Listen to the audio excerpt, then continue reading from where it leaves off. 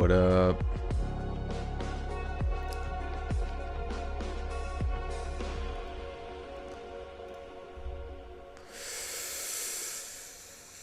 Oh, what's good?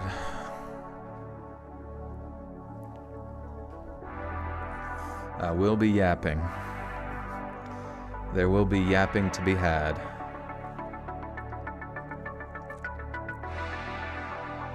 What's happening?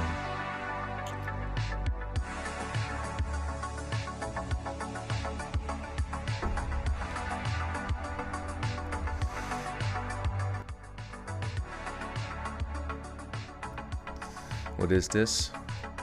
I'm recording tomorrow's video. Yap. But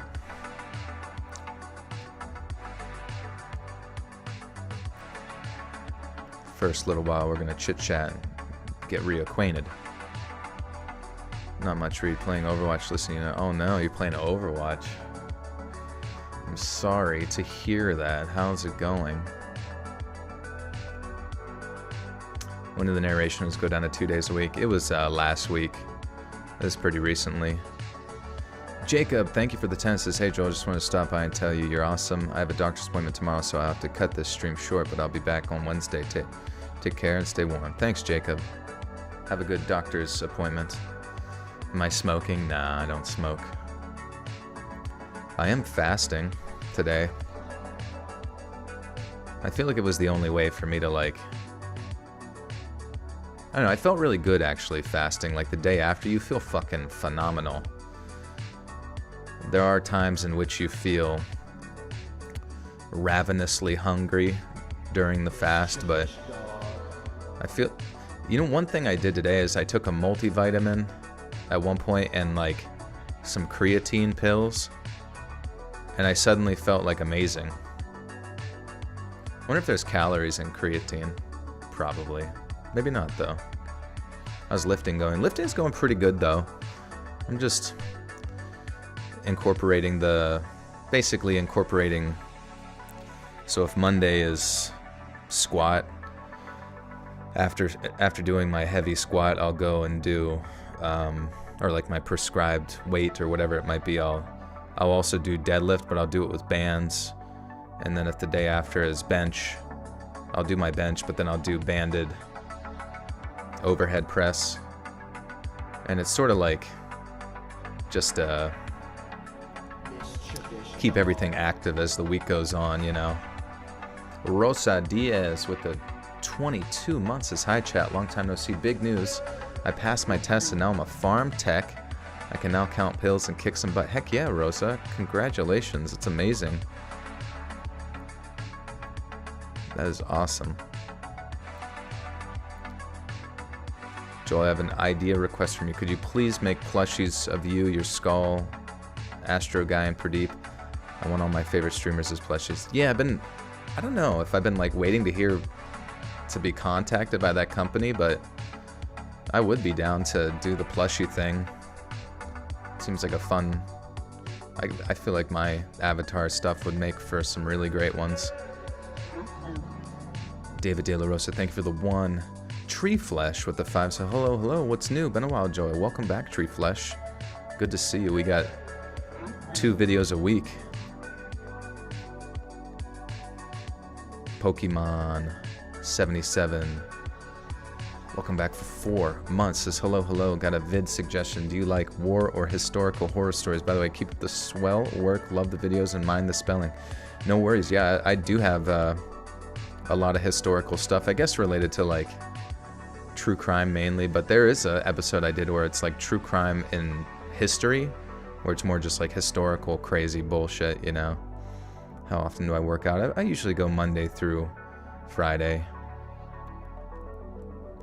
And Jacob with the 5 says, I hope I had a good doctor's appointment as well, so I wanted to thank you for that. As I said, hope you have an awesome stream tonight. I'll see you. All right, Jacob. Peace out, my friend. Typhoon, do you take supplements? I do, yeah. I take creatine and fucking garlic pills and a multivitamin and a protein. Well, I don't know if that's a supplement, but protein powders. Some people ask about that, but yeah, fucking I've recently been trying to heal a shoulder, so I've been taking like oral BPC 157, which is like a peptide, and it seems to be helping, oddly enough, even though I do still have like a weird bicep tendonitis that is kind of strange. But then try test booster. I'd be afraid to take any sort of exogenous like hormone stuff. Hey, Sheena Collins, thank you for the 2 buccarinos, appreciate you. And then of course I take some magnesium at bed to help wind down. Garlic to fend off the vampires, exactly. Have you seen the game Pal World? I have, yeah. My friends were playing it and they seemed to really like it. And they're like, they were saying something about how the company previously used all those assets or whatever, but then that previous game didn't do well, so they took all that and just moved it over to a new game, and it seems to be working out for them. And it's like a survival, sort of like Ark, if you played Ark.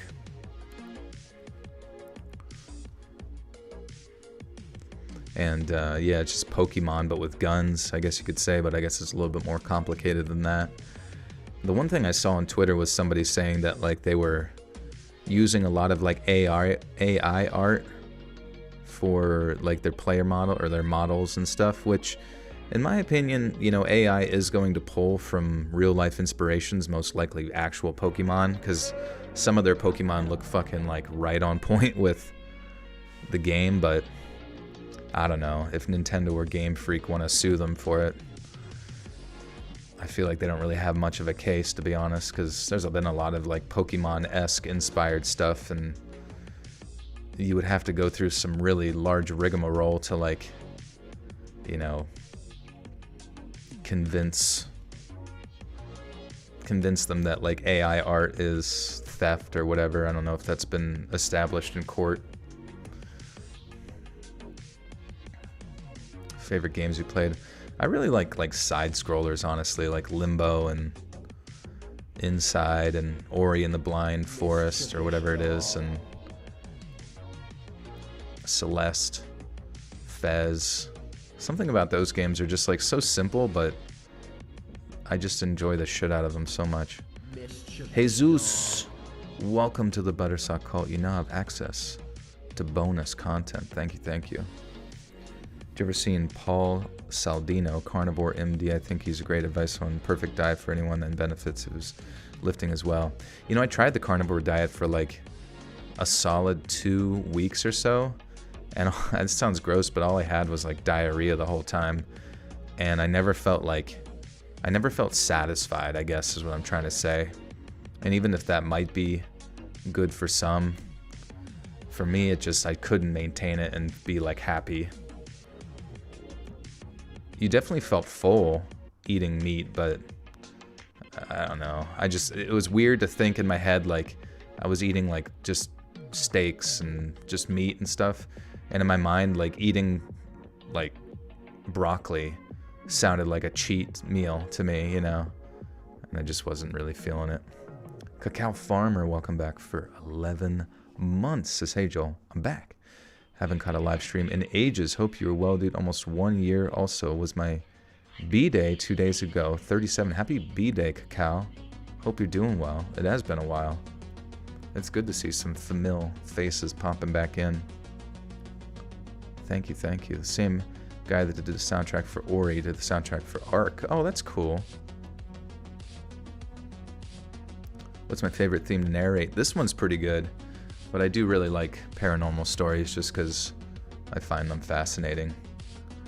This previous Japanese stories, I saw a lot of comments, a lot of more negative comments than I'm used to, which is fine. But it was just kind of like, well, what can you do? Ash Caston, thank you for the 2. Says, thank you for bringing us the spoopiest content. You're welcome, Ash. Good to see you. Thank you for the 2. When you're sliding to 3rd and you feel a great big turd. I eat cheap meats for carnivore. Yeah, I mean, I don't know if I'd want to be just eating bologna all the time or some shit. What's up, Terry? You're going into first and you feel something burst.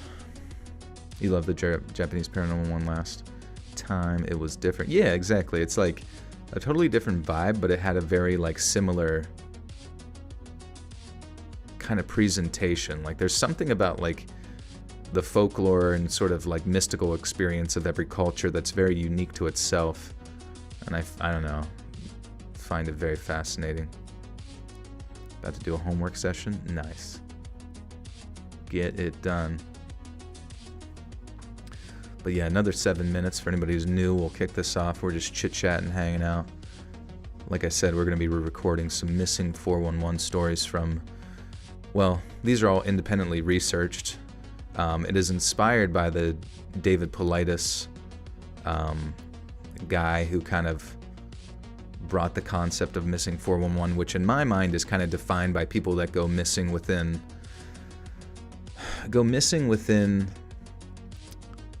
national forests under very like specific circumstances, or not specific, but just kind of like borderline supernatural and strange circumstances. Not, you know, not necessarily completely supernatural. Like none of these will ever like get into that specifically, but there's an air of mystery to it, I suppose. How about the Kansas City Chiefs? I saw that, yeah. There's something about it that frustrates me at this point. I'm just like, Jesus Christ, how the hell can Patrick Mahomes make it look so fucking easy, you know?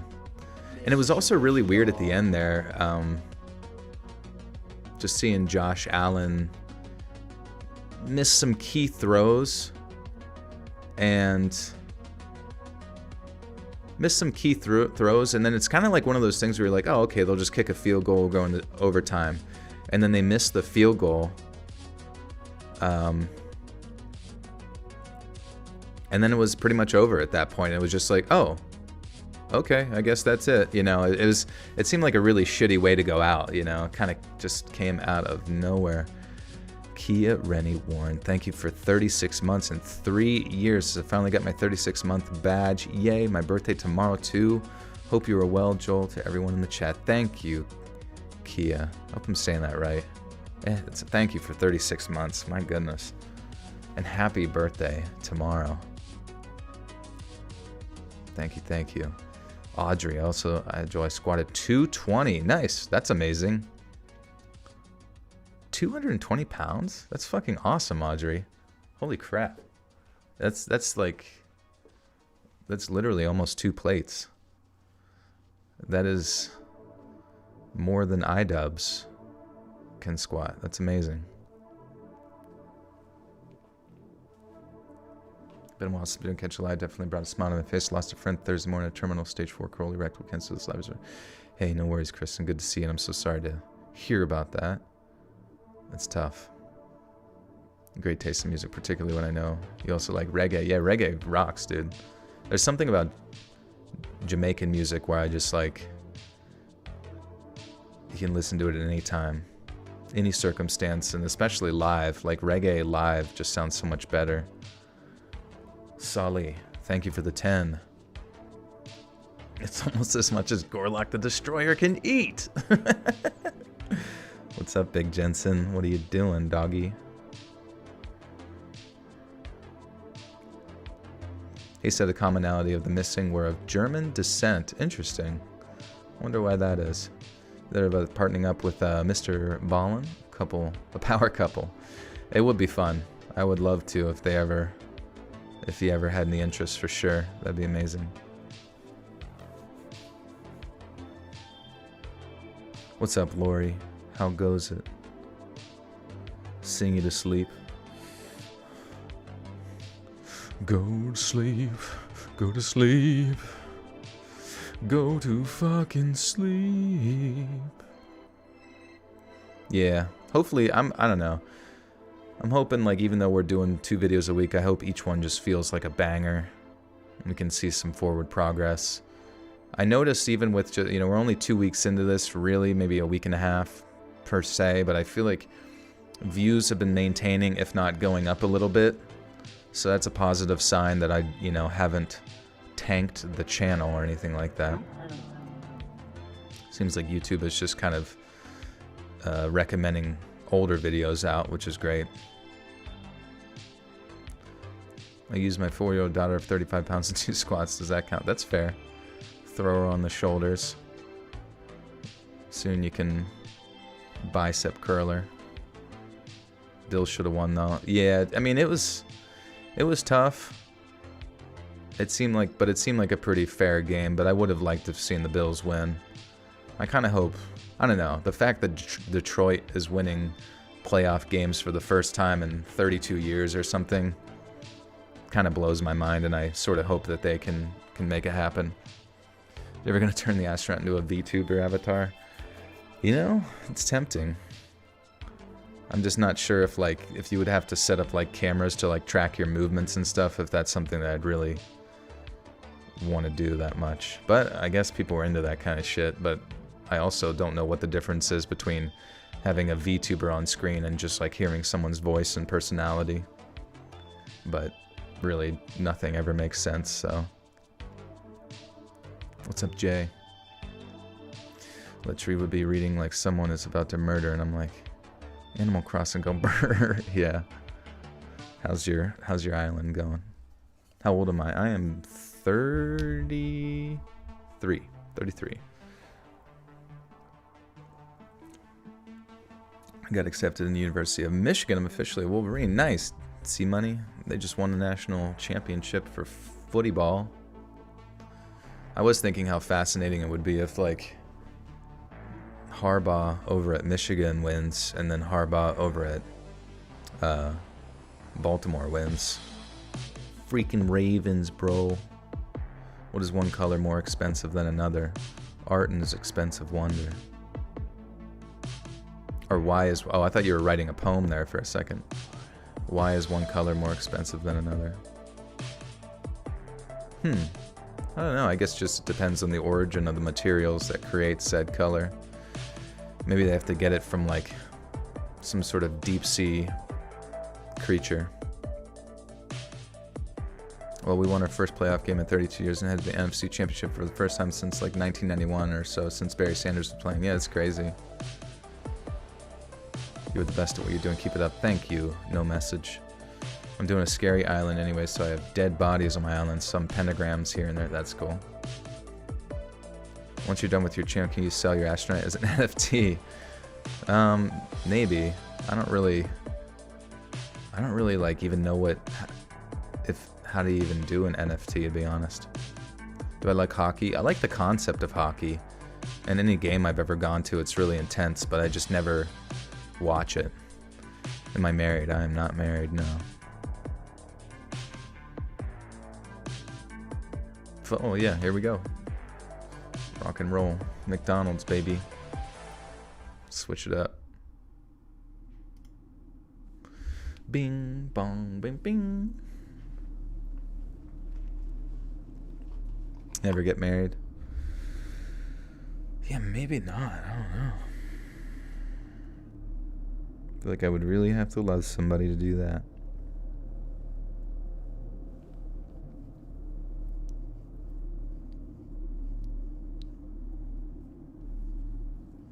$12 small bottles of paint is $64. My money. Father, I'm going broke.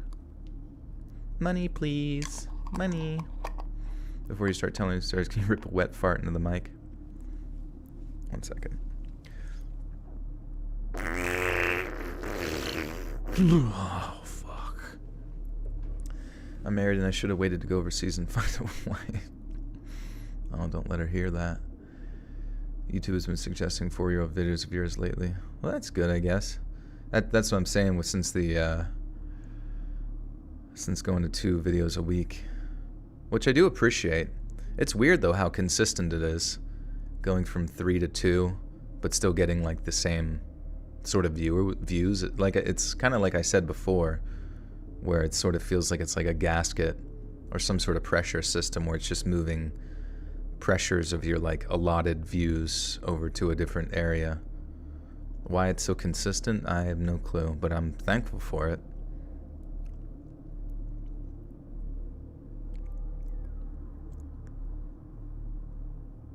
Hockey is boring to watch on TV, although I heard if you go to the game, it's quite different. Never been.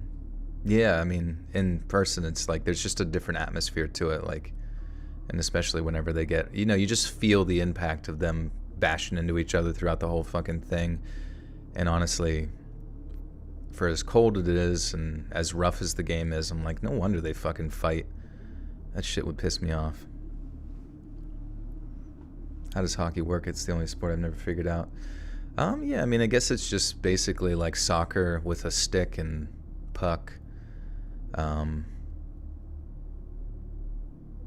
There was some sort of, I mean, I don't know the basic rules, but I know like there's some sort of rule where they can't go past the last defender to the goalie, or that's offsides or some shit. Do I smoke or drink? I do not, no.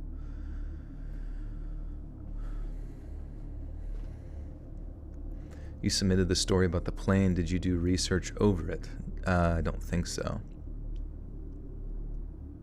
Sorry, yeah, sometimes submissions take a while to process everything, and if, you know, I can't guarantee that I'll get to it, but I hope to at some point.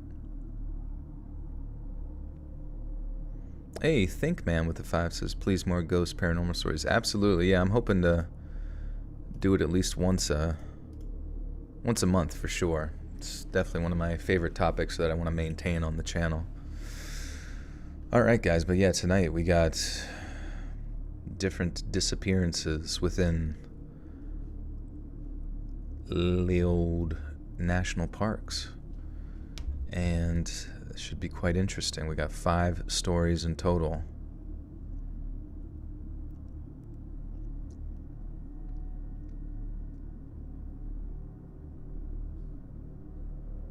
And Andrew Bats with the 2 says, what about bearded cigars? What's a bearded cigar? Is that some sort of euphemism?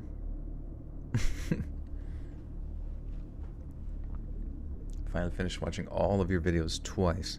I literally cannot sleep without your vids, even when I'm with a woman. When we go to sleep, I always listen to you when they get mad. That's hilarious.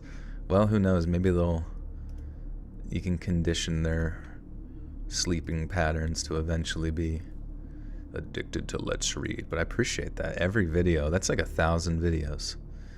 It's over 1,000.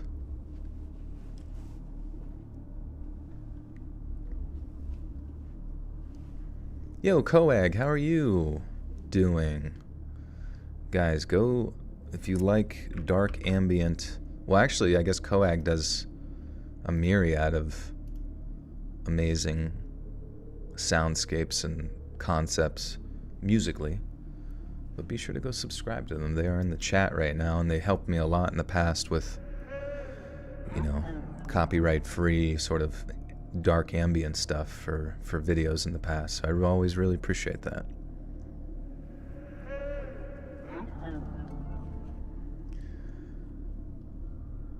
Okay, Maureen Anu Kelly. Make sure I say, I really don't want to mispronounce anything. Anu. Anu.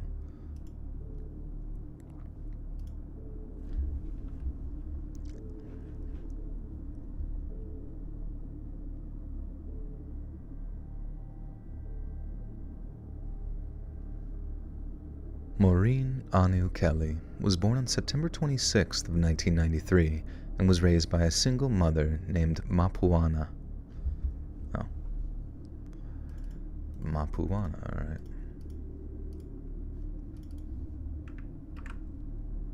Yeah.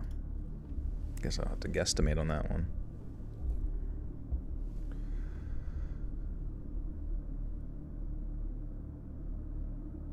Maureen Anu Kelly was born, I should probably because it's a separate name, sorry.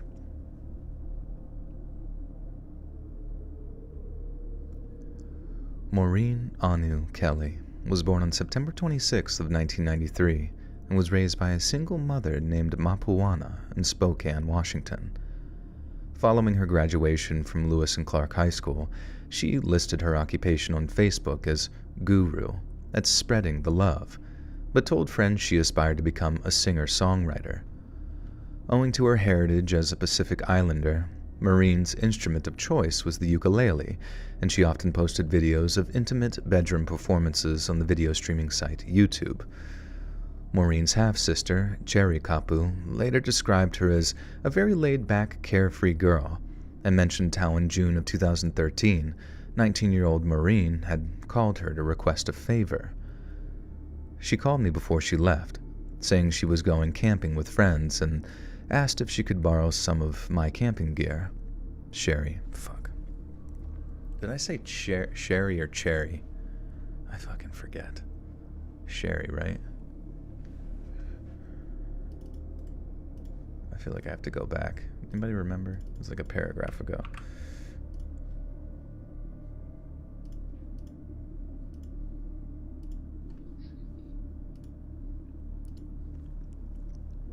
You heard Sherry. Okay, cool. That's good.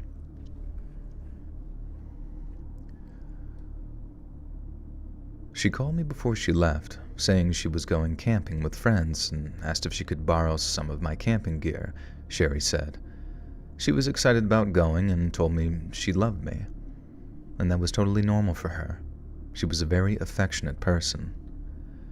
The next day, Maureen stopped by Sherry's apartment to collect the camping gear. When Sherry asked where she was headed, Maureen replied that she and her friends planned to visit the Gifford Pinchot.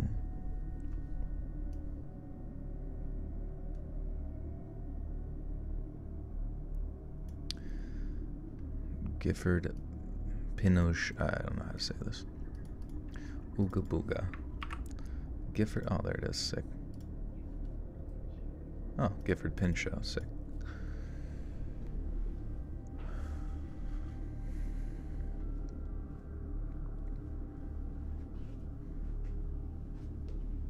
Intimate ukulele sessions. Love to live anywhere in Washington State. It does seem very pretty. Here in Pennsylvania, it's kind of similar to Washington. Very lush forest. I've seen like pictures of Washington. I'm like, oh, that looks kind of like home.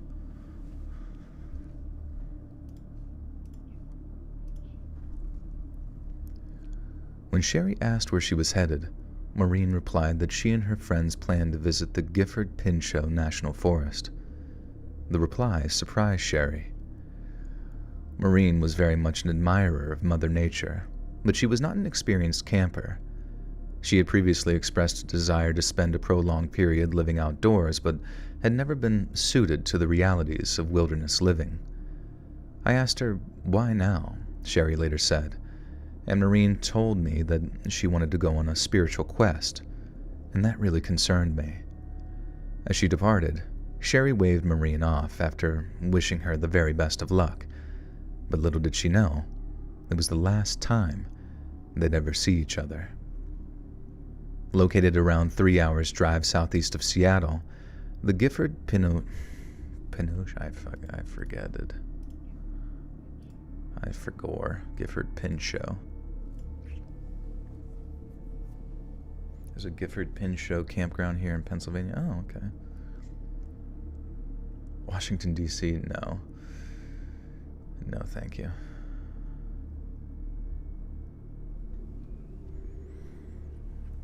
Spirit Quest.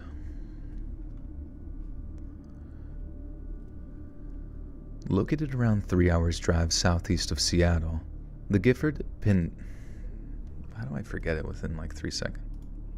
Gifford Pinchot. Located around 3 hours' drive southeast of Seattle. Seattled? The past tense of Seattle. If Seattle gets nuked, it will be called Seattled. Sorry. Located around 3 hours' drive southeast of Seattle, the Gifford Pinchot National Forest extends for more than 70 miles along the western slopes of the Cascade Mountain Range. God, that sounded weird. Located around 3 hours' drive southeast of Seattle, the Gifford Pinchot National Forest extends more than 70 miles along the western slopes of the Cascade Mountain Range, from Mount Rainier. From Mount Rainier in the west to the Columbia River in the east. The forest consists of broad, old-growth woodland and high mountain meadows, along with several glaciers and numerous volcanic peaks. The forest also features the Canyon Creek.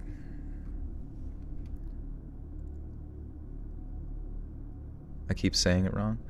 I don't know if I'm saying it wrong, because I guess if you're from the area, but on Forvo they have it Gifford Pin Show. That's what, and like it's a person pronouncing it, so I assume they didn't get on Forvo to like say it wrong, but I can look it up. Gifford.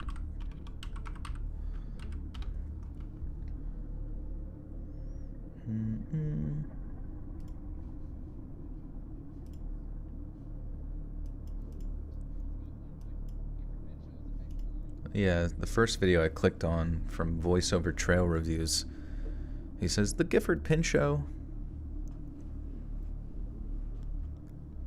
I don't know, he's saying Gifford Pin Show. There's no T at the end. Just, I mean, maybe there's locals that pronounce it with a hard T because it's, you know, sometimes there's differentiations there, kind of like Appalachian or Appalachian or all that kind of shit. But everybody I'm seeing here says Gifford Pin Show, like it's French, you know. Gifford Pin Show. Oh, wait. Gifford Pin Show. I guess pinch.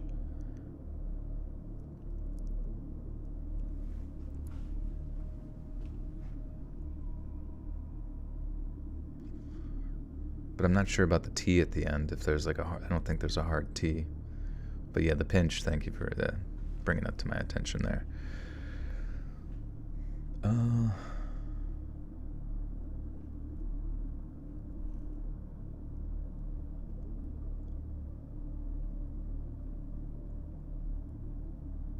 Oh, we always say "ot" like buckshot. Interesting. Wonder why the locals would say it that way, but then others would not. Oh, see, there we go. There's another one, Pinshaw. Yeah, see, there's something interesting about like the woods.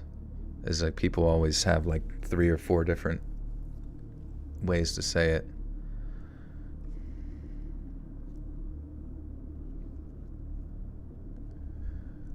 The forest also features the Canyon Greek Campground, a small, lightly used camp tucked into the forest adjacent to the... Wait, I feel like I skipped some shit. Oh no. Eponymous body of water.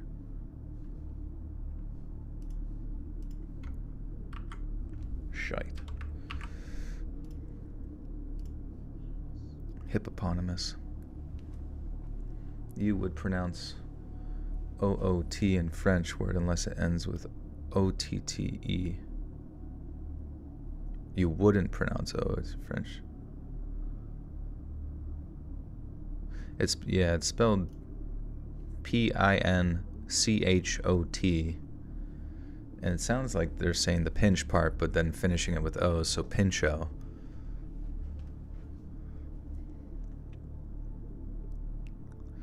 You think some new channels are trying to artificially simulate my voice?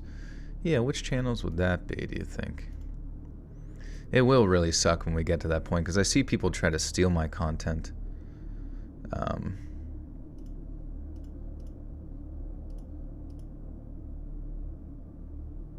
Which is weird enough, but then actually seeing like, I don't know, if once we get to that point where I'm like, they're making new content, but you know, with my voice that sounds close, I'm gonna be like, holy shit, I don't know what to do. The forest also features the Canyon Creek Campground, a small, lightly used camp tucked in the forest adjacent to the eponymous body of water. 8 campsites are available for tent camping only and come complete with a small dining table and a fire ring for warmth and cooking. To get there, Maureen and her friends drove out to Chalachi.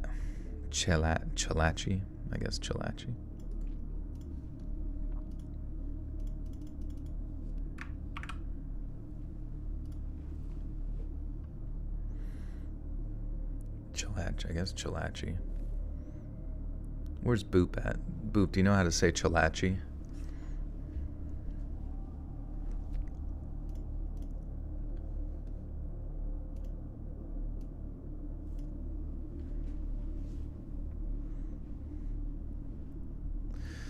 I say again, it's a surname. It's pronounced Pinchot. Pinchot.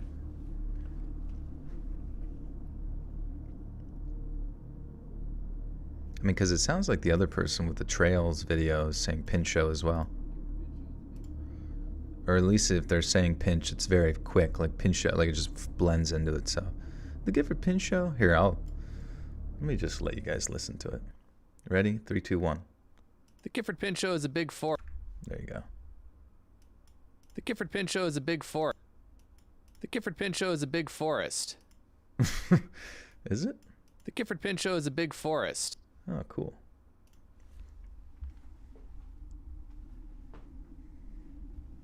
Oh, Leslie, you're out that way too, aren't you? It's pronounced cheese. Wait. Hi. The Chilla cheese? Oh, is it really? Damn, dude. Thank God you guys are here. The Chelachi.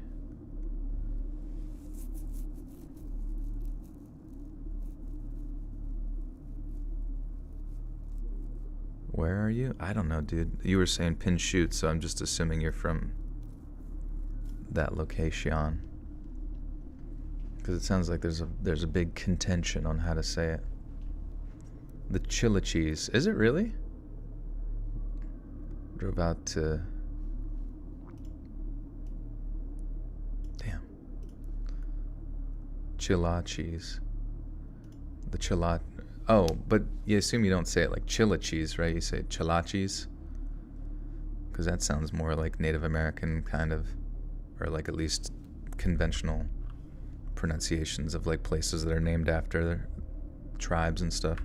Chalachi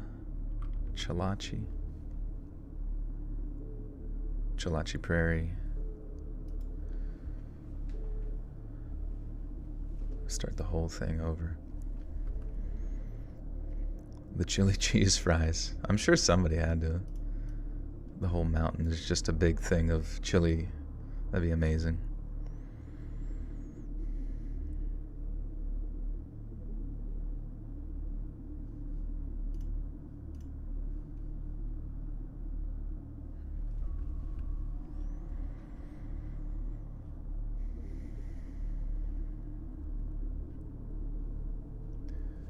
To get there, Maureen and her friends drove out to Chalachi near Highway 503 on June 9th of 2013.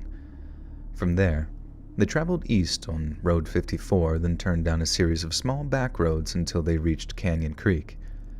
They found the campsite, along with the trail that led to it, completely unmaintained, but Maureen's companions were experienced campers and set about making the area much more comfortable for themselves. The group set about clearing away all the fallen pine needles from the camp stove and table, then, after setting up their tents for the evening, they enjoyed a small campfire dinner.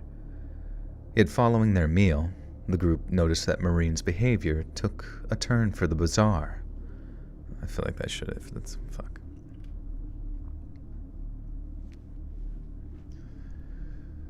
Yet following their meal, the group noticed that Maureen's behavior took a turn for the bizarre. Her fellow campers were well aware of her desire to embark on some kind of spiritual journey, but had no idea what that entailed. So when Maureen approached her tent and began to strip, completely naked, her companions were nothing short of flabbergasted. By the time she was ready to begin her spiritual journey, Maureen was barefoot and wearing nothing but a small fanny pack containing a knife, some matches, and a compass. Her friends advised her against heading out into the woods in such a state of undress, but the 19-year-old insisted. She reassured her companions that she wouldn't walk too far and would be back by midnight at the very least, as well as insisting that her state of undress was essential to the completion of the aforementioned journey. And so, with trepidation, Maureen's friends watched her disappear among the trees, and never to be seen again. When midnight came and went, and Maureen failed to reappear, her friends began to panic. They fanned out into the darkness of the woods, flashlights in hand, and called out to their missing companion, but there was no reply to be heard. Unable to rest while Maureen remained unaccounted for, her friends contacted the local sheriff's department to report her missing. Around an hour later, the first deputies arrived at the campground to begin their investigation. Scamania. Yeah, how do you guys know how to say this one? Scamania? Scamania? I feel like it's going to be Scamania. Wait, did it say something about a fanny pack? I didn't even hear that part as I was reading it.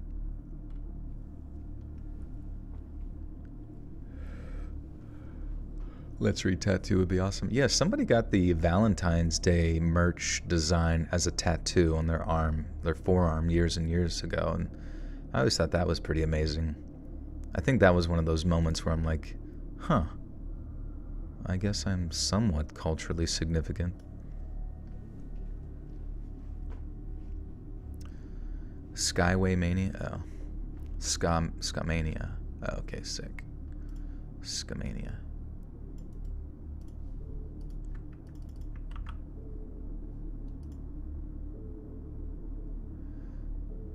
Ska Mania. It's an album about ska.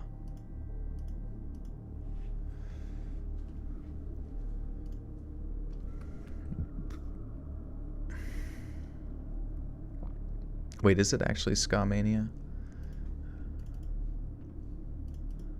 Oh, fuck. Still hate it. Still hate this freaking keyboard.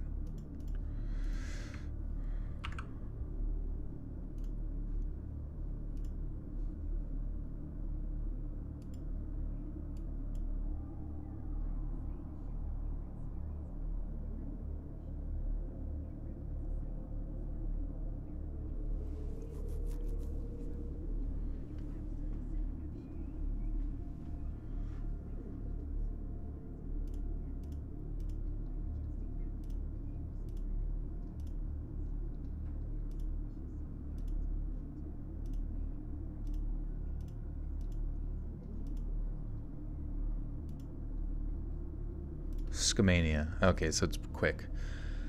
It's not Scamania, it's just Scamania quick. Okay. Wonder how you write whenever something's pronounced fast.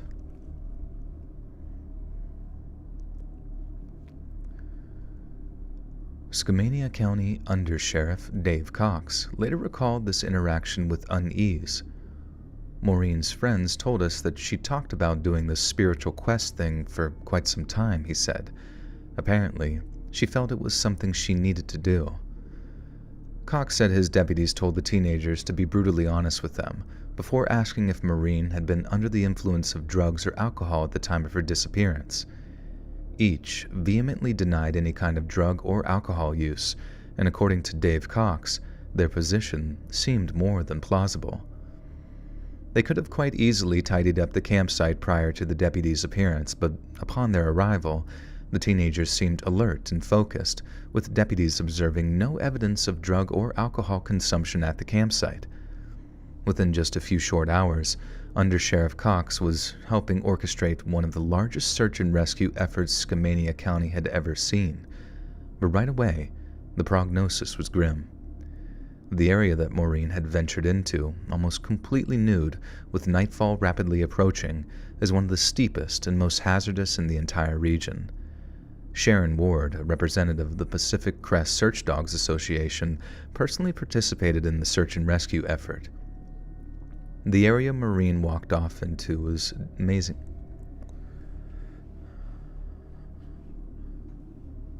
Ska WrestleMania.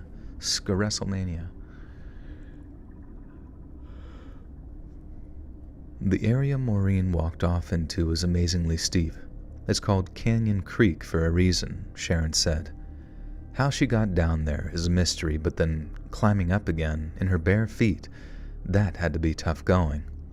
It's a remote area, lots of timber and brush, so her feet wouldn't have been cut up by the time. It's a remote area, lots of timber and brush, so her feet would have been cut up by the time she made it up to the other side, and she did make it up there, we're in no doubt of that.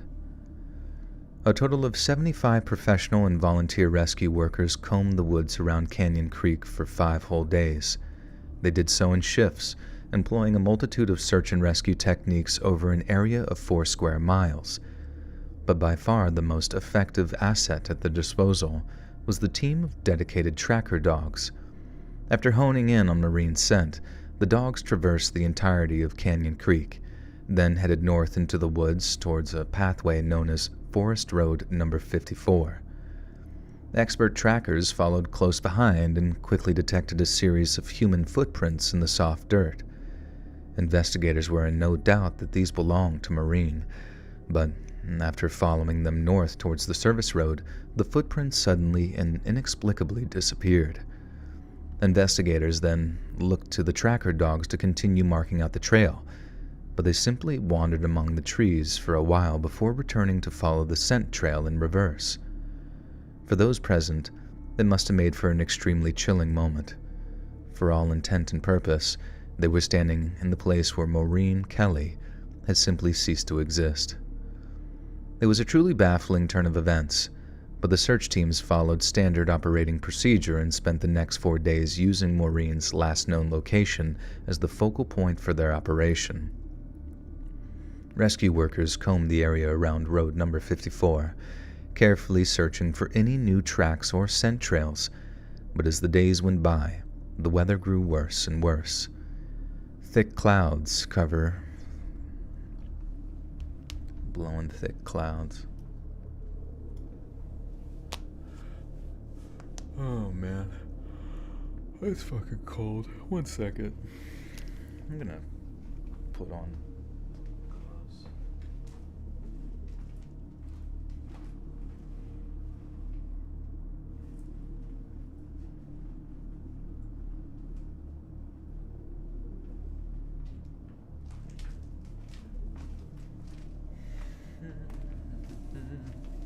Oi, how late am I?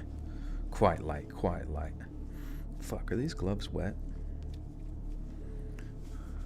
Am I near Minnesota? I am not, no. Don't you know where I'm at? Pennsyltucky? Actually, what am I even thinking? Wearing the gloves kind of takes away, like, the dexterity of... I'll just wear one glove, like Michael Jackson.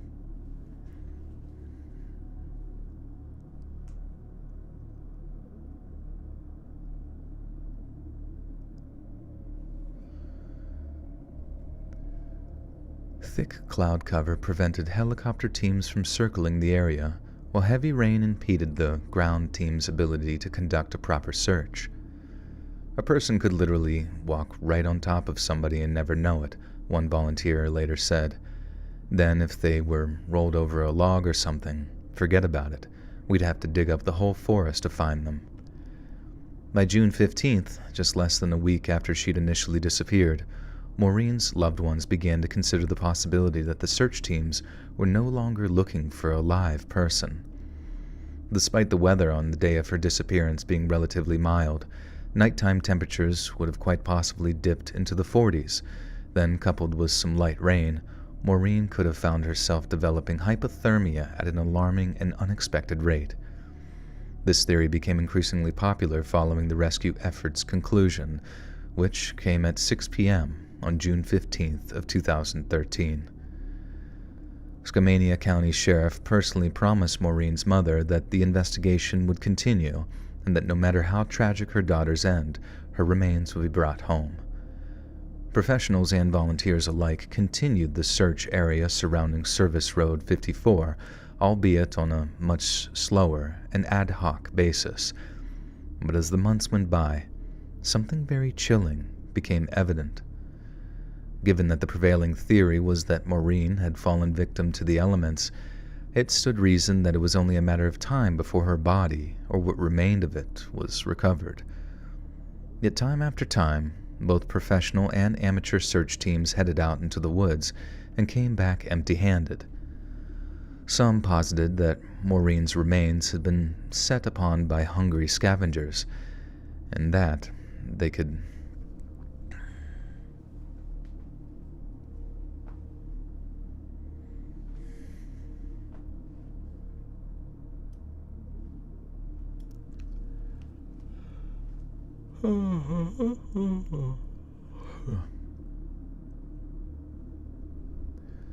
Some posited that Maureen's remains had been set upon by hungry scavengers, and that they could now be spread over.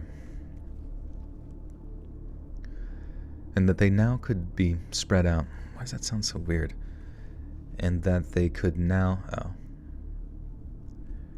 And that they could now be spread out over a much wider area.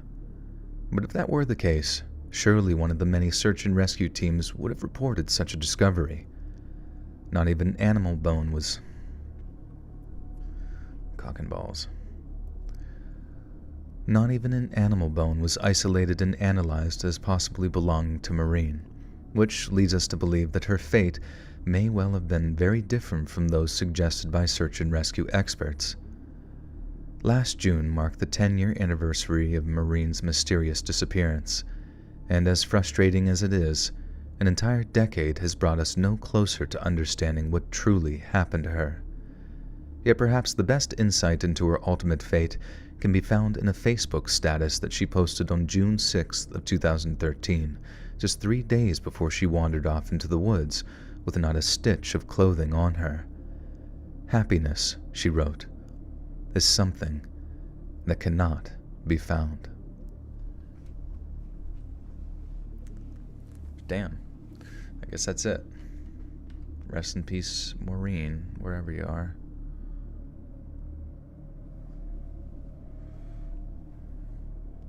Ska-mania 2024.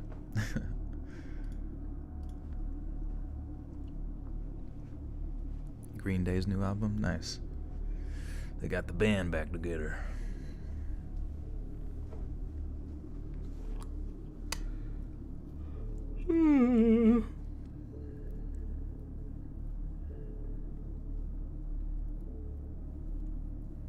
What's up, Warren? And Peace. Girl veteran. People rolling in, baby. Get comfy.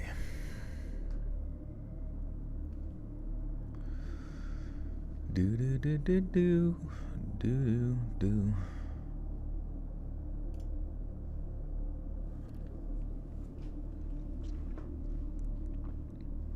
I do need bed. I just not eating. For the end of the video, I was thinking, I am the Lorax and I speak for the trees. Why are they yelling? What? Why are they yelling how to spell in Chinese? Charlie in the trees! Am I fasting? I am. How did you know that? It's weird. And were you here earlier? During the summer of 2015, Vernal Coons and his girlfriend Jessica Mitchell were living in Idaho Falls with their 2-year-old son, Dior. Dior? What in the world?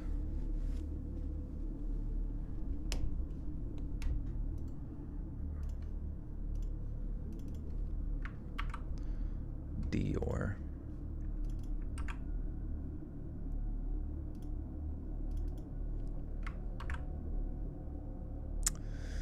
Anybody know how to pronounce this person's thing? You wish you could fast? You could try it. Oh yeah, Dior Coons. Oh, that chapter cover this.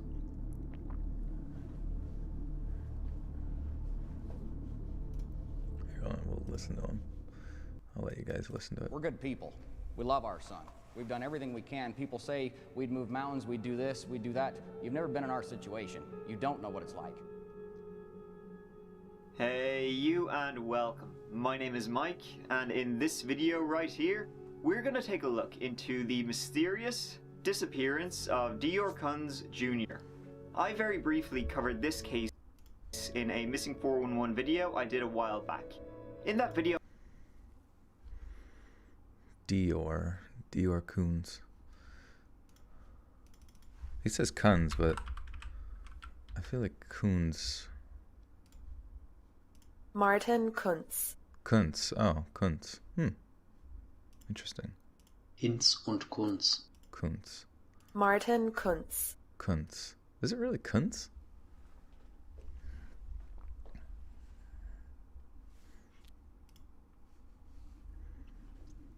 Vernal Kunz.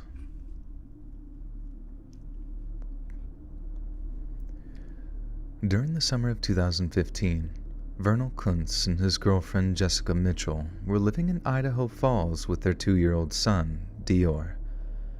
During early July, Vernal and his grandfather, Robert Walton, decided to head out on an impromptu camping trip to Timber Creek Campground in the Salmon Chalice National Forest. Vernal, Jessica, and little Dior packed up their things. Salmon Chalice. Make sure I said that right. Bong, bong, bong.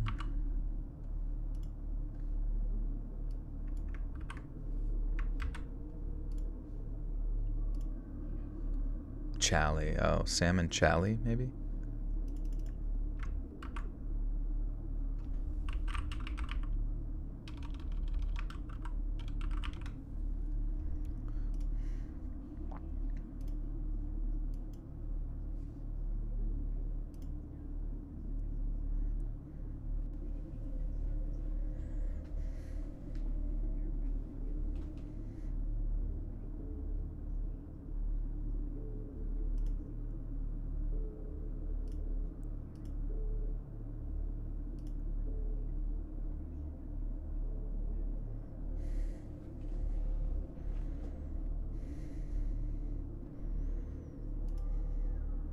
Fuck. I gotta figure out how to say this.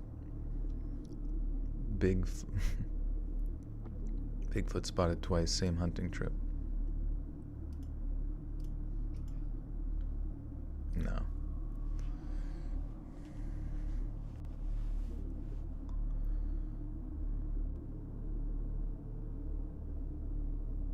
Just change the names to generic names and say it's based on true events.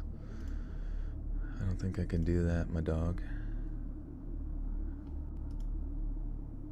Salmon chally. Chally? Is it right? Chally.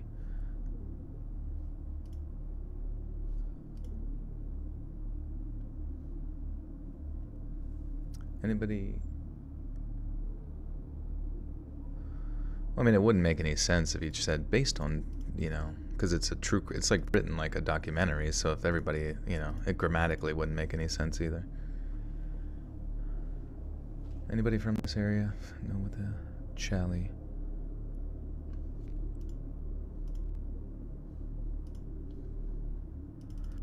Oh, 1 second. Salmon chally, National Forest. Or I could, you know what? I could ask chat BBC how to say salmon chally. 2024 treated me. It's pretty good. Oh, chalice is pronounced chalice, which the ch sounding like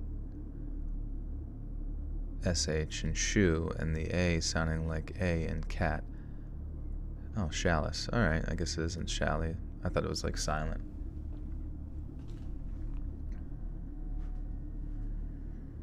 No, I'm not trying to make it generic. I'm literally trying to tell a story about Salmon Chally National Forest. I don't know why I would like change it.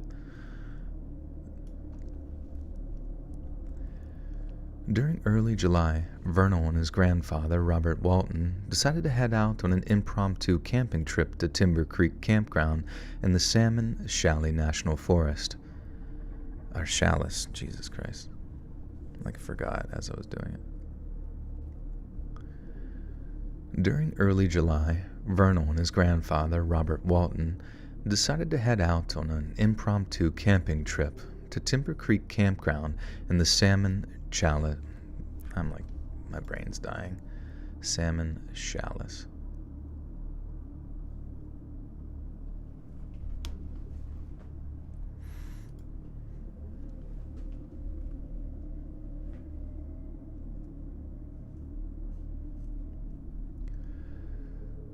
During early July, Vernal and his grandfather, Robert Walton, decided to head out on an impromptu camping trip to Timber Creek Campground in the Salmon Chalice National Forest.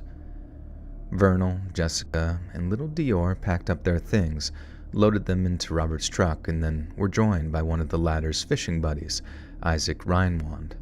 Reinwand? Rhine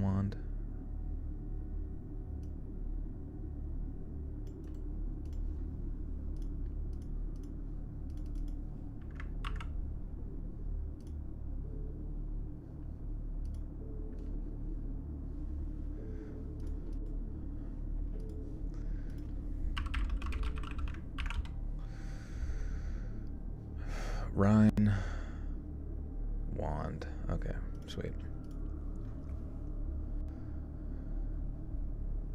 Vernal, Jessica, and little Dior packed up their things, loaded them into Robert's truck, and then were joined by one of the latter's fishing buddies, Isaac Reinwand, before they set off on the 2-hour drive to the National Forest.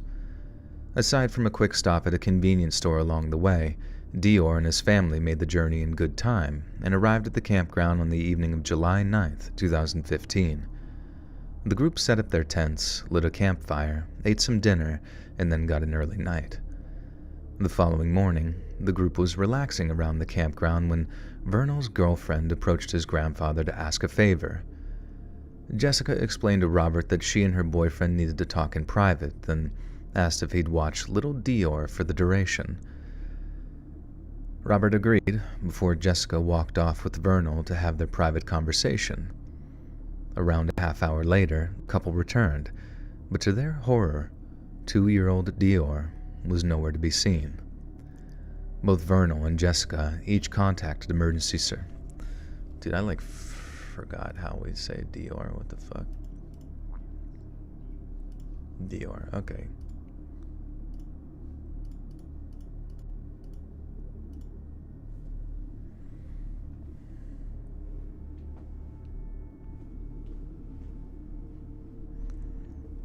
On a scale of 1 to 10, how true are these stories? These ones are a 10 out of 10 true story because they're they're like true crime documentary stuff. I can't, promise that ones that are sent in by people are true because I have no way of verifying them, but these are 100% verifiable as they were researched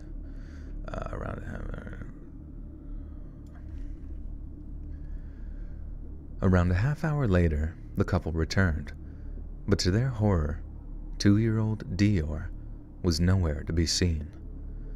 Both Vernal and Jessica each contacted emergency services at approximately 2:30 p.m. They described Dior as wearing a camouflage jacket, blue pajama pants, and miniature cowboy boots. Jessica also reported that Dior's blanket, sippy cup, and toy monkey, 3 things that he never went anywhere without, had all been left behind at the campsite. Local sheriff's deputies quickly joined Vernal and his family up at Timber Creek, with a search party growing larger and larger as the day wore on. They scoured the area surrounding the campground, covering as much ground as possible while simultaneously trying to calm Dior's frantically terrified parents. Yet their efforts were in vain. Despite scores of family members, sheriff's deputies, and forest rangers swarming all over Timber Creek until dawn the next day, not a single trace of little Dior could be found. To some, it was as if the boy had simply vanished into thin air. An intense search and rescue effort continued for around 2 weeks before it was finally called off. Jessica Mitchell was despondent and, in the presence of one police officer, blamed Vernal's grandfather for Dior's disappearance. He'd been the one who'd supposed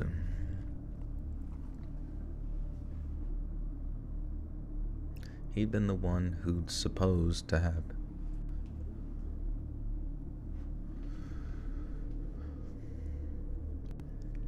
He'd been the one who'd supposed to have been watching the boy at the time of his disappearance, and if anything, they should be asking him where Dior went, not flying helicopters over a forest that a 2-year-old couldn't have walked a quarter mile in.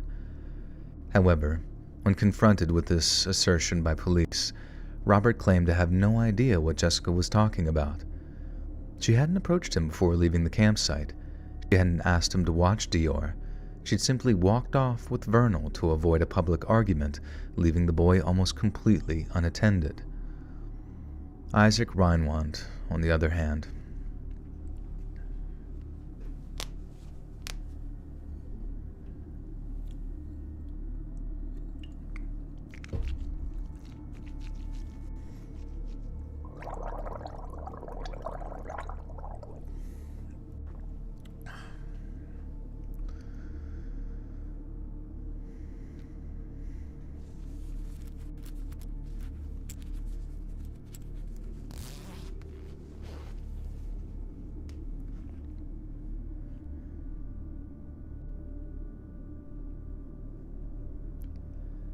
Isaac Reinwand, on the other hand, claimed to have been fishing in Timber...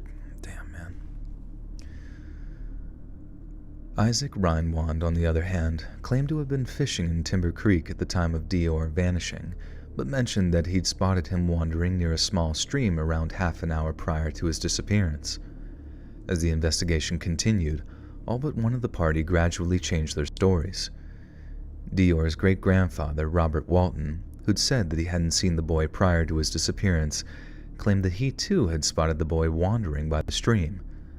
Some then suggested that Dior could have fallen in and been swept away or drowned in complete silence, as he failed to keep his head above the water.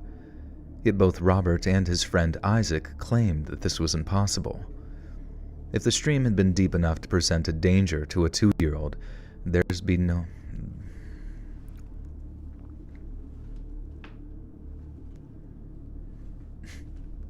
Gargle. Me gargling doesn't mean that I smoke. Oh. No, it was water. Does it really? Yeah, you guys always say it sounds like a boing.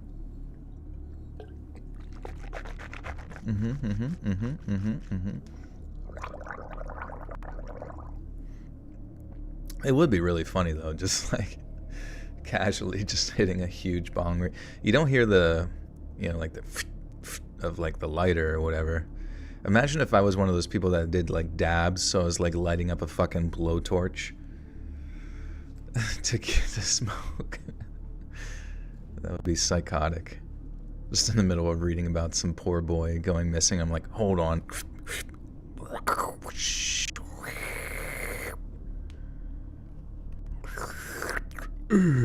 Okay, right back to it. Just cough after. Imagine though, every time if that was a bong, I must have the strongest lungs imaginable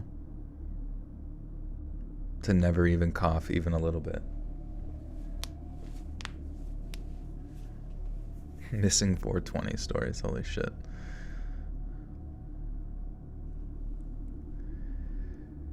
If the stream had been deep enough to present a danger to a 2-year-old, there's no way they'd have allowed him to simply toddle along next to it. Jessica Mitchell also changed her story slightly, following the confrontation with Robert over his failure to watch Dior. She backed down almost completely, claiming the request hadn't been overt so much as implied. She also completely denied that she and Vernal had been arguing that day, and asserted their private conversation had been terse but amicable. Yet when local media outlets reached out to... So I must have zoomed in, or... Did I zoom in? No. I guess I should make the text larger. Terse. It was a very terse conversation.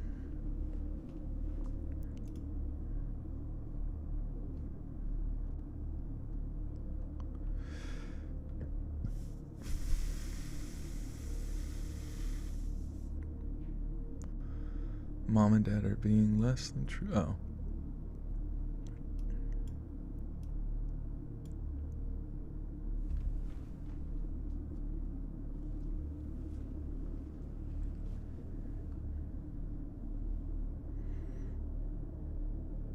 Sipping on some lean. For what it's worth, in Romania it's like $10 for a pint. Really, they sell lean like pre-mixed there? As in like codeine liquid mixed with Sprite and shit? It's fucking Pradeep's favorite drink. He has a little fountain that's constantly going as lean.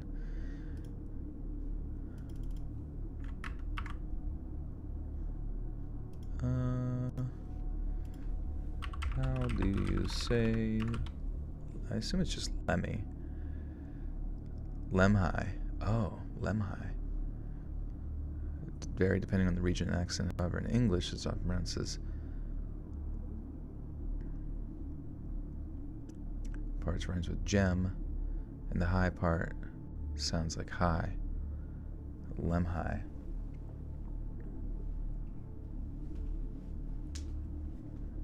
Majority of my listeners are substance users. You know, in some ways, food is just a substance.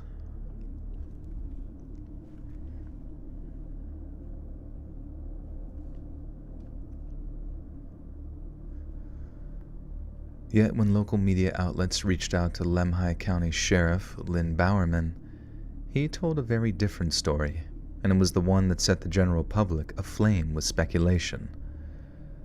Mom and Dad are being less than truthful, Sheriff Bowerman said. We've interviewed them multiple times, and every time there are changes to parts of their story. The little changes all change every time we speak with them. Oops. The little things all change every time we speak with them. The revelation led some to posit a terrifyingly...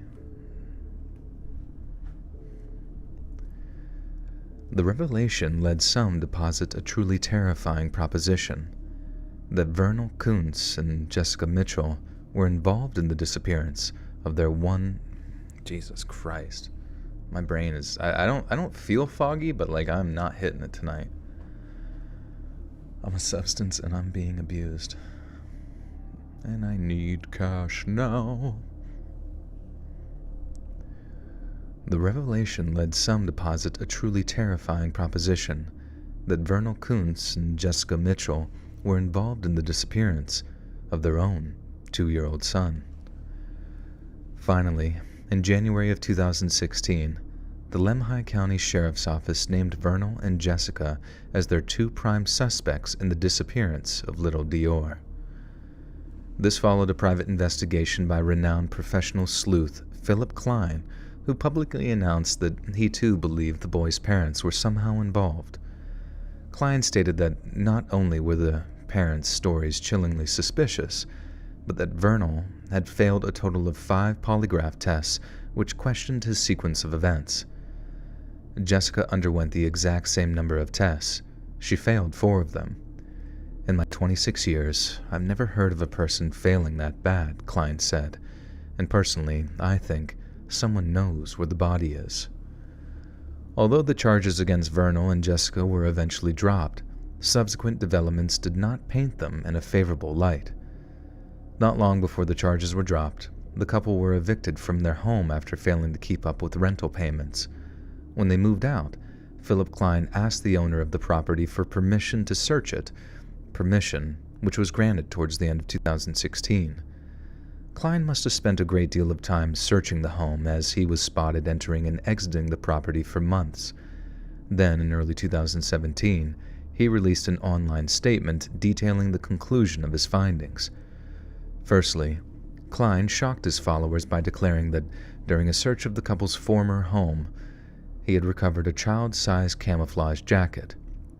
One which matched the description of the jacket Dior had supposedly been wearing at the time of his disappearance. Then secondly, Klein compounded the fur... Compounded the fur... What the fuck is that? What the fuck is this?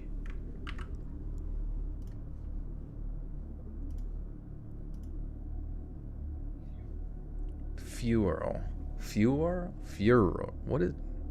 Talk about like the biggest tongue twister word. Furor. What the fuck? A general commotion, a public disorder or uproar. Furor. Furor. Furor. It was a fentanyl furor. Furor. Furor. Furor. It's like two ors. Furor.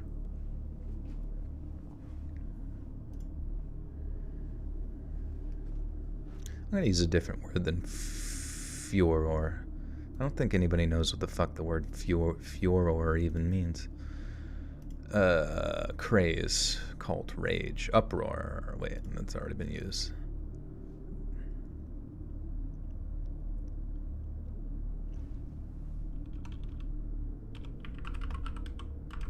We'll just do that.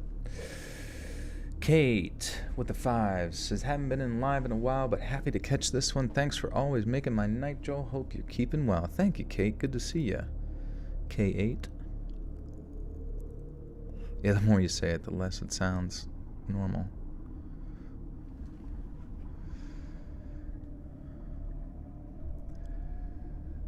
Then secondly, Klein compounded said uproar by asserting that Dior was dead, and that while his parents might not have been the ones to kill him, they most certainly knew who did. On the other hand, Lemhi County Sheriff Lynn Bowerman had been much slower to condemn Vernal or Jessica, despite having once announced them as prime suspects. He claimed they only did so after a careful process of deduction, and the intense questioning they underwent served only to rule them out as suspects.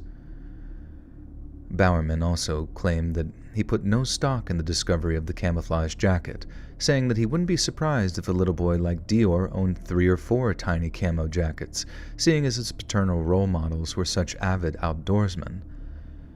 The sheriff was also quick to add that with a case like Dior's, it would be foolhardy to rule out any plausible explanation, while agreeing that Robert Walton and his friend Isaac could not be completely rolled out as suspects.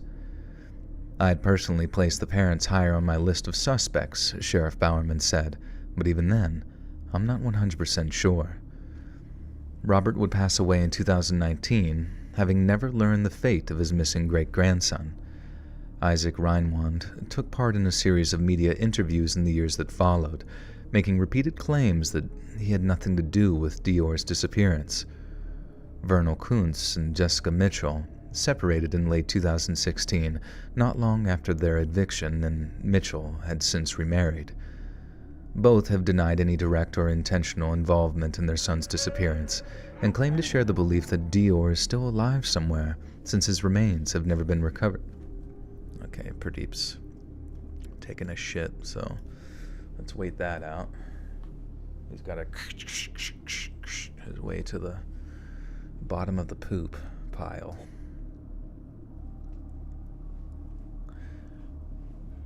I'd be kind of sick if, like, a cat's litter box was like quicksand. Oh wait, what the fuck? He's already done? I swear, cats sometimes just go into a litter box just to remember what it feels like to touch sand or some shit. Like they get bored and they're like, let me go in there and just make fucking noise.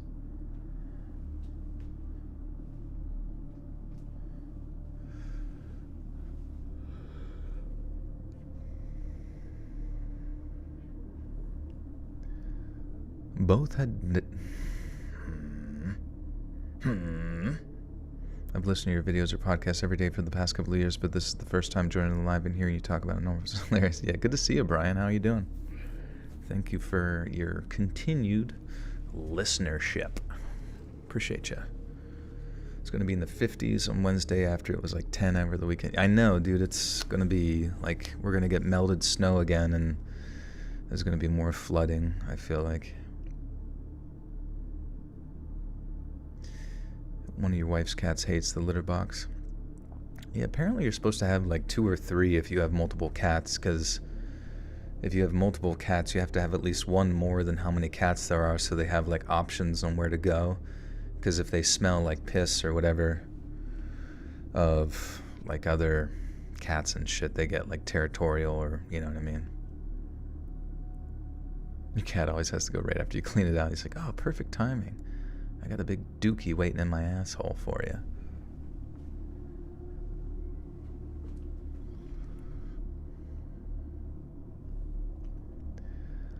Both have denied any direct or intentional involvement in their son's disappearance and claim to share the belief that Dior is still alive somewhere, since his remains have never been recovered. Trina Clegg, Dior's maternal grandmother, echoed the sentiment, telling a local news outlet that we will do everything we can until the day we all die to find him. To this day, Dior's disappearance remains an ever-perplexing mystery. No arrests have ever been made, and no one has ever been charged related to the case. Yet the eye of suspicion remains firmly locked on Vernal and Jessica. But what if they were telling the truth?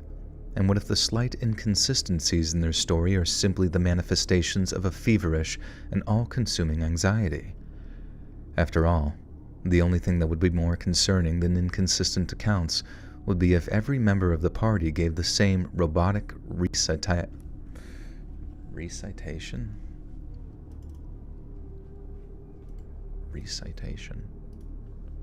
Dude, I gotta read more. I don't know any fucking words. I know reciting, but it's recitation. Recitation. Oh my god. Okay, Pradeep's here now to shit, just so you know. You can hear him scritching and scratching.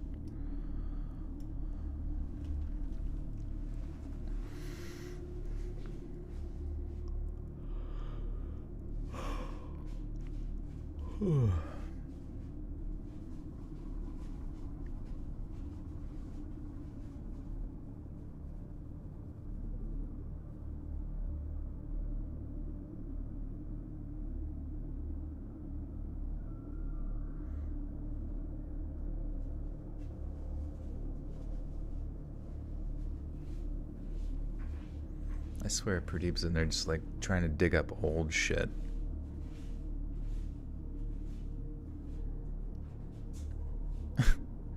It's so funny whenever they like you hear it's like as if though he just like picked up a clump of fucking crystals and just chucked them. Yuck. I ain't shitting there. Shelby Smith. Welcome to the Buttersuck Cult. You now have access to bonus content. Thank you. You hear him sweeping around. It's so gross. And he meows. He's meowing in there. I feel so good. Oh, fuck. I love when poop comes out my butthole. Oh, he's out. I love it. So funny after he shits, he like gets like the zoomies out of nowhere. Like, whoa, we gotta get out of here. I just shit there. A predator's gonna find it and eat it. We gotta go. Come on. He puts on like a little top hat and grabs his coat and suitcase and he's out the door. Sweet release.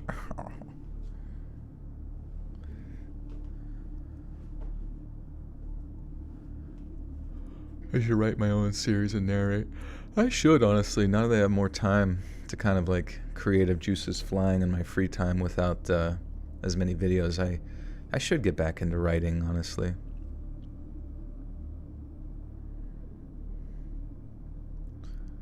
Be like to get absolutely baked with Joel. It's pretty funny. Oh, he's back in there, dude. But I don't really get baketh. I mean, I have, but I don't really do it anymore. Like, I remember I used to, man, back in college and shit. I mean, I wouldn't get high that often, but when I would, I just remember like towards the end of my smoke sesh with whoever, my hands would be fucking shaking. Like you would look at my hands and they were just like shaking because it was just, I don't know if I was like just like for some reason like my body, I couldn't control my body temperature. It was fucking weird. Oh my god, you hear that? I was like, I never heard him make that noise before. What if Pradeep came out of there and he was like a little boy? What would you do then? Can we hire you to get high with us and tell us stories? I'd literally travel the world for this. Would I have to get like high on stage and do a live performance? Yeah, Audrey, the 220 back squat is fucking awesome, dude. Like, I'm not even trying to be rude or anything, but I don't think I really ever met many girls that do 2 plates for a squat. Like, it's just such, like, not many guys, honestly. I mean, there's guys are stronger and they if they do it long enough they can get there, but that's pretty rare, especially if you're just starting out lifting. You might have like perhaps a future in like powerlifting or something if you stick with it. The Let's Read tour. Yeah, that'd be sick. What's up, Sam? It's pretty straining. He might be. I mean, I give him like the same wet food. He has water available. What is my current career? My current career is YouTube and podcasting.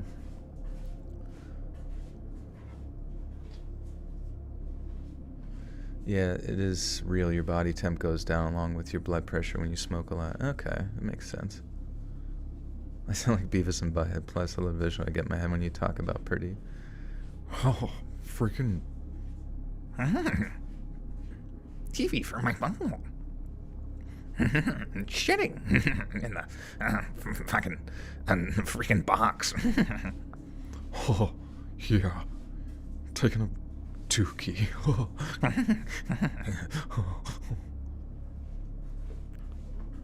You're gonna play plus 25? That's sick. That's what, the 185? Hell yeah. There's really nothing in life that, like, honestly, I think, like, every person needs to know what it feels like to do compound lifting, because it doesn't matter how bad your life is. Well, it does kind of, but like when you're under the bar and you're just like straining against like something that's could knock you on your ass or to a degree makes you feel strong or capable, it just like all the anxiety of that you might experience outside of the gym just kind of washes away, even if it's just for like 10 seconds. You just get out of there and you're like, fuck yeah. Like saying like fuck yeah about something, like everyone should say that a lot, you know? Like you should feel pretty, you're disgusting. Pooping is bad, and that is sin. That is kitty sin coming out of your asshole. Oh man, I can smell it. Oh fuck, I can smell it. 20 squats is enough to boost your testosterone. That's cool. Even just air squats. I do know that like squatting heavy is what increases the most growth hormone within the body that can be used out elsewhere. Never did combat sport. I've been kickboxing for 4 years now. I did jiu-jitsu for a while,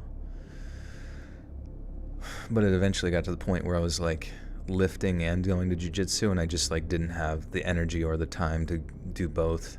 Like the feeling of like doing jiu-jitsu and then like showering and then like, you know, going and then having to eat again and then like go to the gym and then you have to shower again after the gym. It was just like, I don't want to be in the shower that much, but I also don't want to be gross and stinky.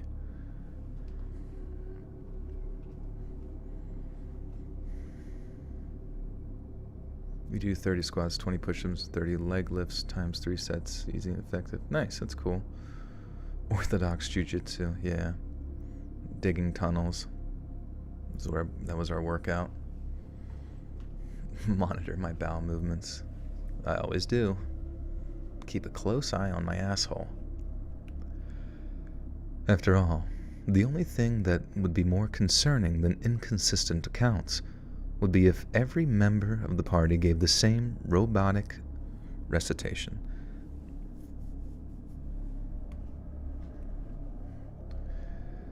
After all, the only thing that would be more concerning than inconsistent accounts would be if every member of the party gave the same robotic recitation of the morning events. Fuck, dude. I fucked it up, mate.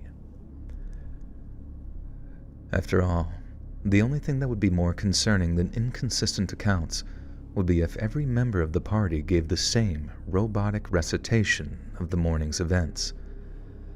Eyewitnesses can be frighteningly inconsistent, and parents are often the first to come under fire whenever an injury or mishap with their child goes unexplained.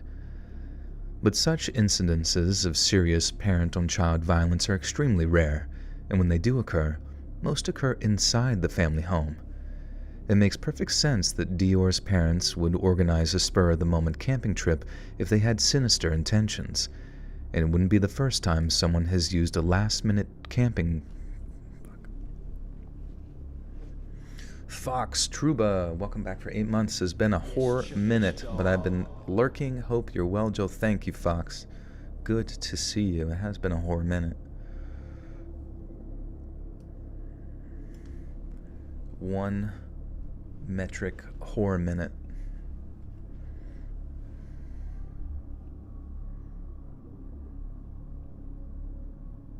It's supposed to be 60. Holy shit. Yeah, there are those kind of like random days. I remember there was like a day in February years ago where it just like was 80. It was like 80 degrees out of nowhere, and I was like, all right, spring's here. Fuck yeah, let's kick ass. And then it went back down to like negative degrees after that till March and April and fucking May. It really doesn't get like consistently warm here till May. Remember when the Theo Von said jujitsu a dog breed? Said jujitsu was a dog breed when you said it like that. That's funny. Theo Von is hilarious.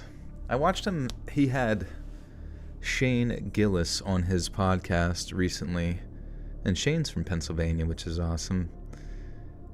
And I don't know. There's something, I don't know if like Shane, I mean they're friends, right? And they like laugh and have a good time.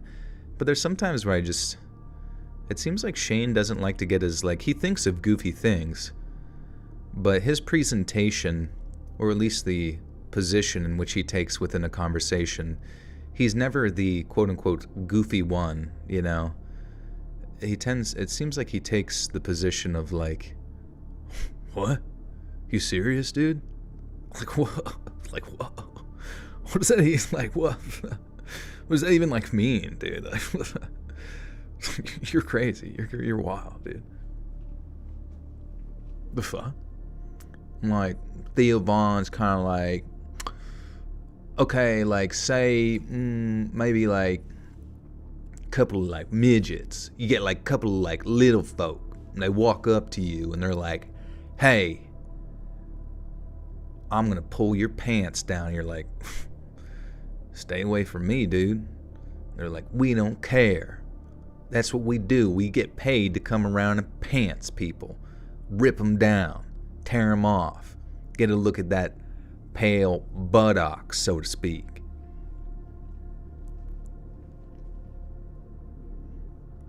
But I don't know. They're fun. They're funny guys.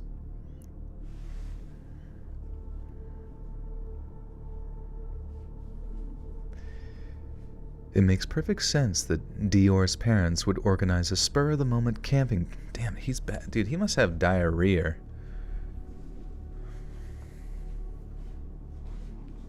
I just gotta let him go through it, man. Pradeep is having some digestive problems.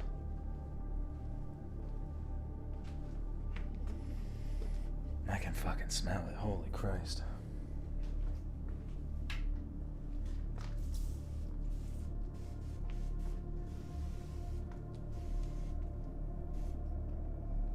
That stinks, bro.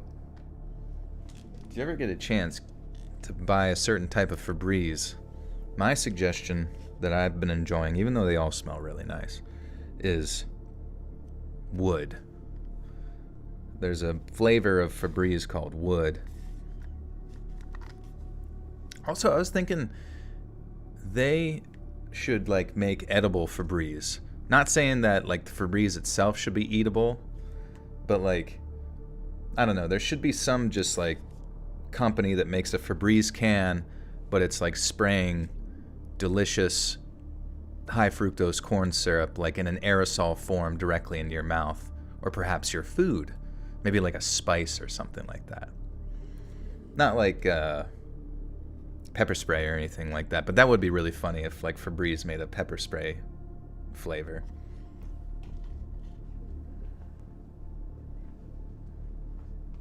Someone called me a straight silly goose. That's a slur. You're banned. It makes perfect sense that Dior's parents would organize a spur-of-the-moment camping trip if they had sinister intentions, and it wouldn't be the first time someone has used a last-minute trip into the woods to cover for a serious, violent crime. But if they truly did plan on murdering their own son, why invite his great-grandfather, who by all accounts... Wait, is he a great-grandfather or just grandfather? I don't know. We're gonna delete the great and just go for grandfather.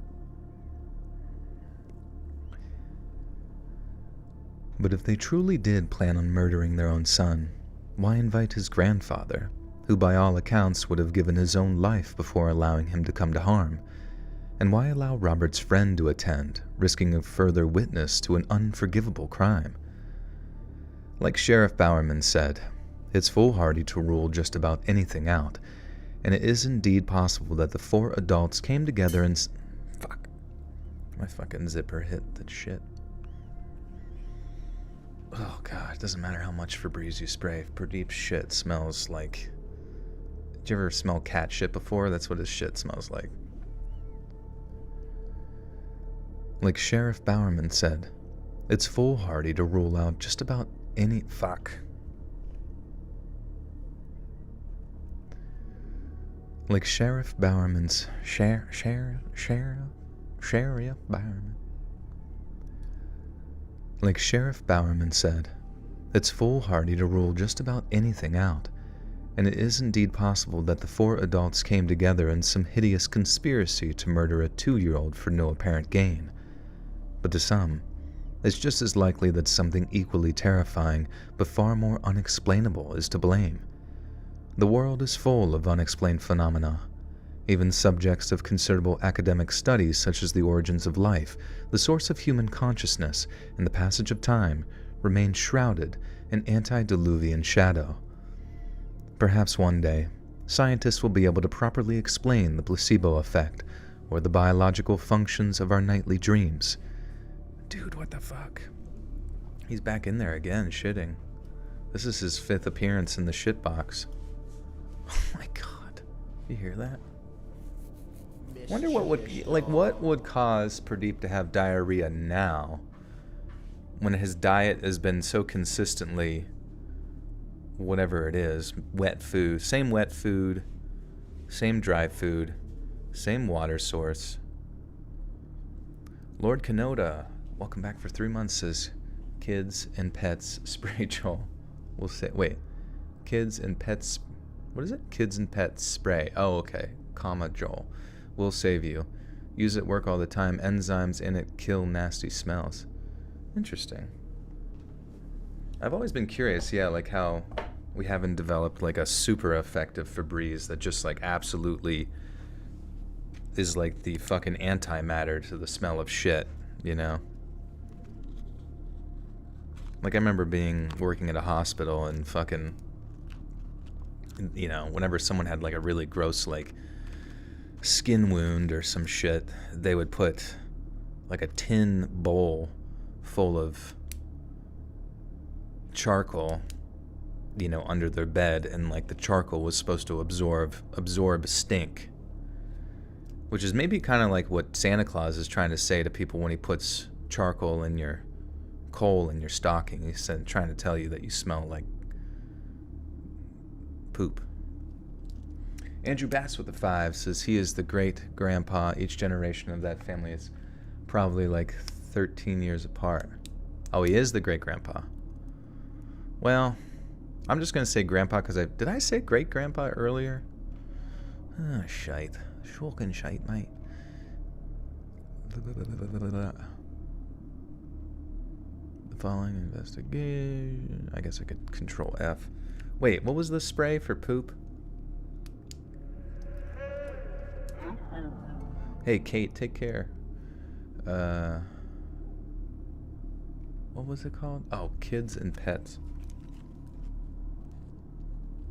Isn't it crazy? Kids and pets are so nice and fun, but man, they are usually consistently covered in some sort of diarrhea.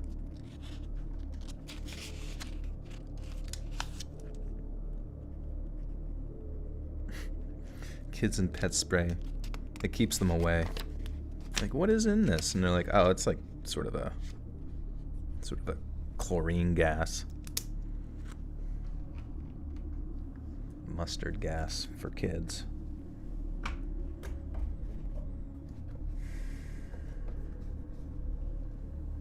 Hey, Ghost, take care. I'm gonna quit this chat because I can't read 5.4 electric engine against Zebra. Oh, is someone spamming?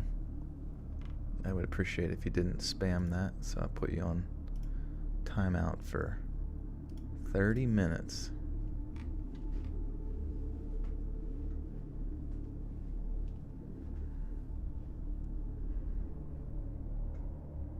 I did say great before. Fuck, dude.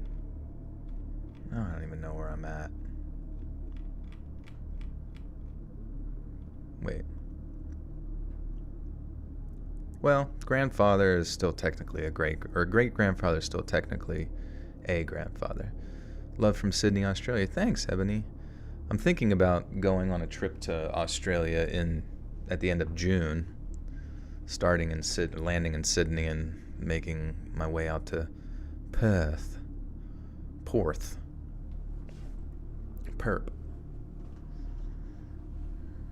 What's up, Jackie? Shout out to you. Good to see you. Perhaps one day, scientists will be able to properly explain the placebo effect or the biological function of our nightly dreams. And perhaps one day, scientists will also be able to properly explain why some people just disappear. Huge fan from Montana. Cool. Well, I thought like that, I don't know, I wasn't really paying attention, but I saw the 5.4 liter electric truck thing pop up, but I thought they were genuine. I thought you guys were like having a genuine conversation about engines and shit in the chat, and I wasn't really looking. 40 Celsius is like close to 100 here, which is fucking wild. He was there for a year working on movies. That's sick. It was Leonardo DiCaprio is the brother.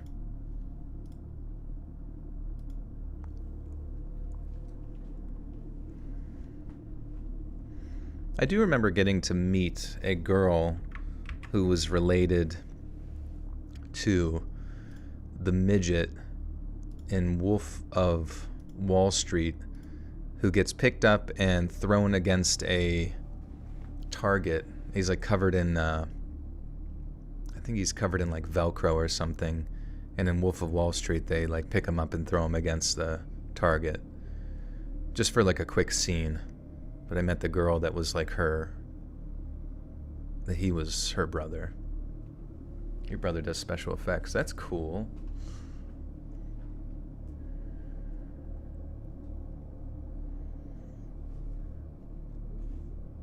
Have you ever integrated Pradeep into a story, maybe one that had a cat? No, I never. I mean, if anybody sends a story in and wants me to change their cat's name to Pradeep, 600 viewers. Yeah, we're getting there. Dude, this is kind of rough. Pradeep is in there shitting, dude. He is back at it. It's kind of concerning, but I also don't really know.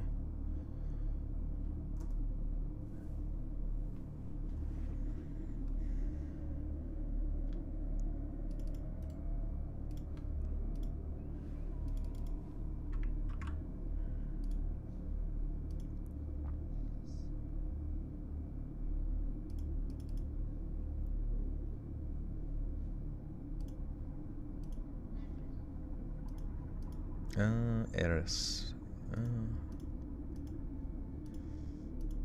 Okay. Stacy Eris.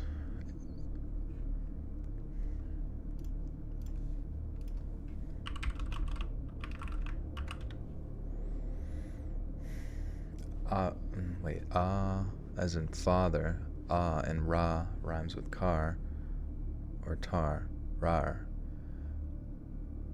Ara? Really? Pronouncing as Ara can vary depending on language and region.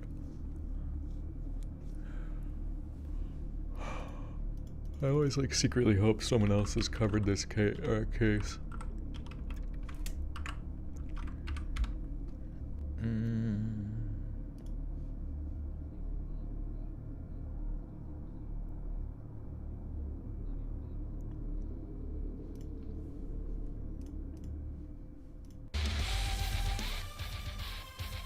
The Lore Lodge.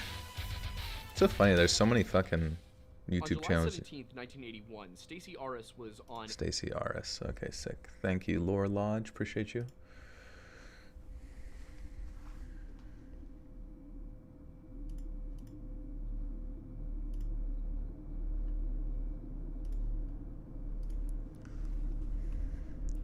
Lore Lodge is gas. That's good. That's good. That's a good word, right?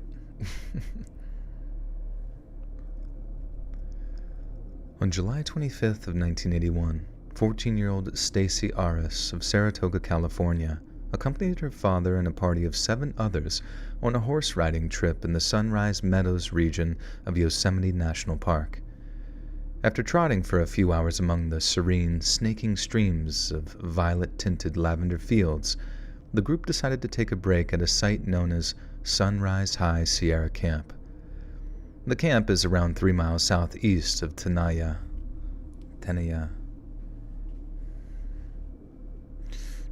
Yeah, Robin's actually making well, he's doing a thumbnail, which looks awesome, but he's also doing a custom intro for the Missing 411 shit since it's so popular. So I'm pretty freaking... Lore Lodge's in here, best chat ever, best streamer. No, I used Lore Lodge's video to like hear the pronunciation just to verify that it was what we presumed it to be. It's funny that he uses like a Doom heavy metal like intro, which is cool. I do like Doom. Tenaya, okay, sick.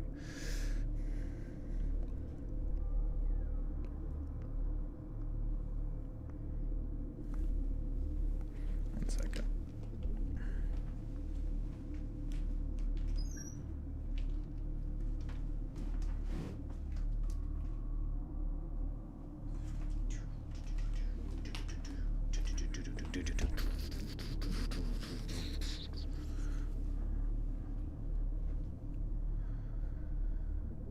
The camp is around 3 miles southeast of Tenaya Lake and includes sleeping and washing areas.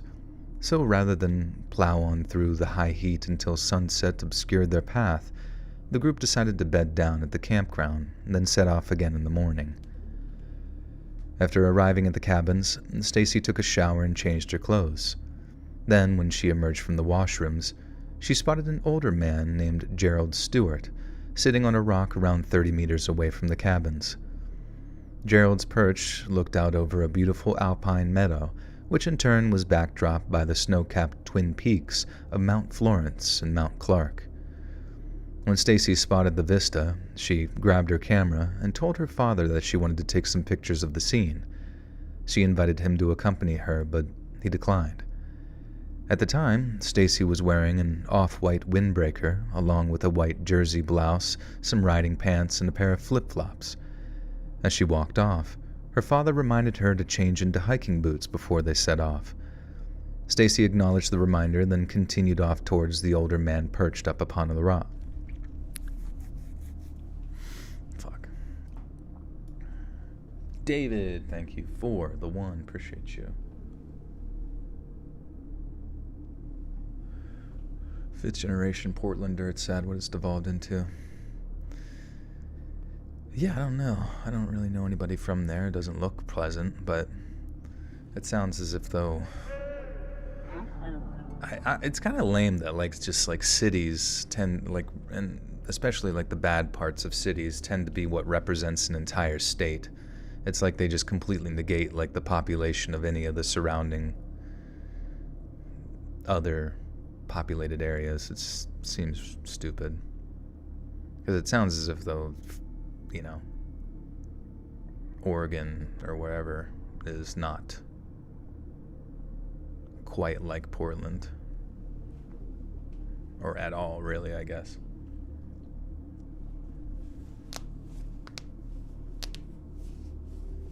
The the west side of Oregon wants to succeed into Idaho. I wouldn't be surprised. I mean, like, dude, fuck taxes. And especially, like, I think that's the thing, especially if you know your taxes aren't, like, being used well. Or who knows, maybe there's corruption or other things like that. I mean, I don't know. You can't really blame people for not fucking, like, being super stoked about government. Oh, boy. I can't wait to be broke because of poor decisions from people in power. Stacy acknowledged the reminder, then continued off towards the older man perched up upon the rock. Once she finished taking pictures of the meadow, the older man informed Stacy of another beautiful view that he knew of, one down by a lake just a short distance away. Stacy was unfamiliar with the area, but the man offered to show her the way, and after getting to his feet, they began to walk down the lake.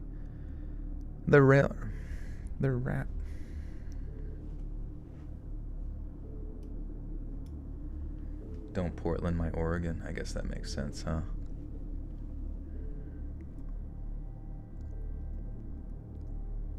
Just some of downtown Portland is bad. I guess that makes sense too. Avoiding the fentanyl zombies.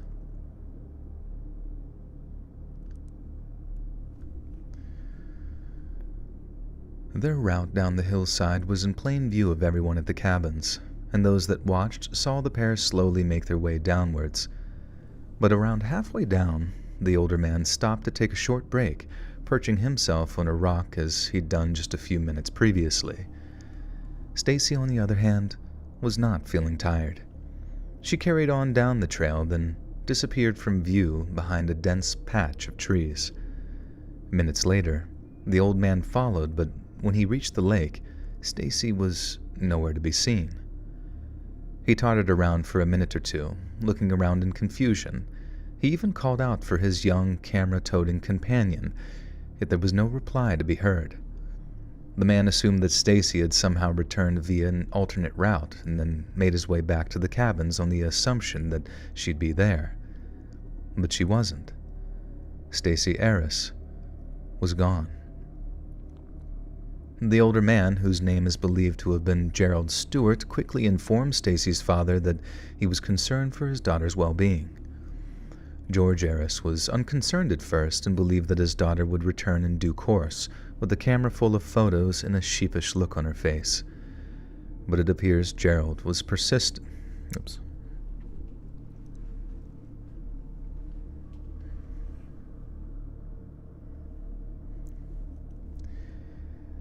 Yet it appears Gerald persisted and professed his concern that Stacy was there one moment and gone the next.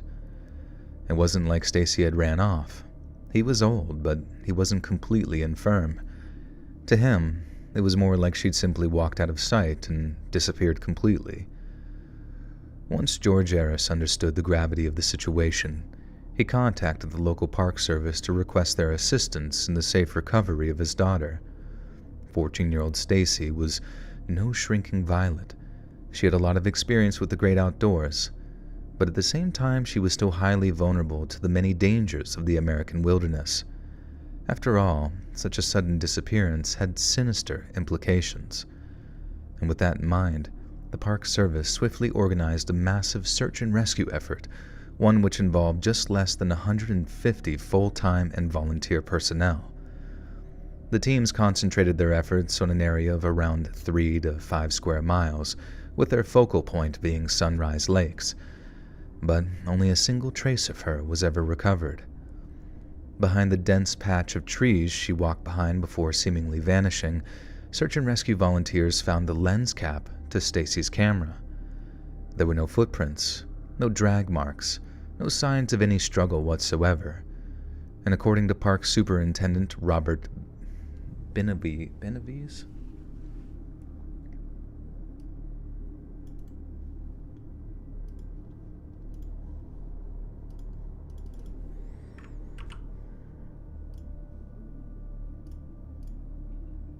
Benavides.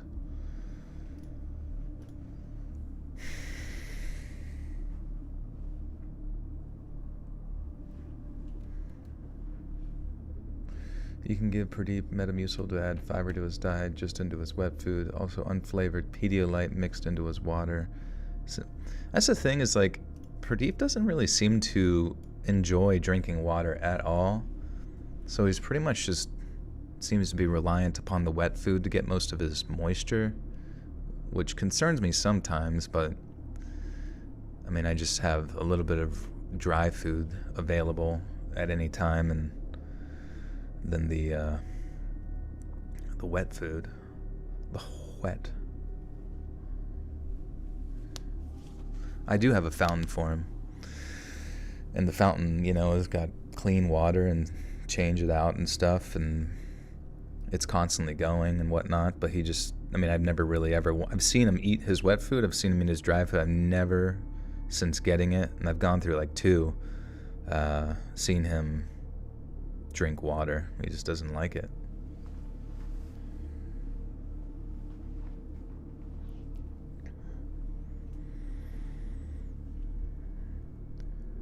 There were no footprints, no drag marks, no signs of any struggle whatsoever, and according to Park Superintendent Robert Benavides, it was as if the girl had simply vanished into thin air. The implications of Stacy's disappearance became even more sinister when a spokesperson of Yosemite National Park met a reporter from the Fresno Bee. What concerns us is that Stacy didn't change into her hiking boots before she set out for the lake. She was still wearing her slides, said Linda Abbott. If she planned on walking far, she would have changed her footwear, and to us, this is the best indicator of foul play. Linda's answer came as a response to the Fresno Bee reporter's suggestion that Stacy had planned to run away, possibly owing to some kind of strife in either her personal life or at school. Yet this was something George Eris had always denied. He approved of his daughter's lifestyle, and just a few days prior to her disappearance, had invited Stacy's boyfriend into their home and even took a photograph of the young couple on the evening of their middle school prom. In George's opinion, there's no way Stacy would have would have to sneak off.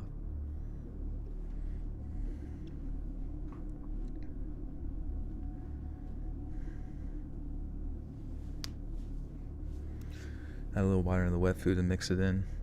Yeah, you know, I mean, the wet food definitely has a lot of moisture in itself, by itself, but yeah, I mean,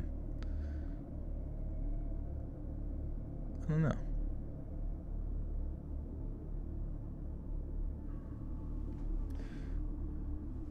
Switching to spring water. You know, maybe, because I use like the reverse osmosis type water, but then I realized, like, I wonder if he's able to, tell that there's not really any vitamins or whatever inside of it.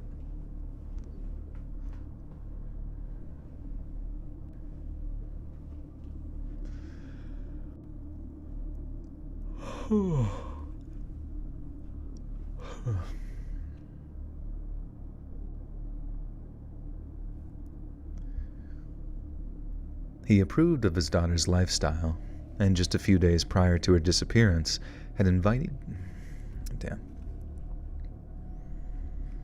He approved of his daughter's lifestyle, and just a few days prior to her disappearance, had invited Stacy's boyfriend into their home, and even took a photograph of the young couple on the evening of their middle school prom. In George's opinion, there's no way Stacy would have had.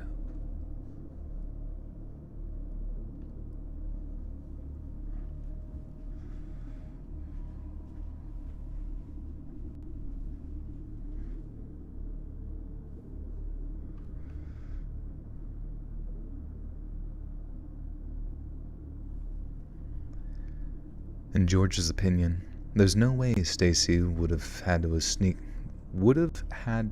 sneak off. Why does that sound like out of order? In George's opinion, there's no way Stacy would have had to sneak off in order to see her boyfriend. And what's more, coordinating such a meeting without the use of modern cell phones would have been next to impossible. The decision to stay the night at the Sunrise High Sierra camp was an entirely spontaneous one, and the itinerary of the riding trip was made flexible owing to the wide age range of the participants. With no outside phone line, There's no way Stacy would have been able to coordinate any kind of secretive romantic meeting. And so, if Stacy didn't wander off to meet anyone, where did she go? And why? Many dismiss the idea that Stacy had simply gotten lost on her way to the lake, as the path between the Sunrise High Sierra camp and the nearby body of water is relatively clear and easy to follow. But what if the lake wasn't Stacy's intended destination, and what if taking photographs was simply a cover for her doing something else? Many months following her disappearance, it emerged that Stacy had a very secret smoking habit, and it might even have. I feel like the way this is written, I don't know why. And might have even. For some reason I feel like I want to say might have even instead of might even have. I wonder why that would be mixed up.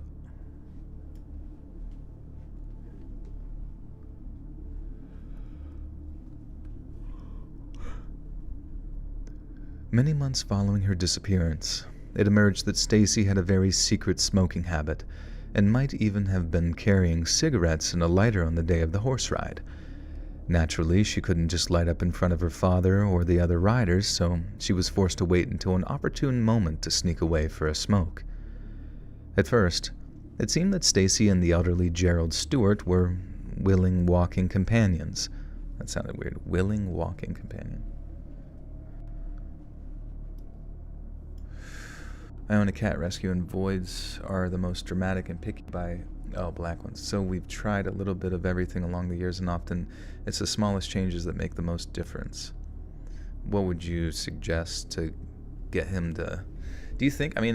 so it's like reverse osmosis water, which has like no electrolytes or anything. Do you think he doesn't drink from it because it doesn't have, like, it doesn't taste like a spring, you know?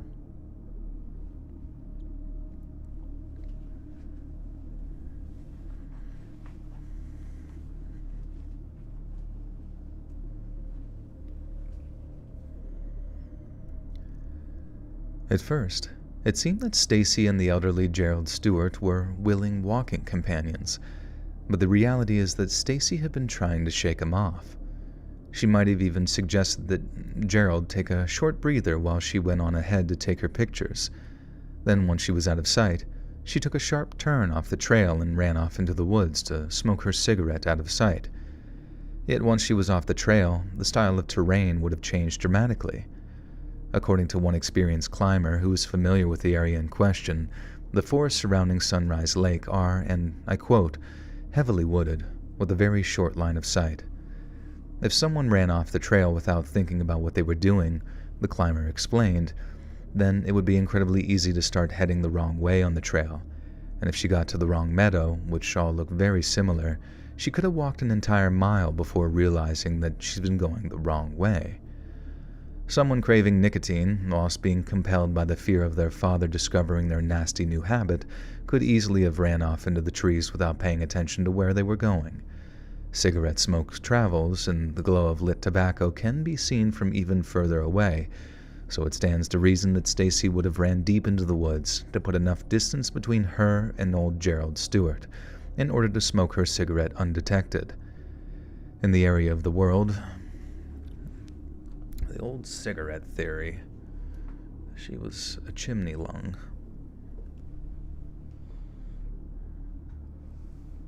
It's possible. Or it could have been a weird taste that just turns them off to it. Wet food is so hard on their system, but it's still better than nothing. We've had great success with fountains, too. Interesting. Wet food is hard on their system? That stinks. I thought it was, like, one of the better things I could get them, just to get, like, meat and moisture.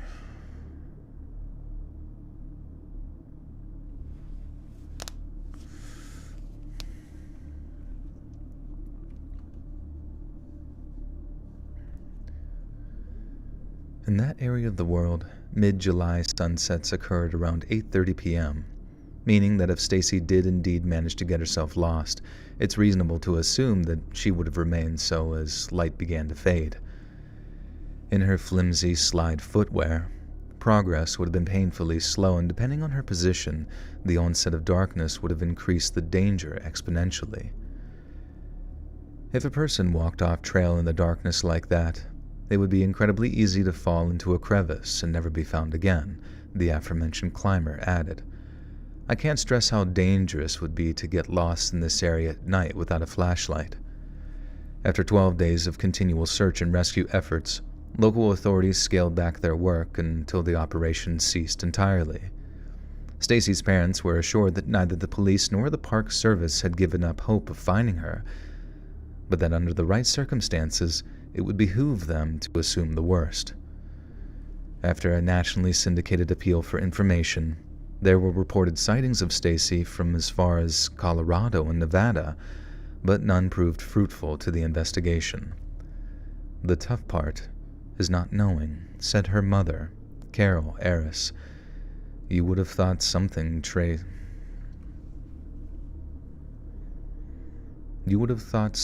of her would have shown up by now. And therein lies the reason why Stacy's disappearance has captured the imagination of so many people. There's always the chance that after walking deep into the woods, young Stacy came across a violent, predatory psychopath who clamped a hand over her mouth, dragged her into the forest, then did God knows what to her at some secret woodland hideout. Yosemite is a huge place, and perhaps Stacy's remains lie at the bottom of a derelict shaft at the old Sierra mining site, less than 3 miles away on Tioga Hill. But perhaps something else happened to her, something that conventional science isn't quite ready to explain. According to Occam's razor, the philosophy by which the simplest explanation is always the most probable, the poorly outfitted Stacy fell down a steep incline and suffered sudden but fatal blunt force trauma. But if that was the case, where are her remains? Again, there's always the chance that her corpse was discovered and consumed by hungry scavenger animals. But if that was the case, why did the search team's tracker dogs fail to lead them to any remains? One article from the Fresno Bee stated that one of the dogs that took part in this search was a 2-year-old German Shepherd named Duke. One might assume that German Shepherds make perfect tracking dogs, and they do indeed possess a highly powerful sense of smell. But skip one paragraph down, and the same Fresno Bee article says this: unlike bloodhounds, who chase the scent of a particular person, German Shepherds will pick up on any human scent and hone in on the person emitting it like a missile to a target. The dogs are inefficient.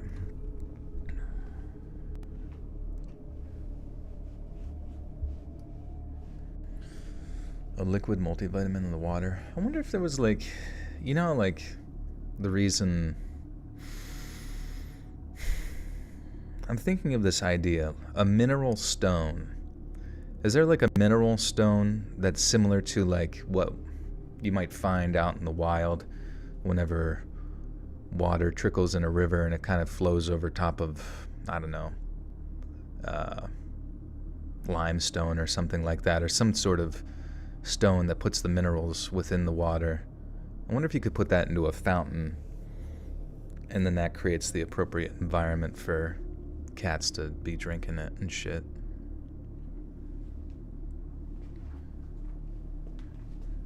A salt lick for cattle? Yeah, basically that concept, but for cats stuff. Was he ever an outdoor cat? No, he's always been indoors, though he very much wants to go outside. Sandstone, limestone, or a river stone could work. Just like grabbing one and sitting it there in the water. Yeah, I guess, you could just buy the mineral water itself and just refill the thing. Maybe he would be interested in that.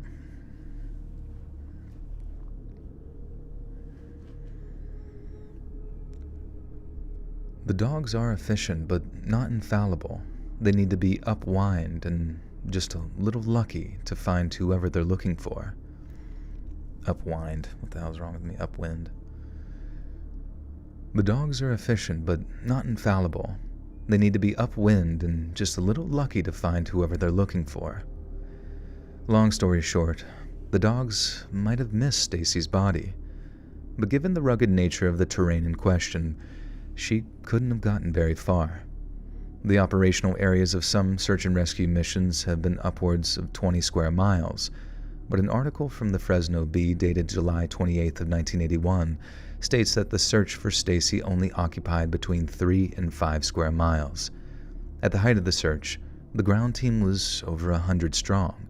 There were several different teams of tracker dogs and 2 different helicopters logging a combined flight time of 40 hours over Sunrise Lakes. A team of specialist divers even trawled the 3 bodies of water in the hopes of uncovering human remains, but none of their attempts were successful. As one volunteer put it, it's like she disappeared into thin air.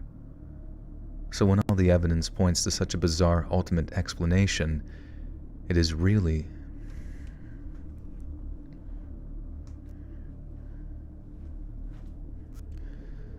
As one volunteer put it, it's like she disappeared into thin air. So when all the evidence points to such a bizarre ultimate explanation, is it really so unthinkable to entertain it?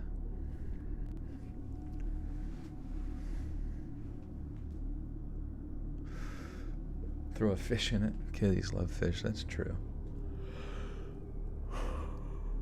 Poof, you're a sandwich. One day you wake up and you're edible. I think I'm going to take my magnesium early, but we got 2 more stories. So I will be right back.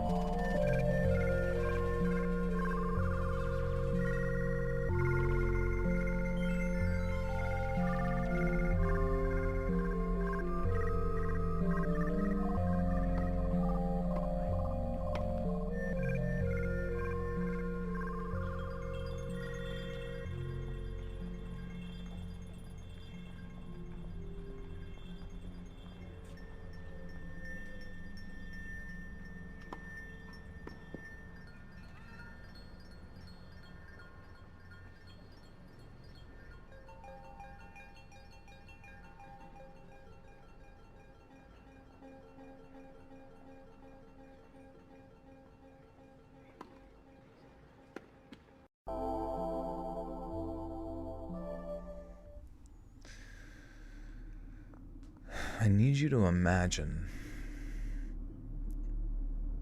a spider coming down from the ceiling, like, just like right on your face. It makes noises too. It's so scary.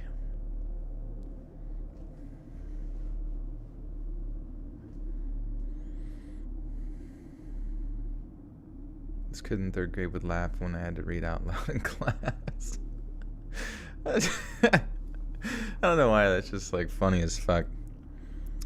Like, just, like you were like, but it'd be funny to, even funnier if you were like reading normally, you're like actually pretty good, but just every time he's like, what the fuck? Oh my god. What the fuck? Shit. And the teacher just doesn't say anything, and you're just like, what the hell? Huckleberry Finn then crossed the river. Oh my god. What are you laughing at? What's so damn funny?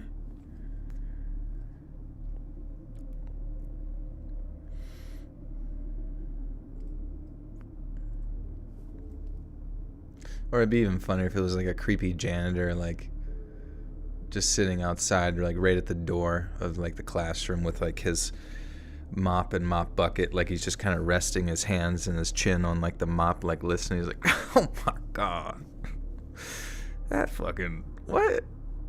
That's not right. That don't sound right. That did not sound right.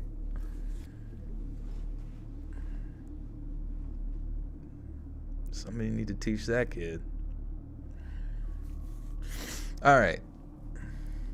Just looking through his, every time you read in class, he's just somewhere else in a window, or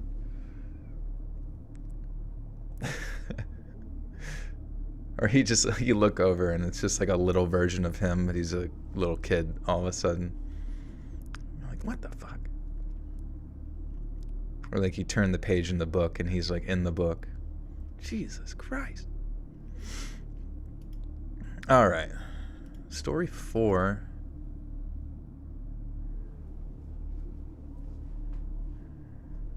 Cats are good at analyzing water. Pradeep knows his favorite water when he sees it. Might not like the filtered stuff. That's true. Yeah, maybe I just need to get some mineral water from Lake Minnetonka. I could totally see someone bringing like a cat to a cat sitting thing, and they're like, he only drinks water that's straight from the waterfalls of Pakistan.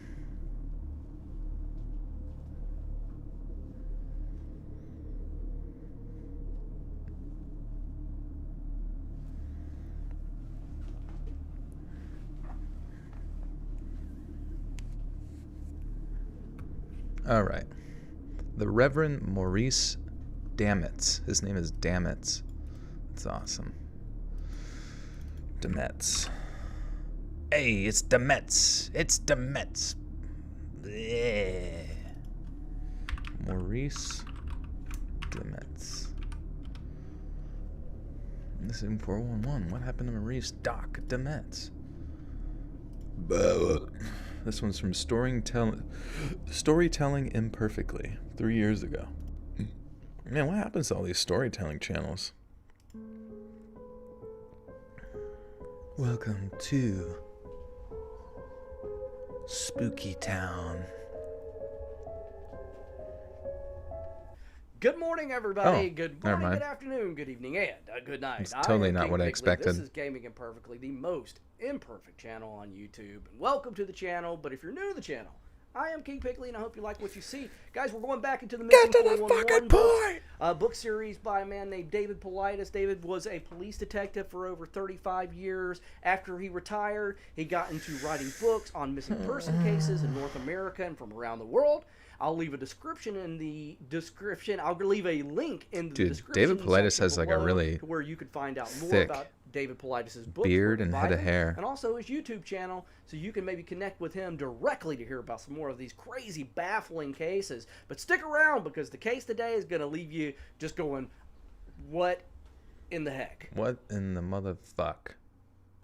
Every year, guys, hundreds of people go missing from around the world. Thousands even. All right. And you know what? Out of a named Dr. Maurice Demetz. Doc, as he was well known. All right, I gotta hear someone else say it. That didn't sound confident. Oh, this is Can-Am Missing Project. This is my boy, David. We play racquetball together.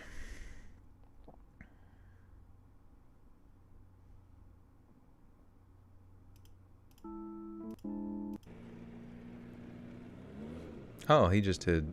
He didn't even. Here from Longmont and Boulder, Holy shit! Colorado. David Pelaez is jacked. What the fuck? Wednesday morning. They came here to look I for mean, it was from topaz. 9 years ago, but he's The interesting part about this story looking pretty is rippled. Doc Dometz disappeared that day. Maurice Dometz. Okay, Dometz. I'm gonna go with what David says. He is my authority on all words.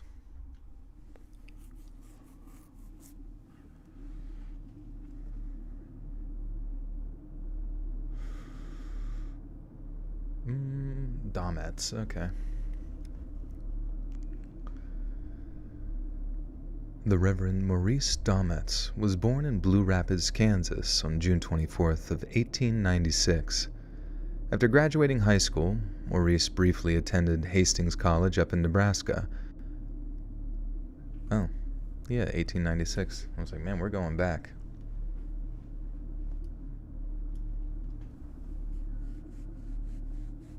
This might, I think the last one, I think Sam said he wanted to be the highlights or the start, he says it was the best case he thought out of all those, so I was thinking making that. But I'm getting a good feeling about this one being like number 2. Anyone heard of the Dark Sodium? It's a great narrator, the Dark Sodium.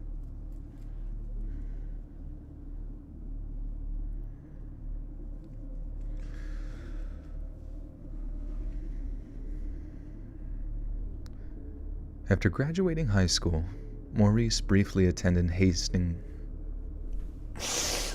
Fuck. I didn't even sneeze, but I feel like stuffed up for some reason.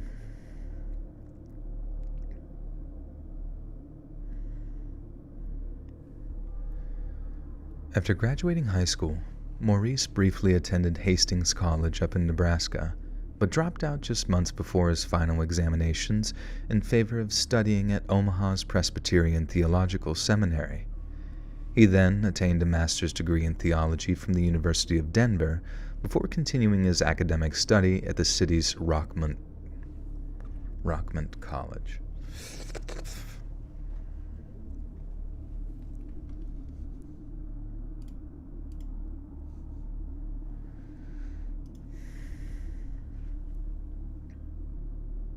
Booger sugar. It'd be so funny, just getting like high as fuck and doing cocaine just to read scary stories. Did you ever watch Queer as Folk or My Gay Best Friend? I don't think so. I remember watching Queer Eye for a Straight Guy. And it was funny. It was because like my one I was there with my buddy and his wife, and she was telling us about how this was it was his favorite show, and that something on the something on the show made him cry whilst watching it. And I just thought it was so funny that his wife was making fun of him for crying while watching Queer Eye for a Straight Guy. And I this is the first time I had seen the show, and in my mind I'm like, what possibly could happen on a show like that to ever elicit any emotion that brings tears to your eyes? I'm like, it must have been very powerful seeing his new fit. It's so beautiful. He was always wearing just hoodies before, and now he's wearing a button down with a gold watch. It's so pretty. After graduating high school, Maurice briefly attended Hastings College up in Nebraska, but dropped out just months before his final examinations in favor of studying at Omaha's Presbyterian Theological Seminary. He then attained a master's degree in theology from the University of Denver before continuing his academic study at the city's Rockmont College. From 1923 to 1943, Maurice earned a living as the associate editor of the Christian monthly magazine, Grace and Truth, and it was during this period that he met his wife-to-be, Myrtle. They were married on June 1st of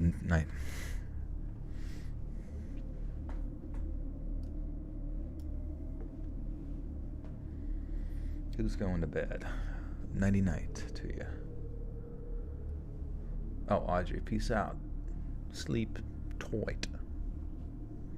Keep lifting. Keep getting strong. Keep eating your protein. Getting your sleeps. Getting your 9 hours.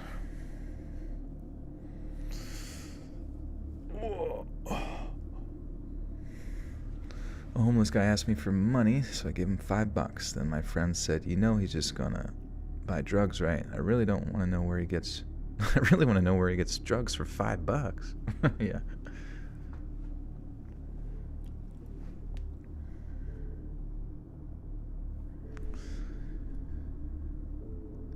They were married on June 1st of 1930, settled in Longmont, Colorado, and soon welcomed a daughter named Martha Ann into the world.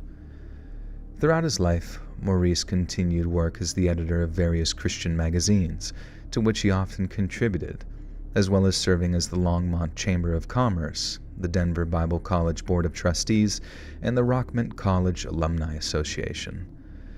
Maurice also had many passions in life, but perhaps the most eccentric of them all was his passion for what he referred to as his beloved rocks. It was an affectionate nickname, as in truth Maurice possessed a fascination for rare minerals and gemstones. He was a keen member and avid contributor to the American Federation of Mineral Societies, while holding a senior position at the Flatirons. Do I get my 9 hours? Not really. I would say that at the most I usually get like 7. But, you know. But there will also be random days where I'll just like keep sleeping for 12. Especially on like weekends and shit.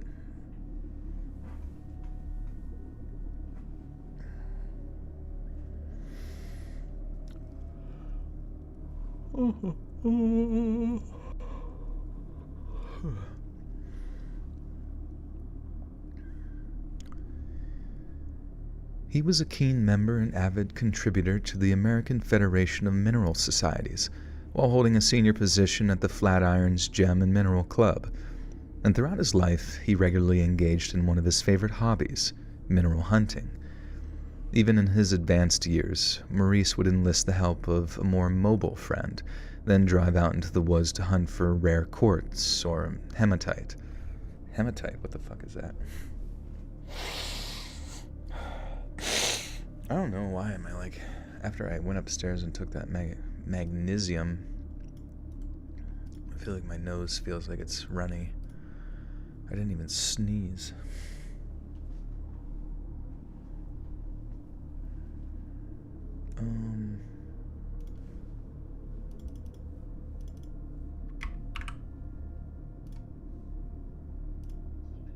Hematite. Okay, there we go. Ooh, hematite.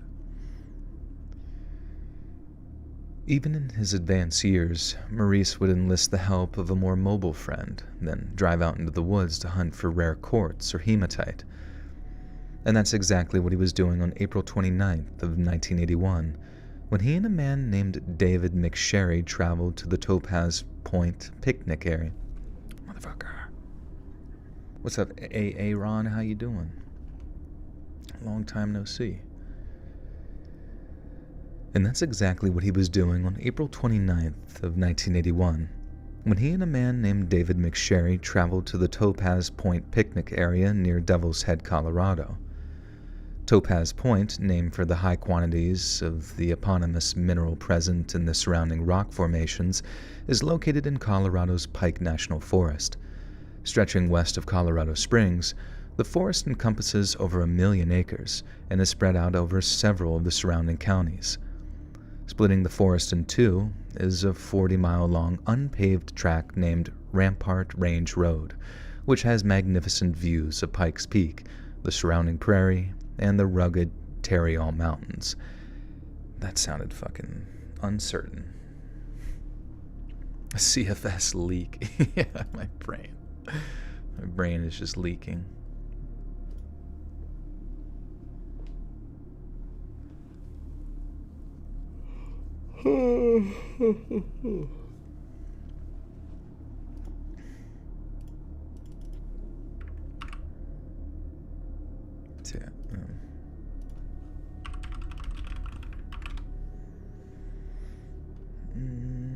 Tarryall. Oh, Tarryall. Interesting.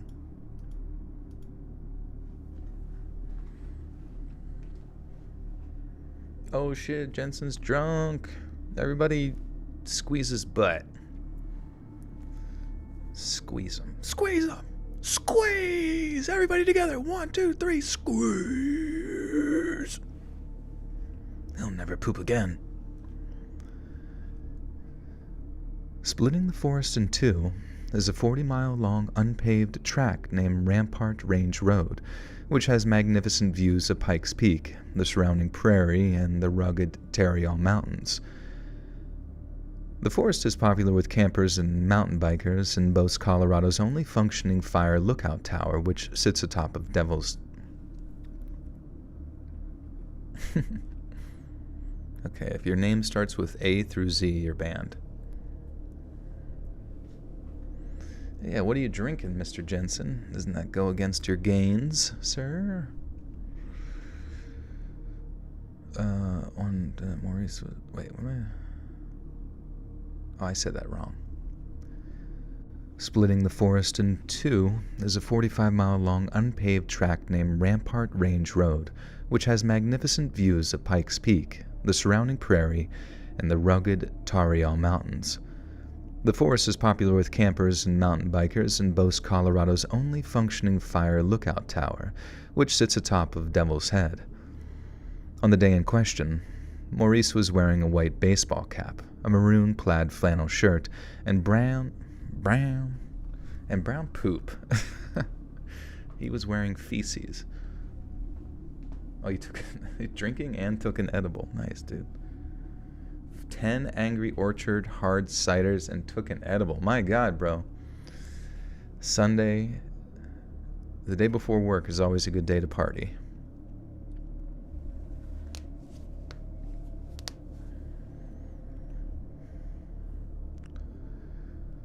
On the day in question, Maurice was wearing a white baseball cap, a maroon plaid flannel shirt, and brown ankle-high work boots.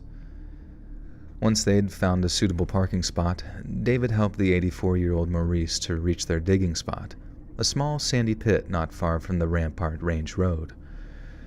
He and David had spent a short while digging through the sandpit before Maurice suggested his much more mobile companion begin another trench around 50 to 60 yards away. A few hours went by with each man burrowing away at their respective dig sites. Then, around 3 p.m., David walked over to Maurice's trench to let him know that it was time to drive home. He agreed. Then, when David returned from his dig site after collecting his tools, Maurice was gone. Since the Reverend's own tools were nowhere to be seen, David assumed that he'd simply packed them away, then walked uphill to meet them at their car. There were no signs of a struggle at Maurice's dig site, meaning David had no reason to be alarmed. But when he too trudged up the hill, his car became visible at the crest in the Reverend Domet's.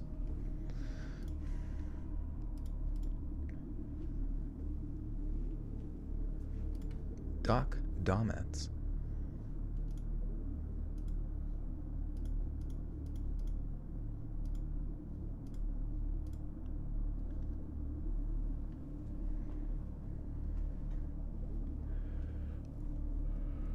Louis Lim for Frazier goes to sleep around 3 a.m. Oh, shit.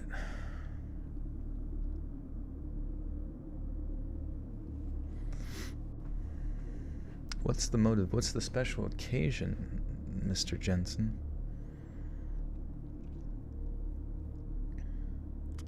David then walked... Wait, where did David honked his horns?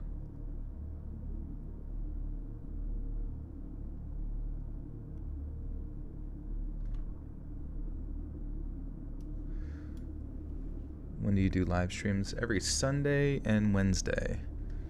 We changed it.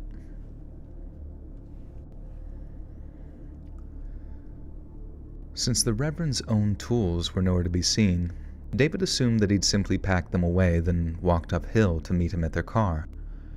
There were no signs of a struggle at Maurice's dig site, meaning David had no reason to be alarmed. But when he too trudged up the hill and his car became visible at the crest, the Reverend Dometz was nowhere to be seen. David honked his horn a few times, hoping it would summon the elderly Reverend to their vehicle. Yet he remained out of sight and failed to respond to any of David's cries. David then walked in circles around the place that they were parked, hoping his elderly companion might be taking a pre-ride pee against a tree trunk, but became increasingly panicked when Maurice was nowhere to be found. It wasn't so much that the man's absence...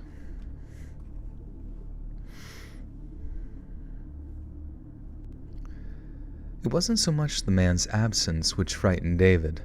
Despite his age, Maurice was fit and capable of it. Man, fuck.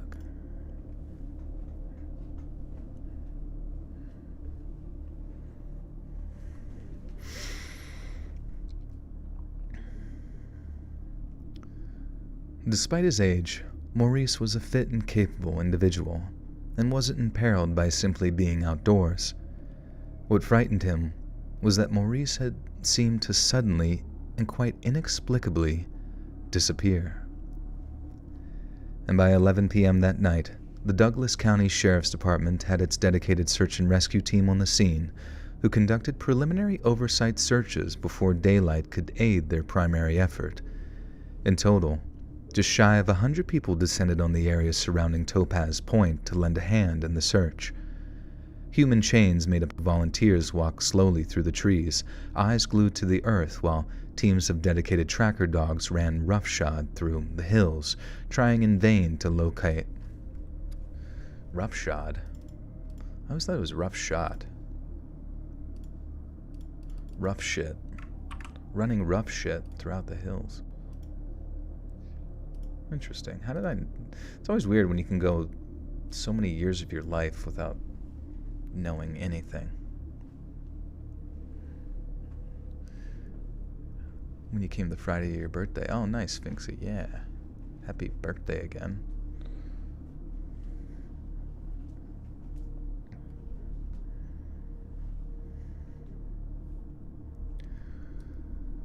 Human chains made up of volunteers walked slowly through the trees, eyes glued to the earth, while teams of dedicated tracker dogs ran roughshod through the hills, trying in vain to locate any kind of scent trail. Many involved expressed incredible frustration as their inability to locate. Dude, everyone must be passed out right now. I don't see anybody talking in chat. Many involved expressed incredible frustration as their inability to locate any trace of their missing... Wait. Many involved expressed incredible frustration...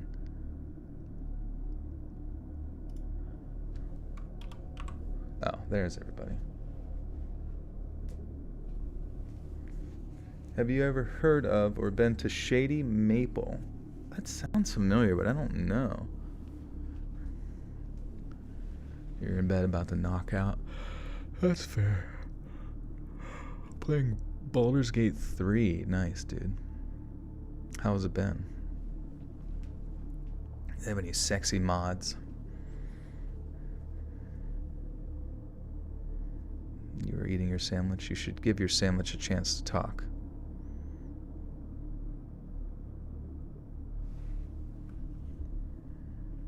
Playing Among Us. Holy shit, nice. Many involved expressed incredible frustration at their inability to locate any trace of their missing person. At the very minimum, the tracker dogs should have at least given them an idea of which direction Maurice went, yet they only ever seemed to alert at the trench that he'd been digging at. It was almost as if he and his digging equipment had simply vanished, despite their failure to... Well, he did. I feel like we just keep hitting the vanished in thin air part, and it sounds kind of strange. It was almost as if he and his digging equipment had simply vanished into thin air. Despite their failure to achieve any meaningful progress, the search continued for around 2 to 3 weeks before it was finally discontinued. Maurice's wife, Myrtle Dometz, expressed tearful indignation at the decision and accused the Colorado governor of abandoning her.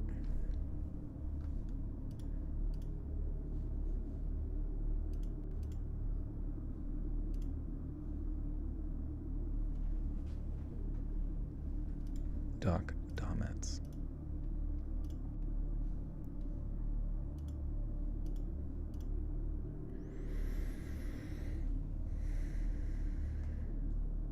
Abducted.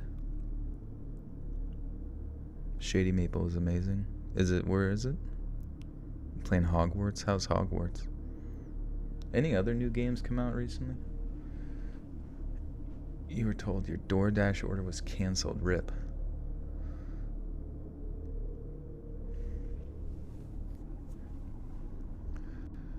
Doc Dometz. Wait, no, where am I at? Maurice's wife, Myrtle Dometz, expressed tearful indignation at the decision and accused the Colorado governor of abandoning her husband. In an open letter, she publicly begged him for help and insisted the case was much more sinister than that of a regular missing person. Many believed Myrtle's claims were nothing but manifestations of her inconsolable grief, but others, volunteers,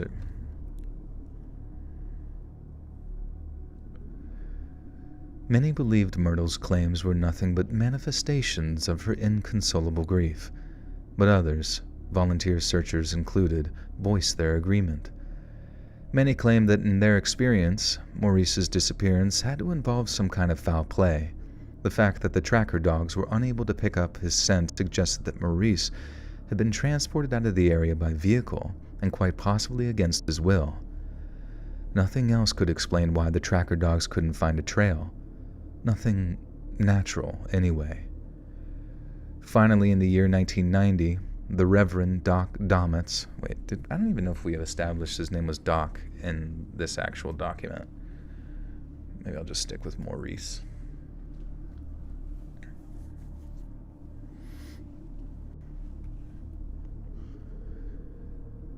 Finally, in the year 1990, the Reverend Maurice Dometz was officially declared deceased in absentia. Oh yeah, absentia. How do I always forget how to say this one?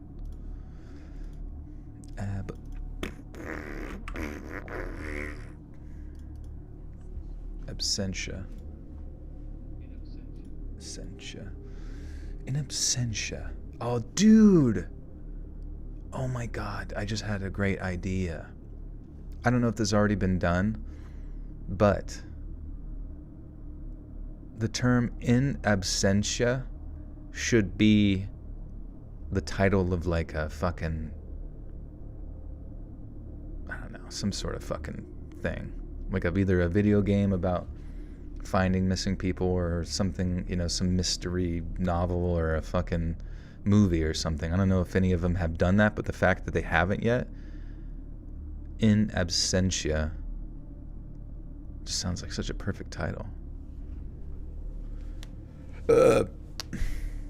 That too, add the burp at the end. Sasquatch sounds. It was a Prime show? Fuck, dude. Fuck. Fucking shit. I can't think of fucking anything. I can't think of anything unique or different. No one knows what that word means. I mean, I don't know. At least, well, they would learn, but I feel like even if they don't know what the word means, sometimes like having an interesting title name kind of flows off the tongue a little bit. Deviled eggs are deliciousness, but they are dangerous as fuck. I had to put radioactive stickers on my bum. They're just like blasting off.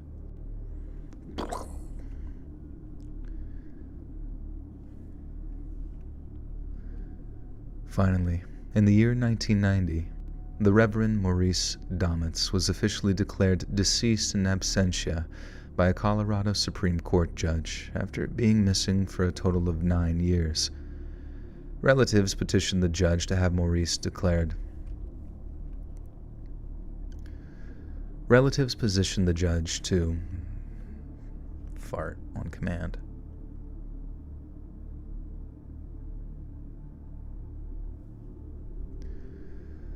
Relatives petitioned the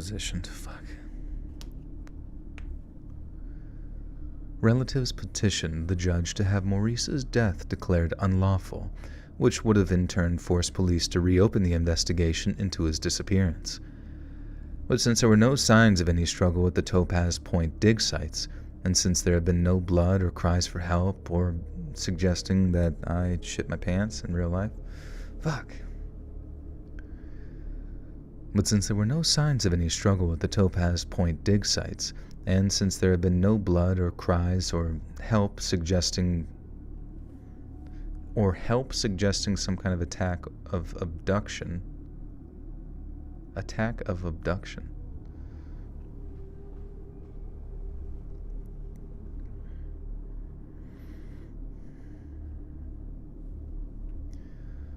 But since there were no signs of any struggle at the Topaz Point dig sites, and since there had been no blood or cries or help suggesting some kind of attack of abduction, the judge refused the family's request and refused a verdict of unlawful death in favor of one by misadventure. Since then, a number of prevailing theories have emerged, each of which attempt to explain Maurice Domitz's motherfuck. Since then, a number of prevailing theories have emerged, each of which attempt to explain Maurice Domitz's sudden and rather chilling disappearance. The first, and perhaps the most feasible, is that Maurice suffered severe complications due to the blood disorder he'd been suffering from... Damn, dude. It's too cold for my brain to fucking think. The first, and perhaps the most feasible, is that Maurice suffered severe complications due to the blood disorder he'd been suffering from for many years. Others say he could have quite possibly taken his own life, having considered it a less painful, less drawn-out alternative to dying in a hospice bed. It would have been just like Maurice, they say affectionately, to want to spend his final day digging for those beloved rocks of his, rather than face a time when he'd be unable to do so. Yet to the contrary, Domitz was a lifelong man of God, who tried to weave the Bible's teachings into every one of his conscious acts. Therefore, it seems highly unlikely that he'd opt to take his own life over a natural, God-given end to his life. On the more ridiculous end of the theory scale, some have suggested that David McSherry murdered...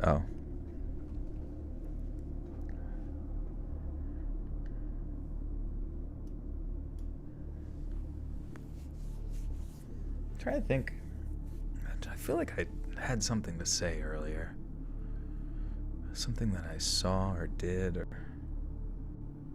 The only thing I can think is football. I watch football. What about that? But I feel like there was some other piece of interesting media that I consumed. I can't remember it.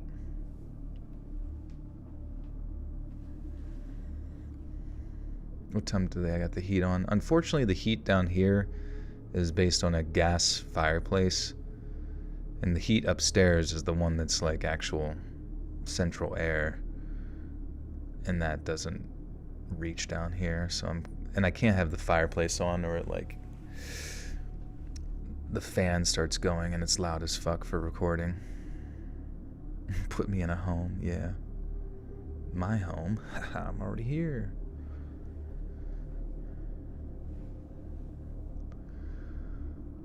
On the more ridiculous end of the theory scale, some have suggested that David McSherry murdered his friend Maurice, in order to secure a huge stash of topaz for himself.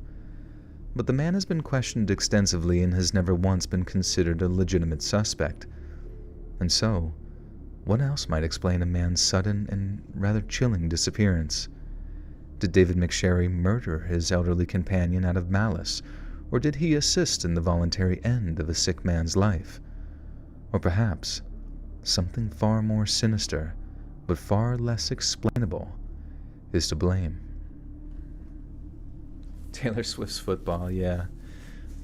I recently found out that Taylor Swift's, I don't know if this is true or not, but you can look into it, but I found out that all of Taylor Swift's like discography was bought by like a very prominent billionaire and their front group.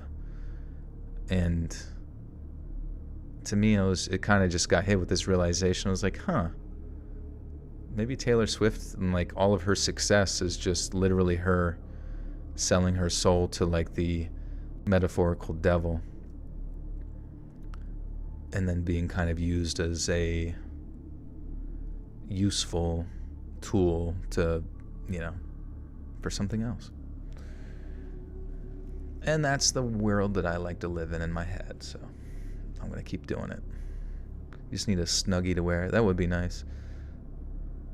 It's a blanket. No, wait, it's a sweater. No, wait, it's both. That's why she's re-recording everything. Tell me more. What's going on with that? Is she like frustrated that she did that or something? I live in Minnesota. It's finally warm out, like a blistering 12 degrees or something. Tomorrow's going to be 20 degrees. I got my shorts out and ready. Hell yeah, dude.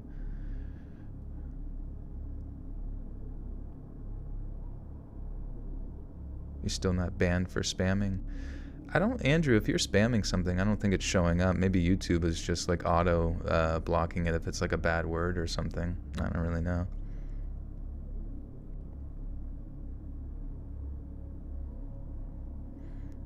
I don't know. I've always kind of felt like the massive, anybody who has like crazy massive success to the degree that Taylor does, there's just been something like within myself that just observing it from an outside perspective, it just doesn't feel organic, as weird as that sounds. Like, obviously there's going to be some people that are just as obsessed with her as like K-pop and all of that mania, but there's something about hers that just seems really abstract.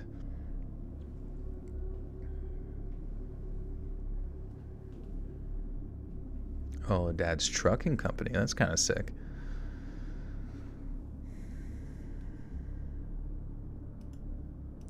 All right, last story of the schmeevening. I think this is supposed to be the best one. I must be jealous. I don't know. Wouldn't say that I look at Taylor Swift and I feel jealousy, but it might just because she's a woman, and I don't really feel jealous. I don't know. I don't know if I really feel jealous of anybody sometimes. I mean, I guess there's some people that I feel jealous of. But I can't imagine looking at Taylor Swift and feeling a sense of jealousy, perhaps.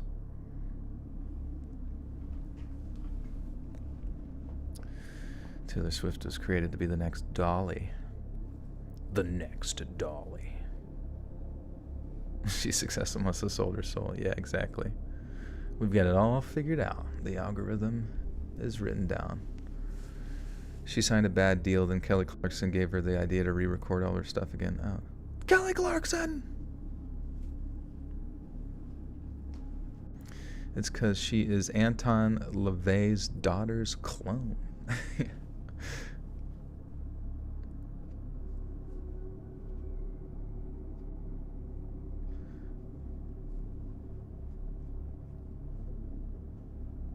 She's the missing leader from Scientology. Finally, dude. You're jealous of Danny DeVito?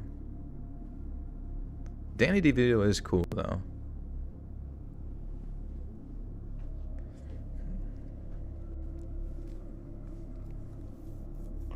Her dad doesn't own Swift Trucking. He was some financial advisor. Okay.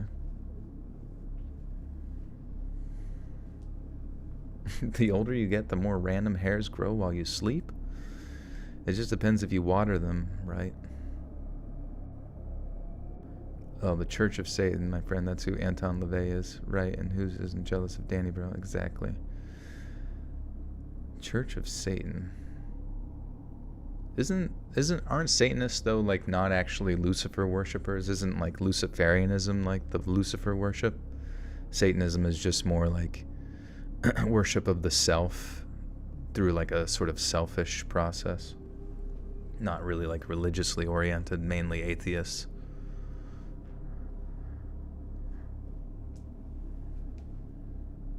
Chloe, thank you.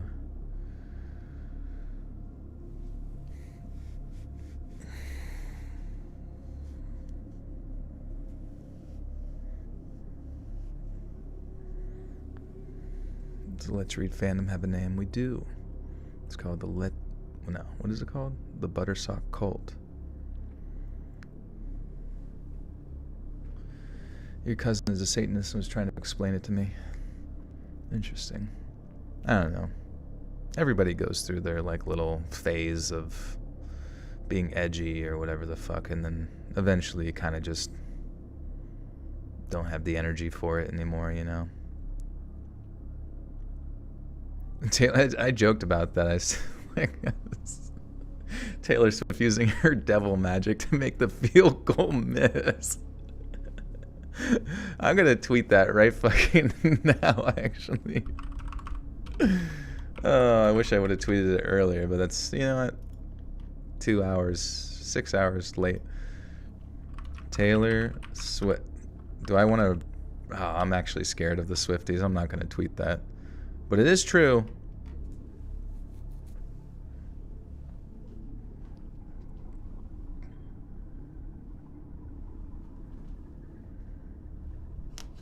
It was kind of insane how just whoop, there's the wind.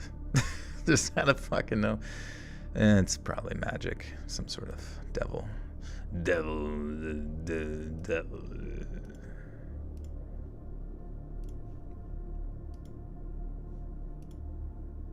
All right, let's kick this one in the teeth, shall we? The Swifties.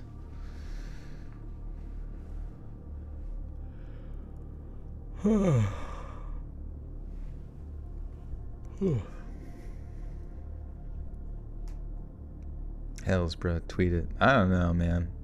If you tweet it, I'll retweet it. But you got to tell me what your tweeter is. During the mid-1940s, the most powerful nations of the globe were engaged in a top-secret race to develop the world's first atomic weapon. In the United States, the research... Wow, we're missing 411 connected to Manhattan Project. Scared of the Swift... I am scared of the Swifties, dude. If you think the Buttersock cult is devoted, wait till you meet that cult, dude. They're fucking bonkers. They will scalp you. Your boyfriend is a Swiftie? Fascinating. We still have freedom of speech. Not with Taylor Swift fans. If I mention anything without saying that I'd suck her toes, I'm getting scalped, bro.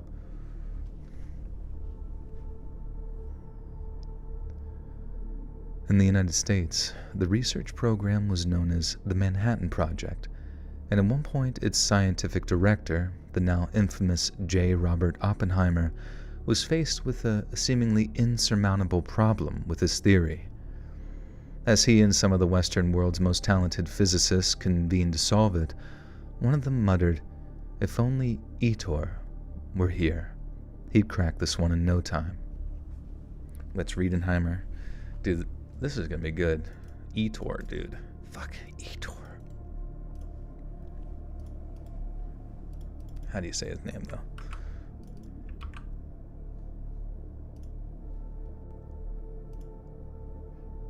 Ettore. Oh, Ettore? What's his first name again? Wait.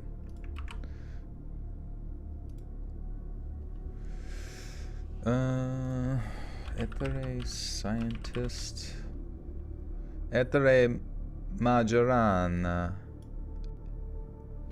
Oh. Etere What? Majorana. Oh, there he is. Yeah, let's fucking go. Etere Majorana. Etere Majorana. Etere Majorana.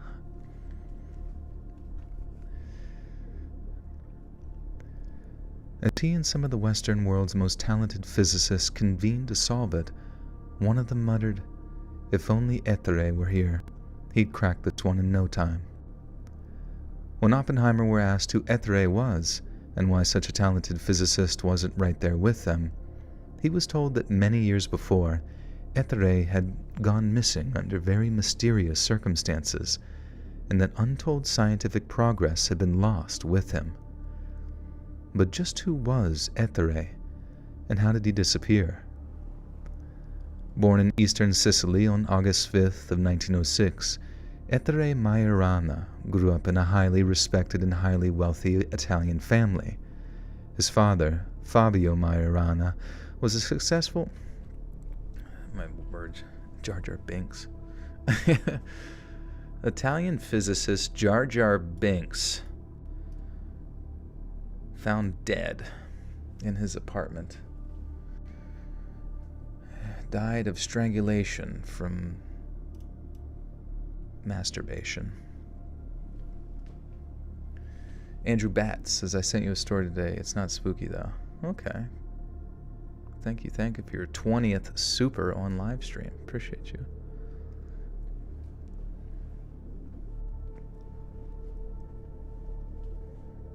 Just came from a comment of mine on an NFL video. Nice, dude. What did I say? Probably something bad. Probably something cancelable. Cancelable. Probably something Campbell's Noodle Soupable. Remember when the NFL loved Campbell's Noodle Soup? What the fuck happened to Campbell's, dude? I remember fucking back in the day. I feel like was it Ray Lewis? I forget who it was, but they would bite the shit out of that spoon when they would eat it.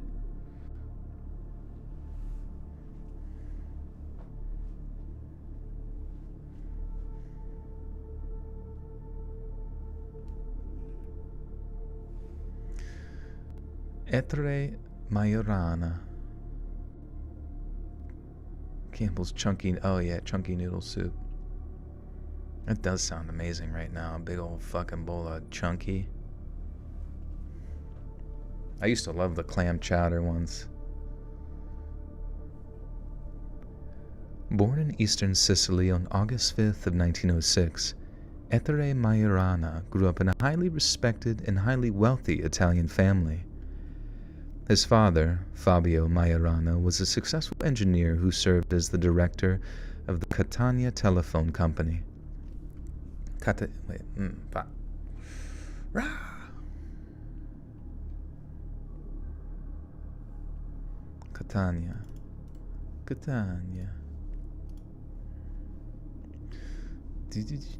I like that name, Etere. It's a nice name. Catania. Thank you again, Andrew. Appreciate you.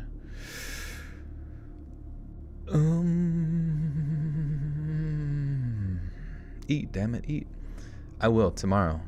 Tomorrow I'm gonna eat, and it's gonna be so fucking good. I hope I don't get diarrhea from not eating. It's gonna be so cool. Something about the Cowboys going out was the plan. That was the... This is all set in stone long ago by Taylor Swift and her dark magic. Yes.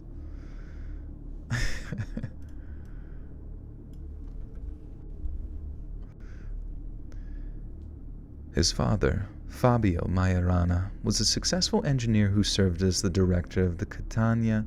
Fuck! How do you say... Dude, I have the memory of a goldfish. Catania. His father, Fabio Majorana, was a successful engineer who served as the director of the Catania Telephone Company and later as the Ministry of Communications General Inspector. As a result, the Majorana family moved around a lot during Ettore's... I forget his name. What the fwick? What the freaking fwick? Ettore? Reminds me of the character from Assassin's Creed. What was his name again? As a result, the Majorana family moved around a lot during Ettore's Who I got this year? I don't know. I really do hope the Lions win. Oh, Ezio. There it is.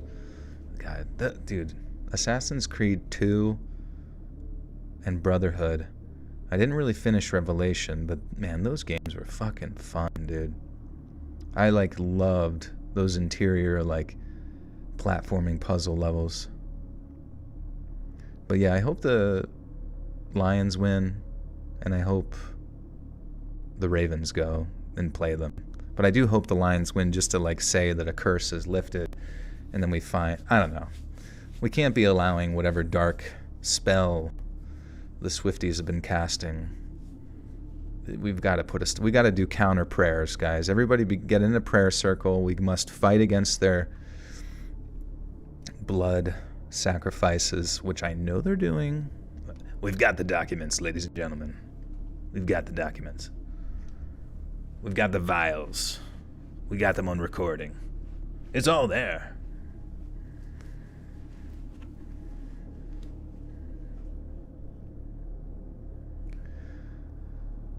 As a result, the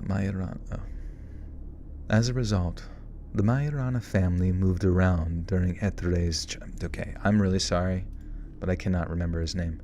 Ettore Majorana. Too many soft J's.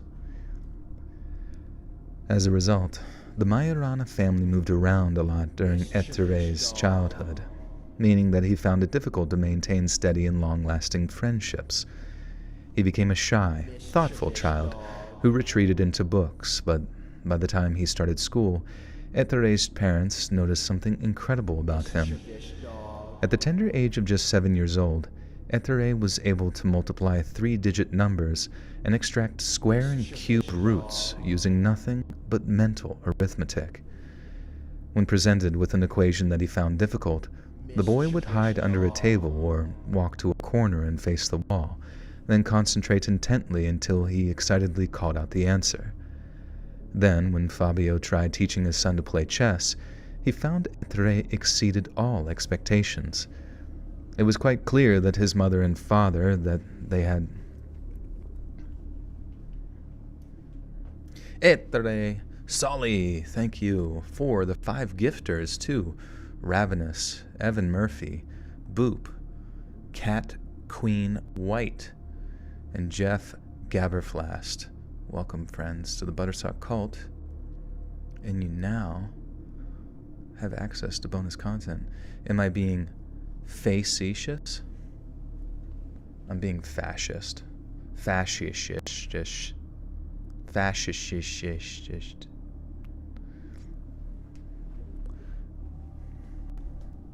We've got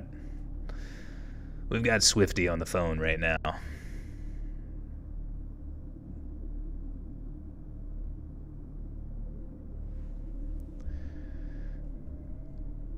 It was quite clear that his mother and father... Man, fuck me. Damn.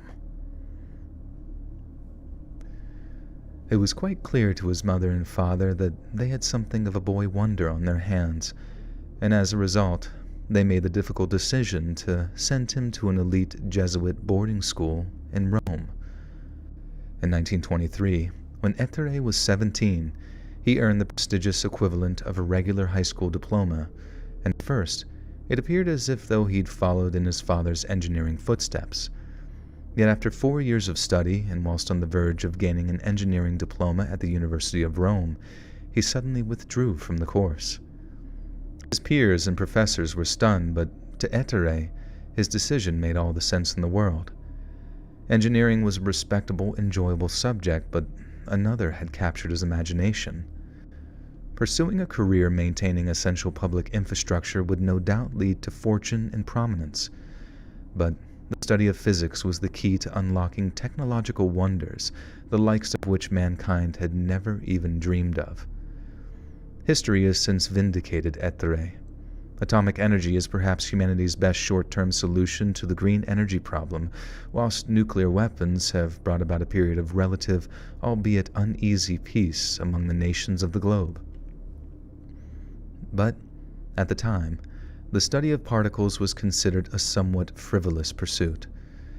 The late 1920s and early 1930s constituted, this is a long one, dude, this is like 15 pages. Get fucking ready, dog.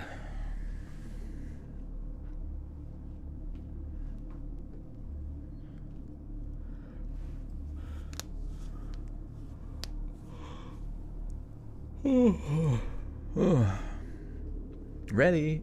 Okay.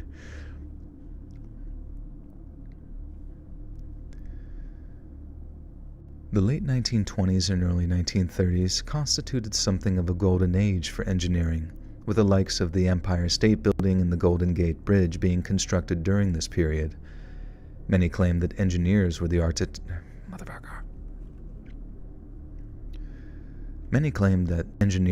architects of the current epoch, but what Ettore understood is that physicists would be the architects of the next one. On July 7th of 1929, Ettore submitted a thesis entitled On the Quantum Mechanics of Radioactive Nuclei.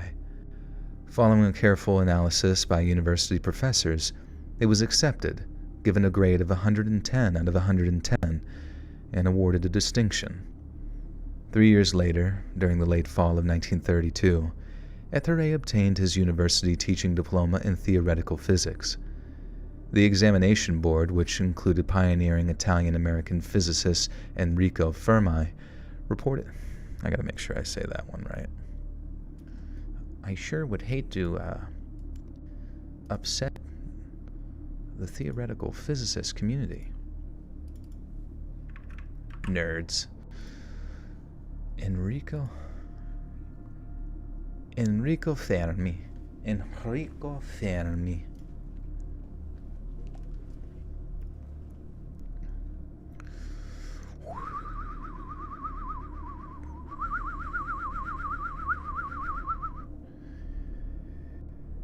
The examination board, which included pioneering Italian-American physicist Enrico Fermi, reported that Ettore possessed a complete mastery of theoretical physics. After receiving such a glowing review from Fermi himself, Ettore received a grant of 12,000 Italian lire in 1933 and was invited to Germany to work with another world-famous physicist. Lire, right? Italian lire.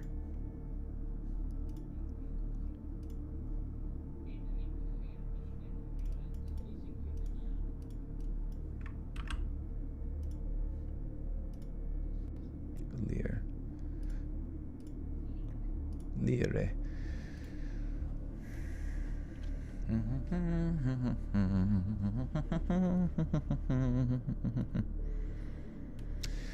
Yeah, I mean, if I don't correct the pronunciation, everyone's going to be bitching about it in the comments anyways. And and just in general, I don't want to sound like a dingbat,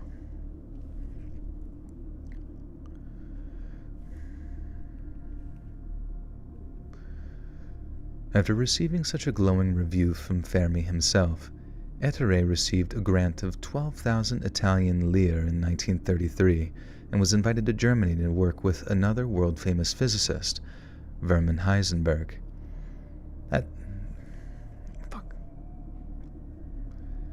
Werner Heisenberg. At the time, Heisenberg was based in the German city of Leipzig, which had become a place of pilgrimage for Europe's most talented theoretical physicists. So from January to June of 1933, the relatively boyish 27-year-old Ettore spent his days rubbing shoulders with his scientific idols. He talked unifying concepts with Friedrich Hund, discussed quantum mechanics with Rudolf Peierls, Jesus Christ. Heisenberg mentioned. Rah, rah, rah, rah.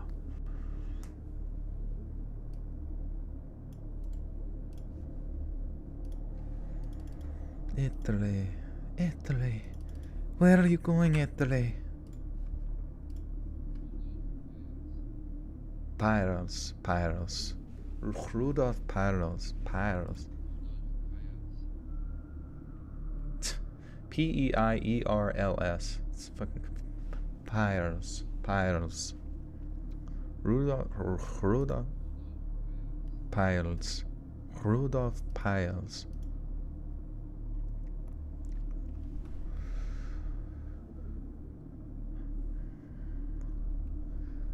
He talked unifying concepts with Friedrich Hund, discussed quantum mechanics with Rudolf Peierls. He even took a short trip to neighboring Denmark to attend lectures at the Copenhagen Institute. Knowing all that we do about young Etre, his visit to Leipzig sounded like a dream come true. But upon his return to Rome in the autumn of 1933, Etre seemed different. In the past, Etre had devoted almost every waking moment to the study of theoretical... I can't wait to eat. I can't wait to eat. In the past, Etre had devoted almost every waking moment to the study of theoretical physics, but following his return from Germany, he ceased his regular study patterns altogether. Instead of regularly publishing his findings and conclusions, Etre began dedicating only sporadic periods of study to what appeared to be one singular issue. When asked if he was suffering from malady or melancholy, Etre replied that he was perfectly healthy, but had suffered a terrible case of gastritis while traveling, one that doctors claimed was brought on by nervous exhaustion. What exactly brought about this nervous exhaustion was never revealed or discussed, but it didn't take long for his old study habits to return with a vengeance, as Etre began working on a groundbreaking but staunchly secretive new project. It's hard to overstate the depth of Etre's obsession with his mysterious new project, but just to illustrate, here's an example. When Marie Curie... Marie Curie... How the hell?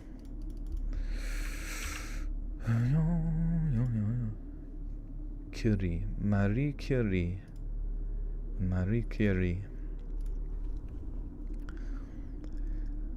When Marie Curie discovered a neutral particle that could enter matter and expel a proton, she assumed that particles must be a photon, since at the time this was the only known variety of neutral particle.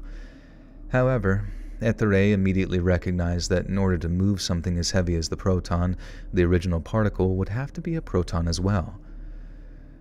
When Enrico Fermi learned of Etre's conclusion, he begged him to immediately submit it for publishing, but Etre declined.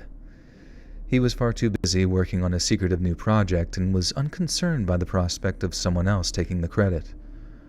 Over the years that followed, Etre remained extremely tight-lipped regarding the project he was working on. The only things we do know regarding his academic career from that period is that he started to branch out into a multitude of other fields. As well as his continual study of theoretical physics, Etre began to casually read up on economics, politics, and philosophy, particularly the work of a man named Arthur Schopenhauer. Schopenhauer was interested in certain elements of parapsychology. Parapsychology. Dude, this is getting good. I don't know what it has to do with the missing 411, but I am on board. Yeah, honest question. Anybody who has heard all the stories thus far in the stream and subsequent video, those are all the stories that will be in tomorrow's video besides this one. Do you think any of those pertaining to the topic of missing 411 are better than what you've heard in this one so far? Does this one captivate your interest, or do you feel bored? Because I feel captivated, and sometimes I feel connected to your guys' captivation, but I could also see maybe this one just doesn't quite immediately capture attention, I suppose.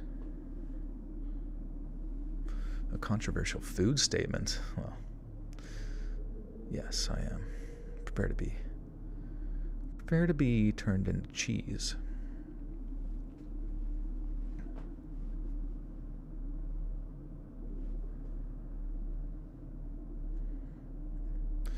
Enchiladas are just Mexican lasagna. Yeah, maybe a little bit. Mexican lasagna sounds fucking awesome, though. Wait, what the fuck? They should just do that. There should be like some like really good layered mixture of like Hispanic cuisine in a big pan, and then you just take a scoop and you scoop it into your tortilla, and then you wrap it yourself, but it's got all the necessary ingredients in there, like pre-mixed.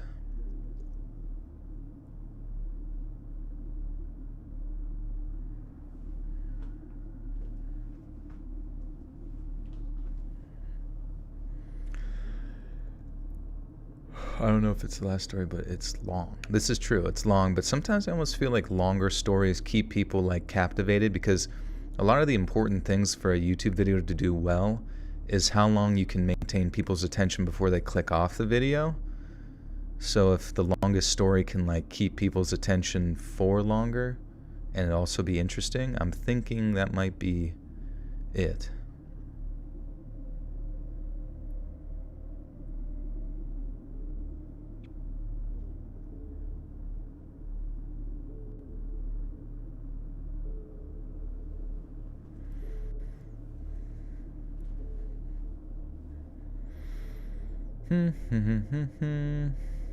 Burritos aren't lasagna. Just have that on a sign. Burritos aren't lasagna. Burritos aren't lasagna.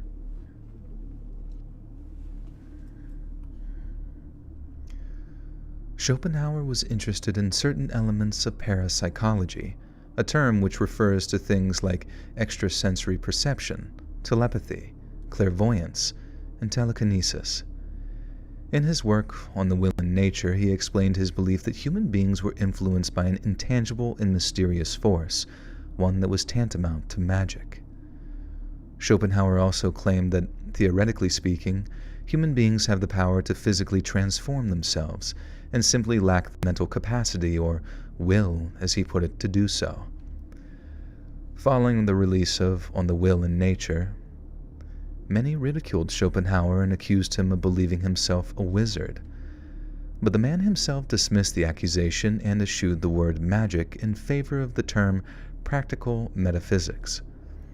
Many of Schopenhauer's peers saw the work as the marking of the end of his credibility, but more than 100 years after the book was first published, Etere Majorana... Transmutation, is that what this is? Etere Majorana. That's like musical. I like the way that sounds. It sounds pretty almost. Like if a name could have if a name could turn into like a flower that's growing sprouts, but it's like, it reminds me of like a rose bush, but it's like growing. What the fuck am I talking about? I don't know. Have you ever done voiceover work for advertising? Yeah, for sure. I'm always down with that. I feel like I'm actually pretty good at like, today's episode is brought to you by Poopity Doopity. Guys, if you've never tried this, you gotta try it. It's freaking delicious. Sometimes when you eat shit and you shove it in your mouth after it comes out your butt, it's like recycling, but with your body. Whoa. See how good that was?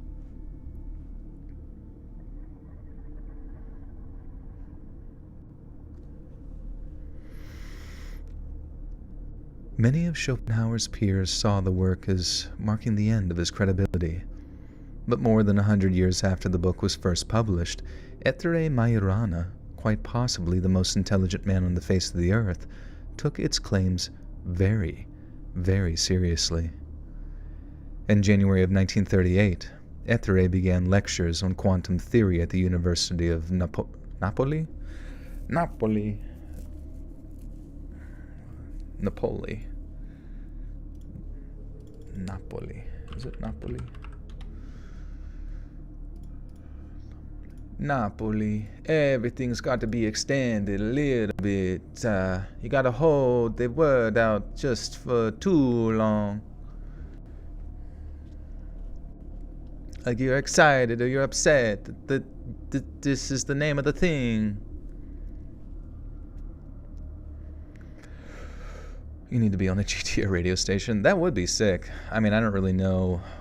I guess my streams can be funny sometimes, but I don't know about the content itself. Even though having it, well, you know what? I would be honored in so many ways to do a sort of like parody style true crime podcast that exists within like a GTA 6 radio station. That would be so fucking sick. But like, obviously they write it and I read it maybe seriously, but then there's like funny things that you would include in it where, you know, but that would be sick. Oh, dude, we could do like a mock one or like a pretend one too. A funny true crime shit. But, you know, I guess it would have to be like made up shit. But it would also be cool if it took, oh, dude, that would be so sick. If it was like, oh my God. Maybe they'll, dude, oh my God, dude, maybe GTA 6 will have like an Alex Jones type character in that, on their radio stations. But it could be anybody. It doesn't have to be specifically him, but that would be hilarious. But like they talk about like the weird mysteries, you know, and like, but it's almost like hinting at the Easter eggs within the realm of Grand Theft Auto and stuff. Kind of like, what was the one mountain in GTA 5 that was like the whole thing with like the aliens and shit, or like different people missing and like finding bodies or whatever. That would be fascinating if it was like hinting at like ways that the player could find different Easter eggs or cool shit. I did a writing project for school. If it's spooky, if I send it to you, would you read it? I mean, I can't guarantee that I would read it, but you should definitely send it in, you know, just to, you know, be sending stuff in. That'd be great. And it's also good just to like practice, you know, your writing if writing is something you want to do.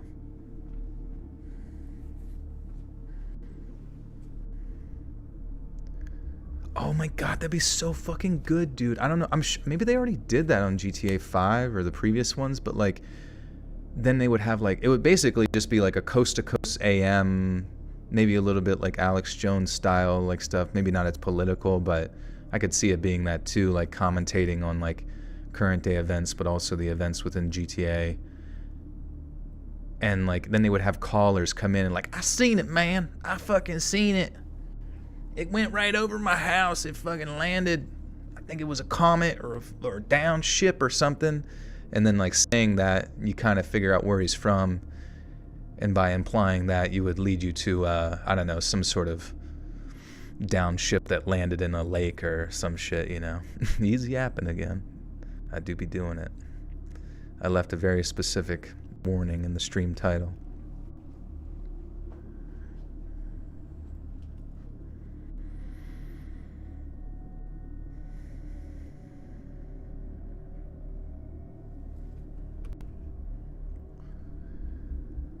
In January of 1938, Ettore began lectures on quantum theory at the University of Napoli. Over the course of the next 2 months, the university's payroll deposited Ettore's weekly wages into an account at the city's central bank. Yet over time, they noticed that he hadn't withdrawn a penny of it.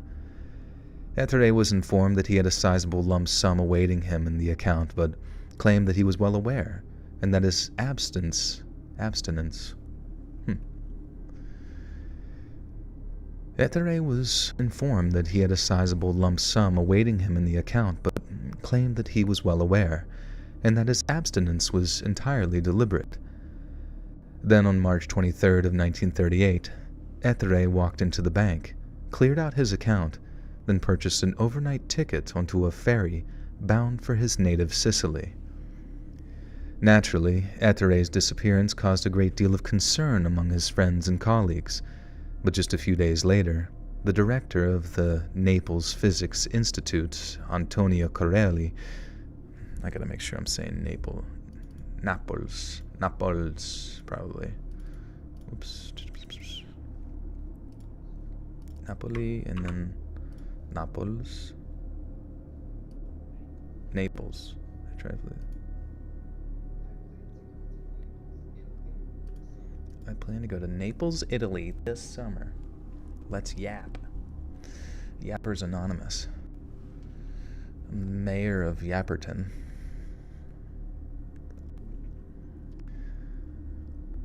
But just a few days later, the director of the Naples Physics Institute, Antonio Corelli, received what appeared to be a hastily written letter in the mail.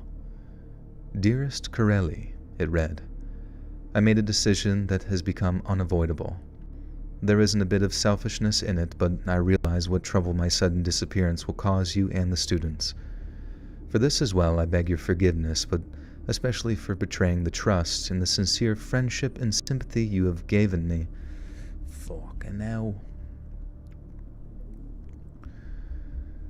For this as well, I beg your forgiveness, but especially for betraying the trust and the sincere friendship and sympathy you gave me over the past few months. I ask you to remind me to...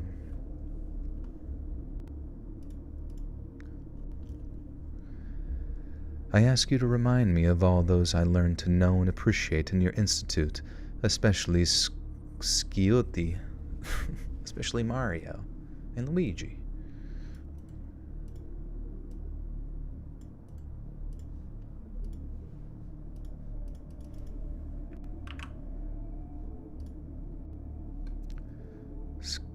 Schiotti.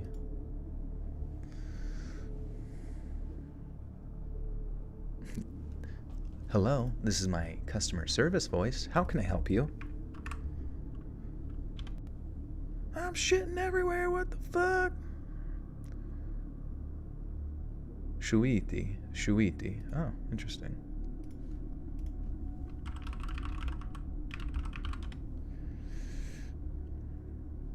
Shuiti.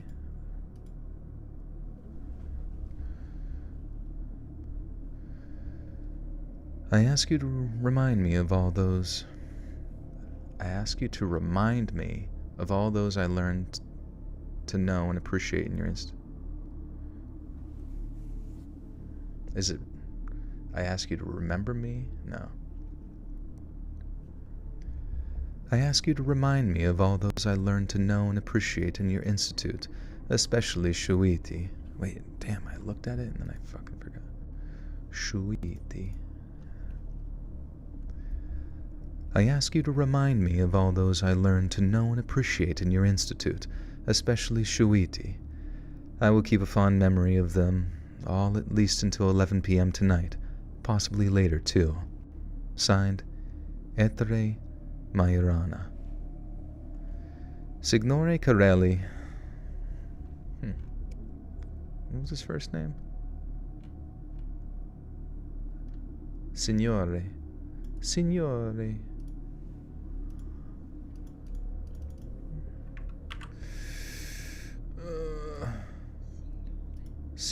Corelli.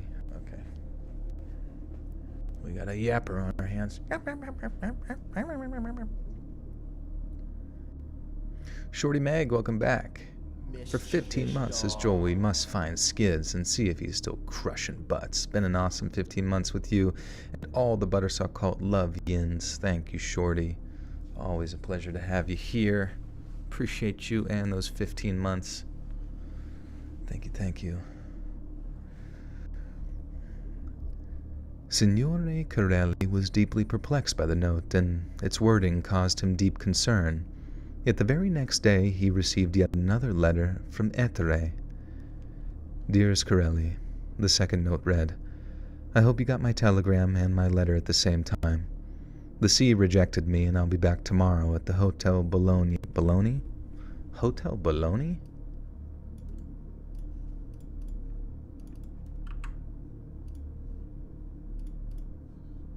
Bologna. Oh, it actually is Bologna.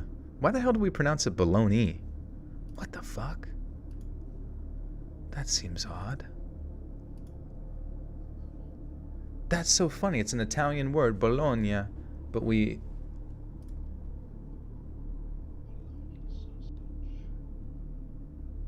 What the hell? How did we fuck that up so bad? It's literally spelled Bologna, and we pronounce it baloney. Man. Man, what a mystery. I've inspired you? What did I inspire you to do? I hope you got my telegram and my letter at the same time. The sea rejected me, and I'll be back tomorrow at the Hotel Bologna, traveling perhaps with this letter. However, I have the intention of giving up teaching. Don't think I'm like an Isbin heroine. An Isbin heroine? What does that even mean? Is that like a character from a book?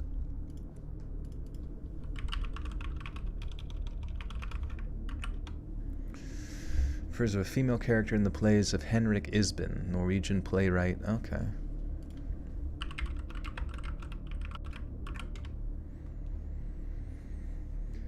Isbin is Ibsen. Oh, Ibsen. Heroine, pronounced heroine. Heroine. Ibsen heroine. Wait. Heroine. Yeah. Ibsen heroine. Don't think I'm like an Ibsen heroine, because the case, if different... Wait, what?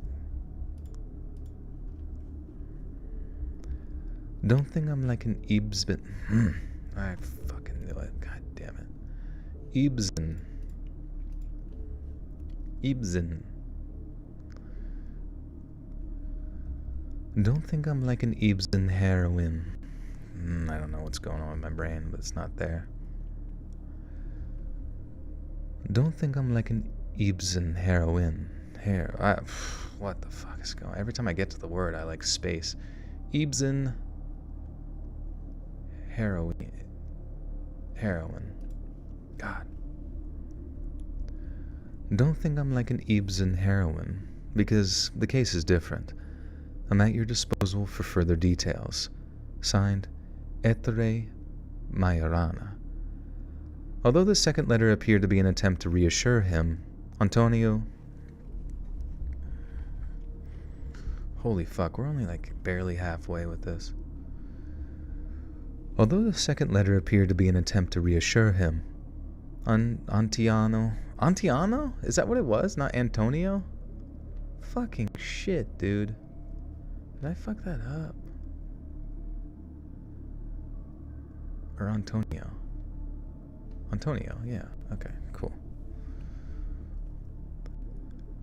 Although the second letter appeared to be an attempt to reassure him, Antonio Corelli remained deeply worried for his dear colleague and immediately contacted the Majorana family to share his concerns. Etere's Etere's brother Luciano. Etere's brother Luciano immediately drove to Naples to personally investigate the disappearance. With the help of the local carabinieri. Jesus Christ. This is gonna take... I'm so cold for this too. This is so annoying. I was excited about this story and now I'm like dead inside.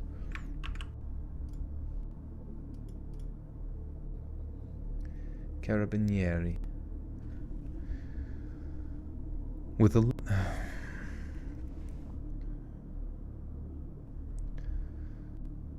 help of the local carabinieri, Itere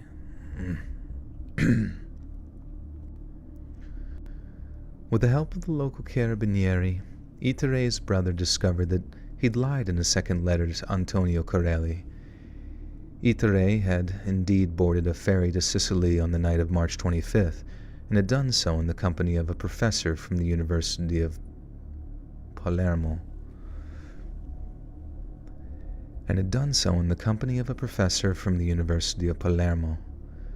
Luciano then enlisted the help of some relatives in his native Sicily, who in turn instructed the police to question the professor regarding Etere,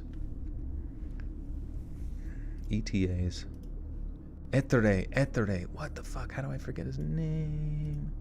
Etere.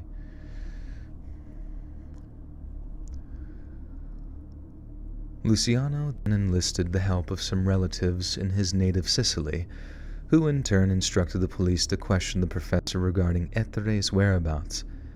The professor claimed that he and Ettere had spent most of the 10-hour journey together before Ettere retired to his cabin for a short rest.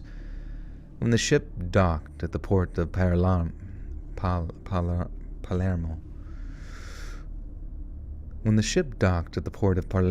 just before dawn, the professor claimed he exchanged greetings with Ettere as they disembarked. Despite a little morning grogginess, Ettere seemed in good spirits and left the professor with no reason to believe that he was in any kind of distress or danger.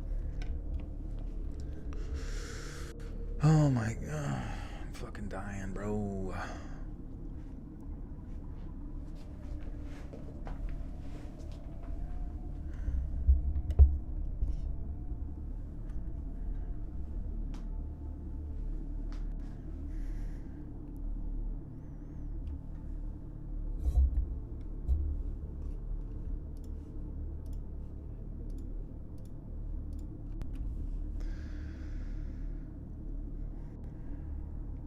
Despite a little morning grogginess, Ettere seemed in good spirits and left the professor with no reason to believe that he was in any kind of distress or danger.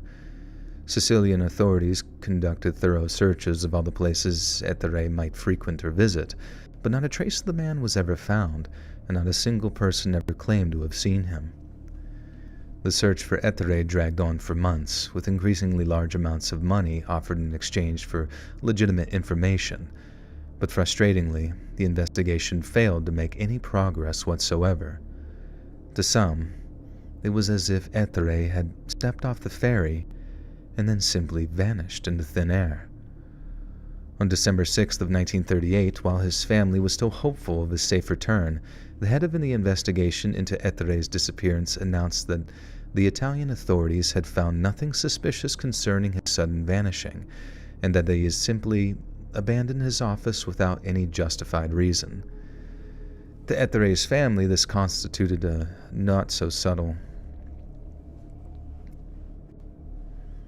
Damn, I don't even actually know if, this story is correlated to Missing 411. So now I'm kind of, feeling like maybe I shouldn't start with this one.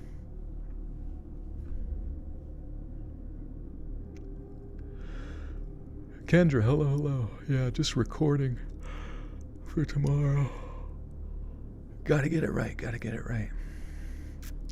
I don't know, because I feel like most Missing 411 stories happen within national forests and stuff, and this one's not necessarily national forest at all.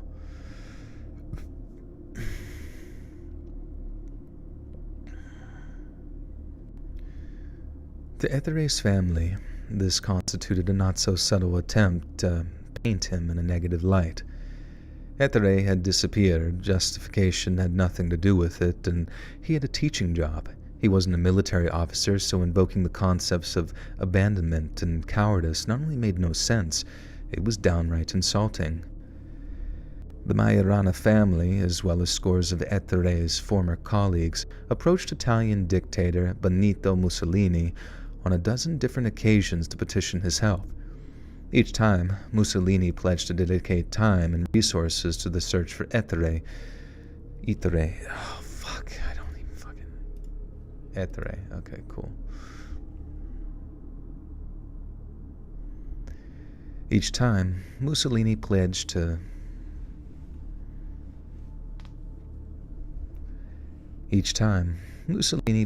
dedicate time and resources to the search for Ettere, but each time, his promises proved hollow. Less than 10 months later, Europe was engulfed in the flames of its second major conflict in 20 years, and while the mystery of Ettere's disappearance was overshadowed by the destruction of the German war machine, the man himself was never forgotten. In the years that followed, attempts to unravel the mystery behind Ettere's disappearance saw the emergence of several credible theories.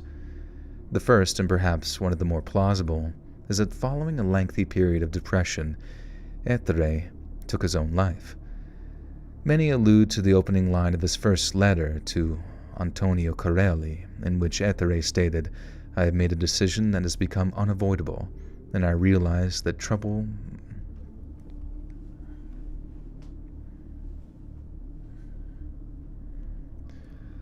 I have made a decision that has become unavoidable, and I realize what trouble my sudden disappearance will cause you and the students. While the letter may not suggest that he'd taken his life overtly, a handwritten note later found in Palermo hotel room had commonly been attributed to Ettore. I have only one wish, it read. Do not wear black. If you must conform to custom, just wear some emblem of mourning, but not for more than 3 days. After that, remember me in your hearts, if you can, and forgive me. The reference to wearing black quite obviously alludes to the practice of wearing black clothing following the death of a loved one. But was Ettore telling his family not to wear black because he didn't deserve their grief, or was it because he wasn't actually dead? What's more, Ettore was a devout Catholic, meaning he would have considered taking his own life to be a mortal sin. Yet while he certainly wouldn't be the first or last religious person to take their own lives, it seems odd for a man like that to save up a vast sum of money before suddenly absconding with it. While it's not entirely uncommon for people such as this to become extraordinarily generous in the days before their final deed, there appears to be no record of any such gift-giving among Ettore's friends or colleagues. Yet perhaps the ultimate argument against the possibility of him taking his own life comes from a statement given by the Bishop of Trapani, which was serving in the Sicilian port of Catania at the time of Ettore's disappearance. Monsignor...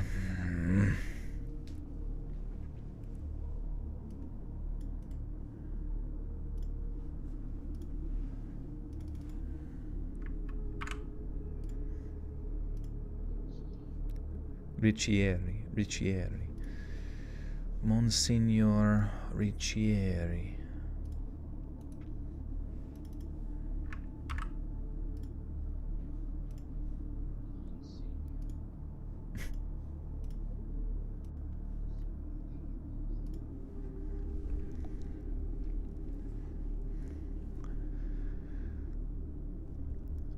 Monsignor Riccieri claimed that shortly before he learned of his missing person's status, he spoke to Ettore, who complained that he was suffering, and I quote, a mystical crisis.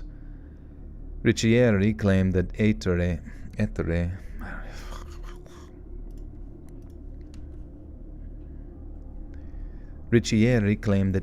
had sworn never to take his own life, but when authorities asked the Monsignor for more information, he cited the sanctity of the confessional and refused to say any further. Another theory, which also hinges on Ettore experiencing a deep period of depression, involves him retiring to an isolated Sicilian monastery to train as a Benedictine monk. Benedictine.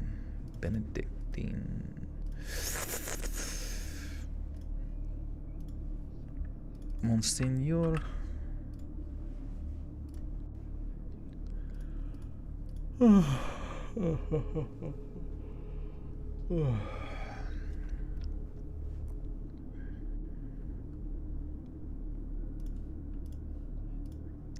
Ettore.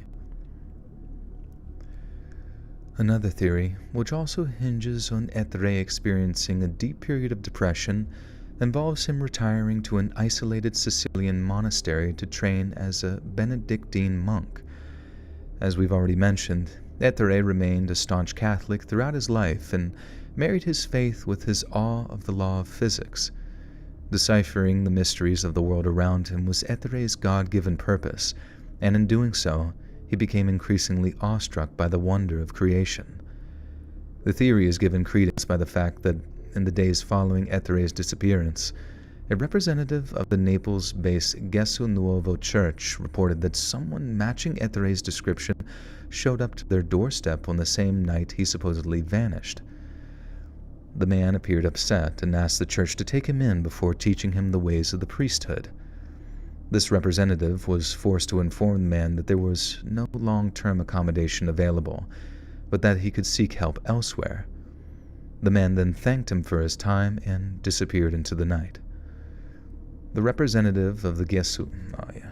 I don't know how to say this shit.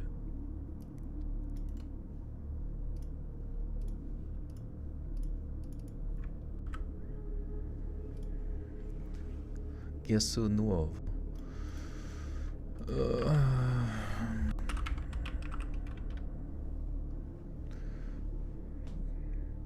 Oh, Gesù. Gesù.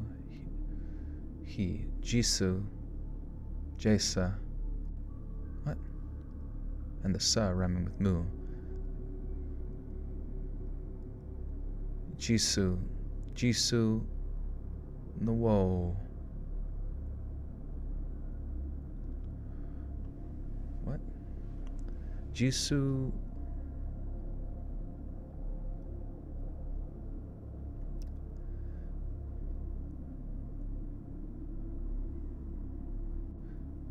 Jisoo Nuo. Man, that's completely different than I expected.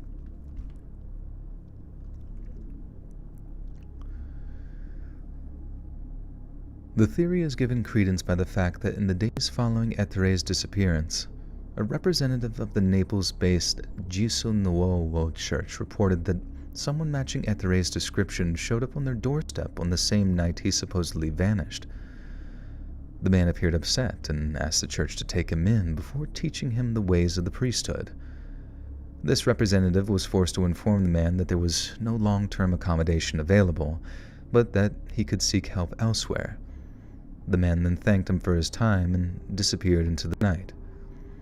The representative of the Gesù Nuovo said that the man visited their church on the night of March 25th, the exact same day that Ethere wrote his first worrying letter to Antonio Corelli. It's reasonable to believe that he was in a state of distress at this time, and his deeply held faith meant a church may well have been one of Ethere's first ports of call in a crisis. But it is possible that following the nocturnal visit to the Gesù Nuovo, he remained sheltered and sequestered in some Sicilian monastery for the rest of his natural life without ever being tempted to reach out to friends and family. Was a question the whole fucking time?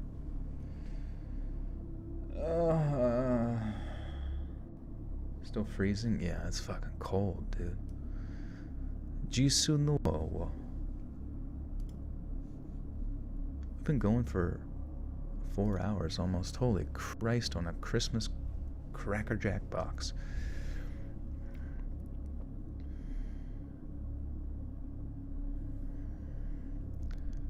But is it possible that following this nocturnal visit to Gesù Nuovo, he remained sheltered and sequestered in some Sicilian monastery for the rest of his natural life without ever being tempted to reach out to friends and family? It seems like an incredibly unlikely outcome, and perhaps the most vocal critics of this theory are those that say that Ethere was either murdered or kidnapped. Ethere, I don't... Oh my god. Ethere.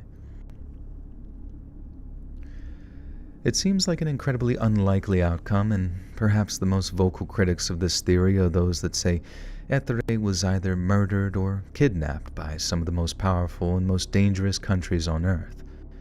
To begin our exploration of this theory, let's consider the opinion of Italian writer Leonardo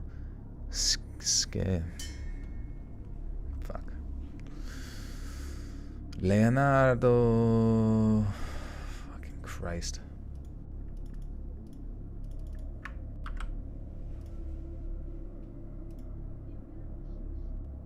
What? Leonardo Sciascia? That's weird.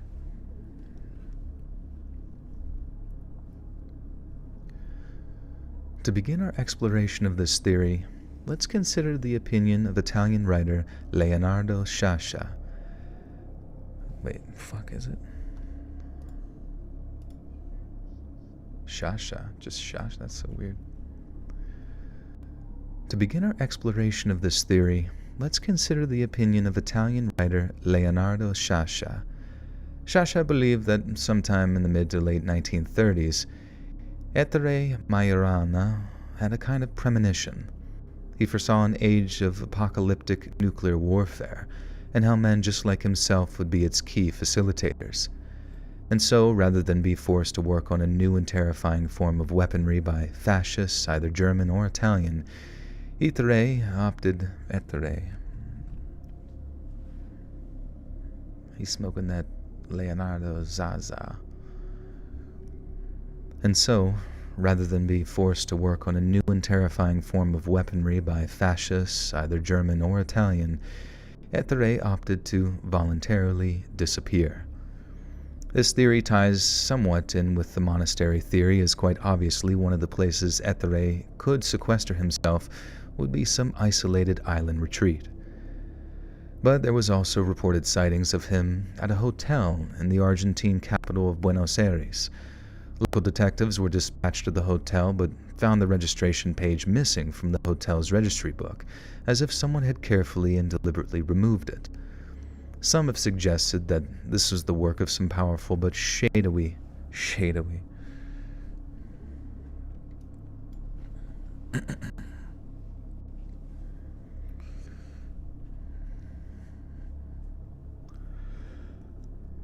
Some have suggested that this was the work of some powerful but shadowy intelligence agency. Ettere's wife, Laura, believed her husband was responsible for covering his own tracks.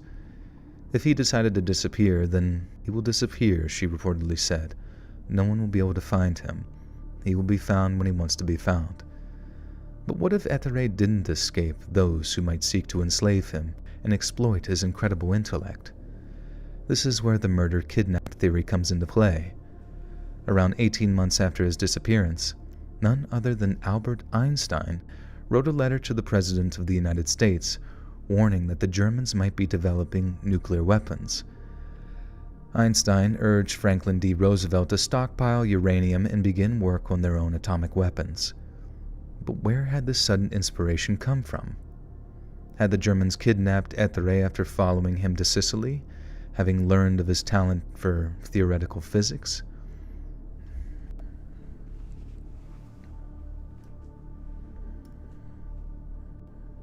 Einstein's here. It's the whole Avengers. They have assembled.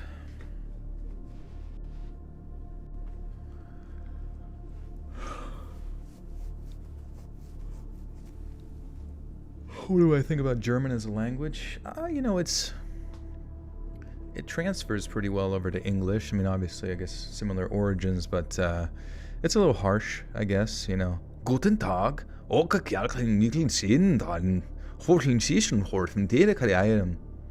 Das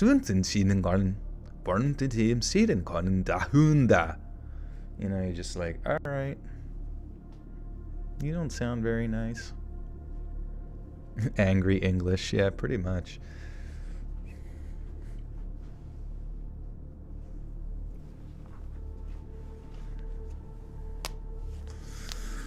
Oh, I'm so chilly. But I love the cold. Don't you love the cold? Doesn't the cold just feel clean? Had the Germans kidnapped Ettore after following him to Sicily, having learned of his talent for theoretical physics? Or alternatively... Fuck, I hit my fucking mic. Sounds like being chilling in German. Or, alternatively, did a nation's intelligence services have Ettore murdered, rather than risk his talents falling into enemy hands? Again, this theory seems somewhat unlikely, as any number of nations could have chosen to target any number of nuclear physicists, not to mention that each country had a healthy stockpile of its own capable scientists. But, as Enrico Fermi himself said, Ettore's intelligence surpassed any he'd ever encountered. Fermi believed Ettore was up there with Isaac Newton and Galileo, that no one else in the world possessed his level of scientific understanding and creativity. So, if Ettore was leagues ahead of Fermi and Fermi himself was crucial in the production of the first atomic bomb, just what kind of military technology was Ettore Majorana capable of producing? He was mentioned at the beginning of this piece. Oh, whoops.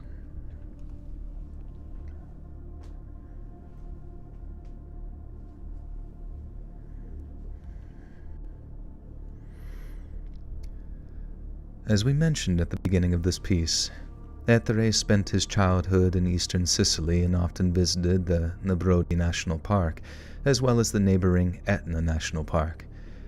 If Ettore knew the land well enough, he could have easily hidden himself away among the heavily forested hillsides, just not forever.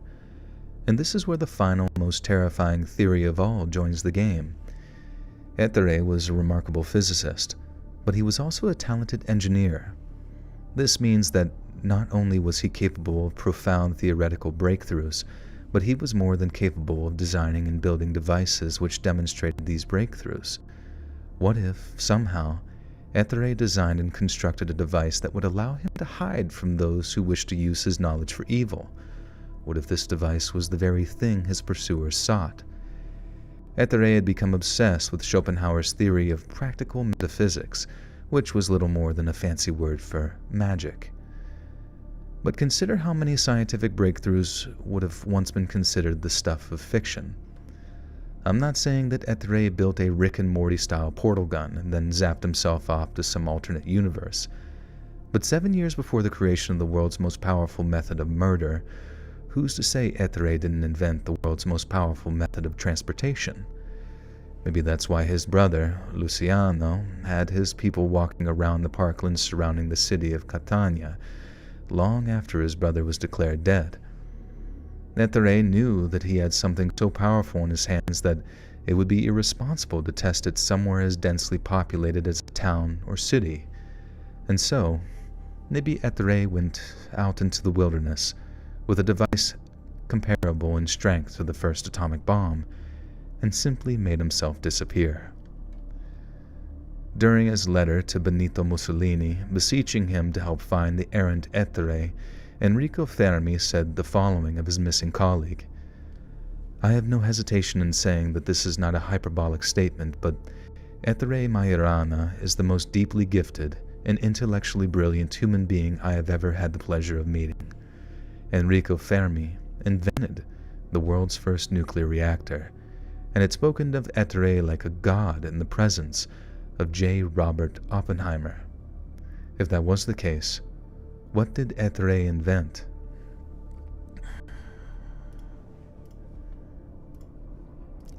Ethere? He's in the tunnels. Yeah, probably. He's been digging for years. If that was the case, what did Ethere invent or discover? And more importantly, where did it take him? Oh, fucking holy shit. We did it, though.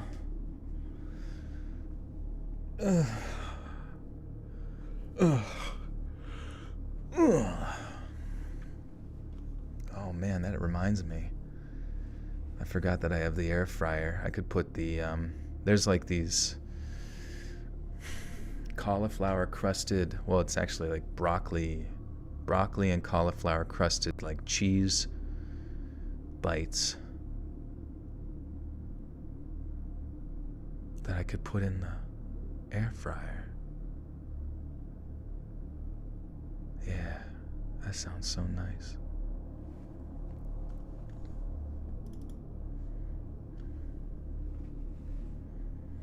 All right, so now we just got to read the outro, and if you're familiar with my outro,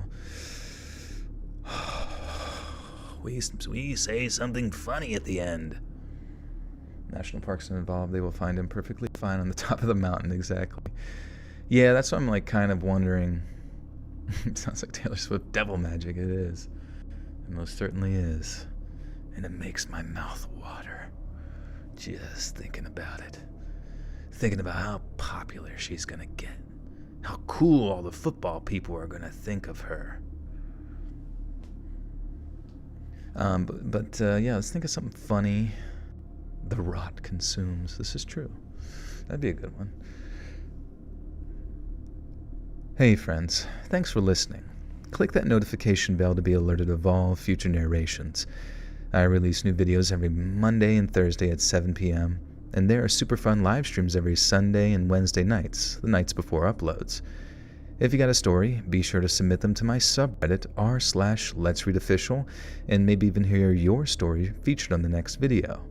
And if you want to support me even more, grab early access to all future narrations and bonus content over on Patreon, or click that big join button to hear about the extra perks offered for the channel. And check out the Let's Read podcast, where you can hear all of these stories in big compilations located anywhere you listen to podcasts. All links in the description below. Thanks so much, friends.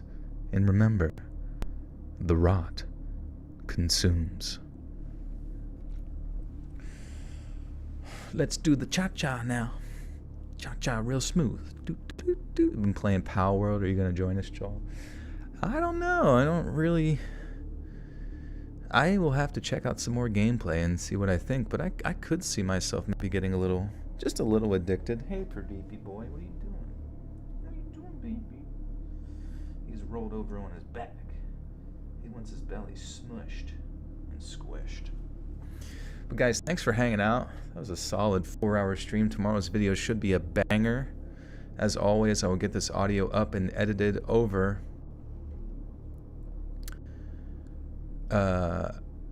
on Patreon. Yeah, I'm on PC. I'll get it up on Patreon for just $1 a month over there. You can get early access to all audio and future recordings. And then I'll get it up on YouTube tomorrow, or today rather. 7 p.m. EST every Monday and Thursday now going forward. Otherwise, I'll be live again on Wednesday night, so stay tuned for that. Appreciate you guys. Love you. Hope you have an amazing rest of your schmeevening or day wherever you are on planet Girth. Follow me on Twitter at Let's Read. Follow me on Instagram at letsread.official. Be kept up to date when I go live and when new projects come out. Otherwise, I will see you guys very, very soon. Adios.